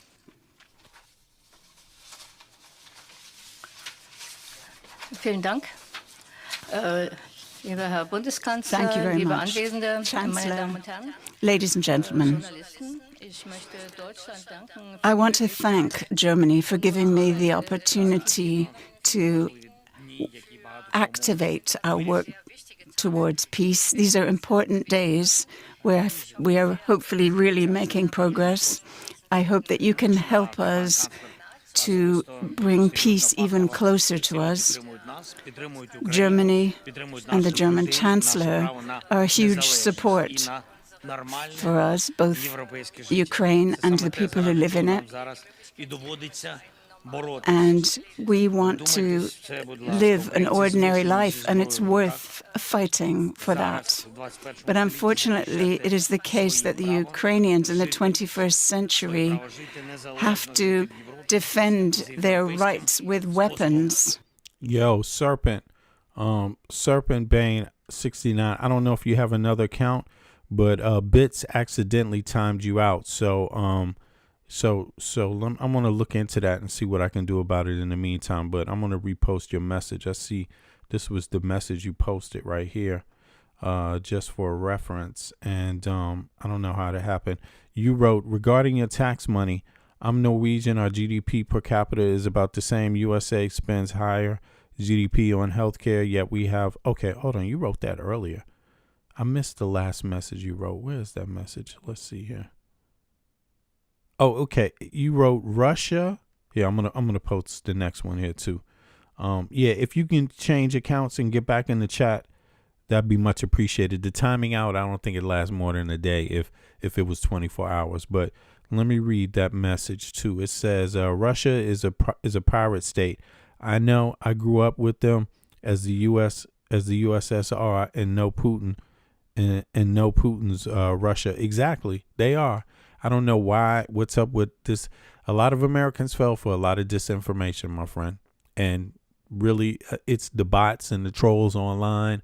A lot of Americans, they just weren't prepared for that type of strategizing, but I'm just happy the EU saw that early on, saw what it was, and did something about it. You know, I'm really happy about that. You know, but yeah, let's go. their right to live in liberty in Europe in a European manner. And we are fighting, particularly within the framework of negotiations. Ukraine has a justifiable interest. We feel we are being heard, and we feel our partners are prepared to support us. Security guarantees are crucial, and we need to work on that. During the negotiations, I emphasized that security guarantees of this kind must be in place and must work, not least in the interest of Europe, but of course, first and foremost, for Ukraine. I want to thank the German Chancellor and everyone else here. I also want to thank the U.S.-American team. We negotiated for 5 hours yesterday, and today Zelensky is a real diplomat, because although they're assholes, although they're being selfish, although everything is corrupt, he's still a diplomat. A diplomat doesn't cut himself out of a meeting, you know. Even if you don't trust the other side, no matter what, you always play the other side close if they're adversarial towards you, you know. So he's a great diplomat, and that's not an easy situation to be in. we had a number of rounds of negotiations. They are continuing. The negotiations were Serpent, you back. I see you. Okay, great, very great. fact-based. The dialogue with the American side, with our U.S. colleagues, is continuing. Almost around the clock, we are working at achieving a result that respects the people of Ukraine. Naturally, there are very difficult issues that we have to deal with, particularly those. Man, what are you talking about, you done goofs? He's not funding a war. What are you talking about? He's a diplomat. He's the president. He's not a soldier. What do you mean you don't fund a war? This is the people's conflict of Ukraine, you know? So he's an elected official by the people of Ukraine. You know, they were attacked. They were attacked. Everybody saw Russia move their military up to the border of Ukraine, 100,000 troops. Everyone saw Putin say, "You're crazy if you think we're going to invade." And then they invaded. Everybody saw that. Everyone saw the Russian military almost reach Kyiv. Everybody saw that. It wasn't the Ukrainians reaching Moscow.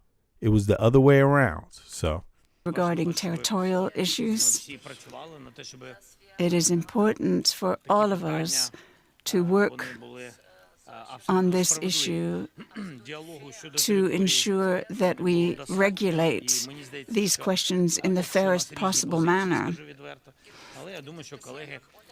There are various different positions on territory, but I think it's extremely important to have an opportunity to present the Ukrainian side, which I've had.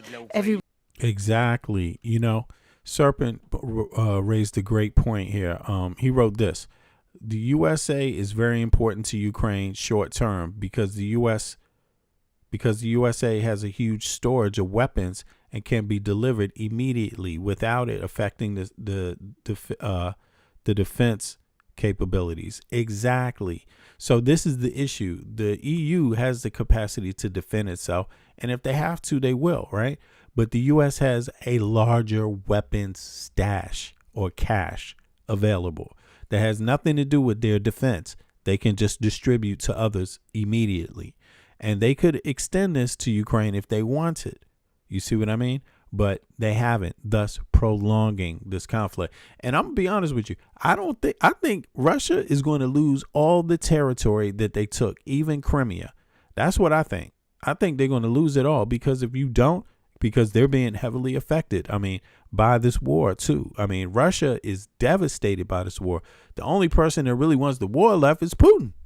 It's only Putin that's prolonging this.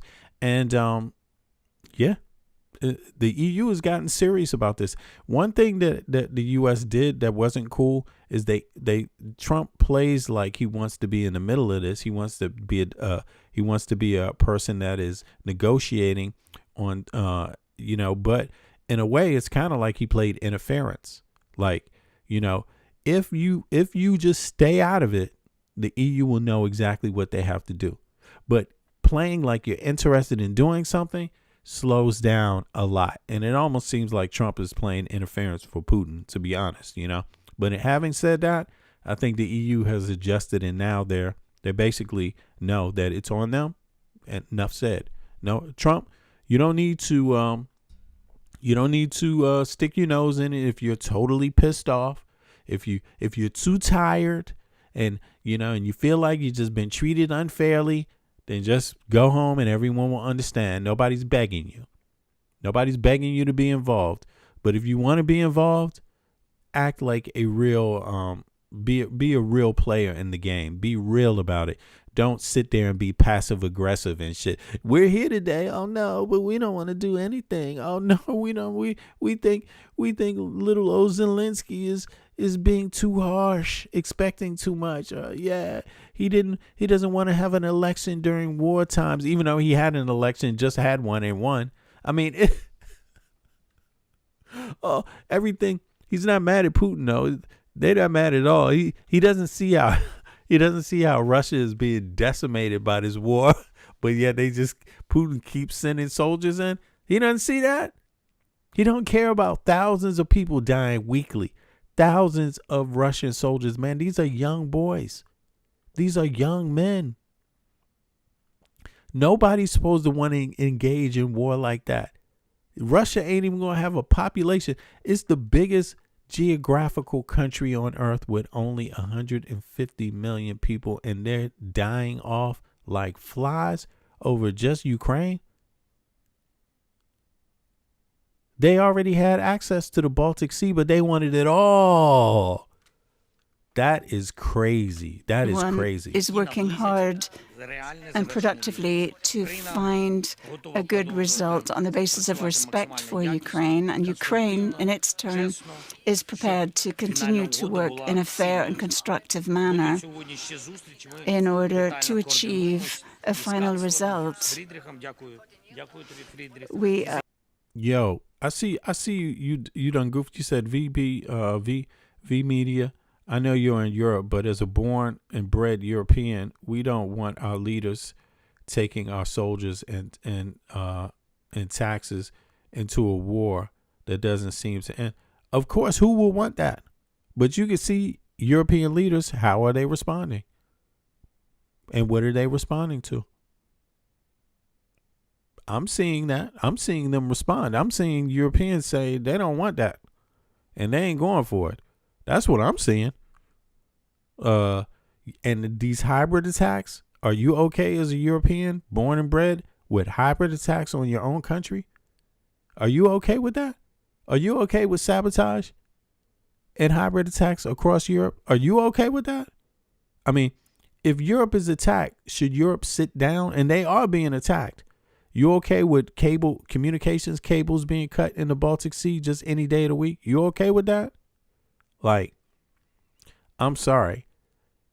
A threat to democracy is a threat to everybody, if you ask me. That's my perspective on it. People shouldn't want authoritarians just invading countries. That shouldn't be a norm, And people shouldn't want Trump doing what he's doing either, but he's an authoritarian. He said it right out. He said, yeah, I might be a dictator from day one. That's what he said for a couple of hours, or as long as he gets to do what he wants. But people are saying with this behavior, this is not democratic. Coordinating with the German Chancellor. Thank you, Friedrich, for that. We're also coordinating with our other European partners and heads of state and government. And the bilateral plan that we had was that we take part in the German-Ukrainian Business Forum, which we did. These are our common projects, German and Ukrainian projects, and they will help us in Ukraine, and in turn that will help Germany. our technologies and our skill sets can be shared with Germany and the other way around. It's important that we not just strengthen Ukraine, but strengthen Europe as well. And the cooperation between our countries must be structured such that in the energy industry we make progress, both sides. We're going to be pursuing an export hub in the German capital in order to bring together our findings, not least when it comes to the production of drones. Now, every day we have to defend our cities and our positions in armed conflict, and it's important that we strengthen our aircraft resilience, our air defense resilience, rather. So that's important that You know, one thing I think what Putin has done is he has made, I think, everybody wake up, and especially in Ukraine, but all of the EU wake up to this thing about threats, and really start to look at this thing like Trump put it out. You got to start defending yourselves. Yeah, that's what this situation has done. Like, and again, the EU has 450 million people. That's 100 million more people than the U.S. has. The GDP of the U.S. is 29 trillion a year. The GDP of the EU is 22 trillion a year. The strategy of Putin, whatever his strategy was, the strategy of Trump, whatever this strategy is, because who knows what it doesn't seem like a strategy at all. It seems more like something else going on. If you ask me, the reaction looks like the country with 100 more million people. Not country, but the body with 100 million more people, that would be the EU. And the $22 trillion a year GDP has just woken up. Has just woken up to what the future looks like.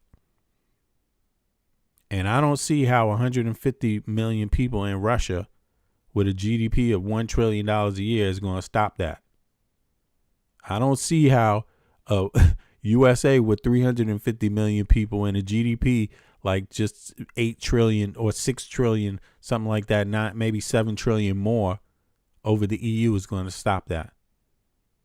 So, people are free to go about things however they like, Yeah, people got nukes too. but the EU has nukes. France has nukes. There's some others, you know what I mean? Like, the UK has nukes. Like you've done mentioned earlier, there's going to have to be some how can I say this?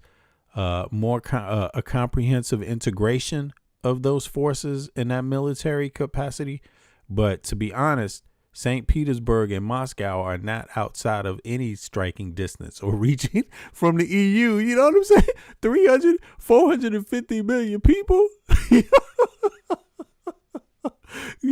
That's like, I'm sorry, but Putin, I think Putin has fucked Russia like big time on this. I think Putin has fucked Russia. Just a tyrant, one tyrant can't tell, 20 democratic societies what to do. It just don't work that way. You know what I'm saying? It just doesn't work that way. Democratic societies are more stable because they have rules of conduct that everybody has to be a part in. You see what I mean? So they're more stable because of that. And, I don't think in reality one dictator, can change all of that. It's just not designed to, you know what I'm saying? But on that note, I'm going to be out. I'll be back in 6 hours from now. That'll be top of the morning EU time. And that will be what is that, 9? That's in 9 hours from now. I will be back reporting at that time again.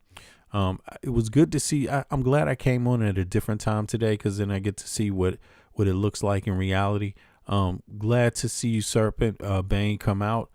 from Norway. It was somebody else from DK that came out today from Denmark. It's good to see you also come out. It's good to see some of the EU. You know, usually I'm getting like maybe it will be up to 200 or 300 people in the chat, right? But because of the time, I changed a little bit today. But that's all good because it gives different people a chance to chime in that are busy at different points. But 60% of my audience is out of the U.S., so that's why I'm always encouraged to see more in the EU participate. Because look, this is our lives together, and the more we can communicate together, the more we can dispel some of this shit that has been happening, the more we can put to rest some of this garbage. And we all play a role in that. We all play a role in perception. We all play a role in representation. Like, for example, you know, as an American living in Denmark, I felt like I have an obligation to speak out against Trump. And we did this in demonstrations. As a matter of fact, we have a demonstration coming up. The next one's going to be pretty big. I can't say a lot about it, but it's coming in Copenhagen, Denmark. Another anti-Trump rally, right? Demonstration. And it's going to be a lot of Danes and a lot of Americans, you know, coming to this next one. But in any case, because of perception, we all need to speak up about it so that EU citizens know where we stand on this, you know, number one. And I'm sure Americans all over the EU have been standing up, you know. Most 99% of us are all strongly democratic and all respect the values of the EU, you know. So, you know, but everybody's got to do their job right now because democracy is not guaranteed without input, you know. Freedom is not a guarantee. It's something people have to be active on. And so when you have certain freedoms, we all got to speak up for the freedoms that we have in order to protect them. You see, so it's very important right now. But in any note, I appreciate everybody for coming out. I'm going to check back with you guys in 9 hours. That will be roughly 9 a.m. Central European Time. That will be 3 a.m. Eastern Standard Time, USA, right? I might be a little bit before 9, maybe 8 o'clock, right? So that'll be like 2 in the morning Eastern Standard Time, USA. That'll be like 11 to 12 midnight Pacific Time in the U.S. And yeah, so on that note, I'm going to catch up with everybody very soon, all right? I appreciate y'all. Release the Epstein files, you know what I'm saying? You heard? See ya. Impeach Trump. Yes. See you on the other side, y'all. They want war. Crime babies looking for food. Starvation, the recipe. People subdued. When the people you trust got it in for you. Deceit is the word of the day in every clue. Don't let it go. It's from the days of old. Time is up, but some still do not know. Can I make up my mind? Is it worth the dime? Do I have to take a minute just to make it mine? Life's never fair, but don't listen to the TV. Go out and take a listen to the streets with the people in the slums and the homeless bums with degrees and degrees sitting under a tree. It's not easy in the world for the poor man, the one that brought you to reality. See, they don't want you to know about the black sheep. Leaving 7 roads to the 12 families all around the globe with an ancient code. Is it really asking a lot to say a death old? Cause we sitting on the earth looking back at extinct. Then I'm standing on some ground that's about to sink. I ain't scared for a minute, I ain't about to blink, but I documented for the world what I see and think. Feel we on the call and up and we on the break. All Congress gonna do is waste paper and ink. Vote or die. You voted and you'll die. You can have it both ways, can't say it's a lie. You can march all you want, but they playing you wrong. They only understand war, it's the same old song. They want war, all they really want is a war. Diversionary tactic to make the big score. The diamonds in the morning, you know they want more, but they wanna keep you low, so they manifest the war. War, all they really want is a war. Diversionary tactic to make the big score. The diamonds in the morning, you know they want more, but they wanna keep it low, so they manifest the war. Like a lotus coming out of the mud with colors, I create envy in those with power but jealous. I unify the poor with my song, the hell with the others. Descended the way they treat indigenous brothers, cause I understand we link forever. They try to hate us even though that we keep it together. I'm not talking about controlling the air or the weather. I'm talking about maintaining the truth, the high endeavor. A rebel drops bombs in the midst of trouble. The free world counterattack and now there's double. But nature gets the shit in a way that's subtle. If you stop the machines for a minute you might hear, but they won't cause the TVs whisper in the ear. And capitalism has eyes that don't fear, and they cloud up and get crazy and won't steer. And like an ab, it's hard to get an ass to listen. Living like this is like living in prison. It's hard to keep hope when you're living in prison. The spiritual thoughts, so yes, the mental prison. The outside, yes, it's got to get through. Something's gotta die, so something here can live. Your life is nothing if you got nothing to give. Keeping the spiritual, yes, disguised as religion. Controlling your mind, the mental prison. They want war. All they really want is a war. Diversionary tactic to make the big score. Them diamonds in the morning, then you know they want more. But they wanna keep you low, so they manifest the war. All they really want is a war. Diversionary tactic to make the big score. Them diamonds in the morning, then you know they want more. But they wanna keep you low, so they manifest the war.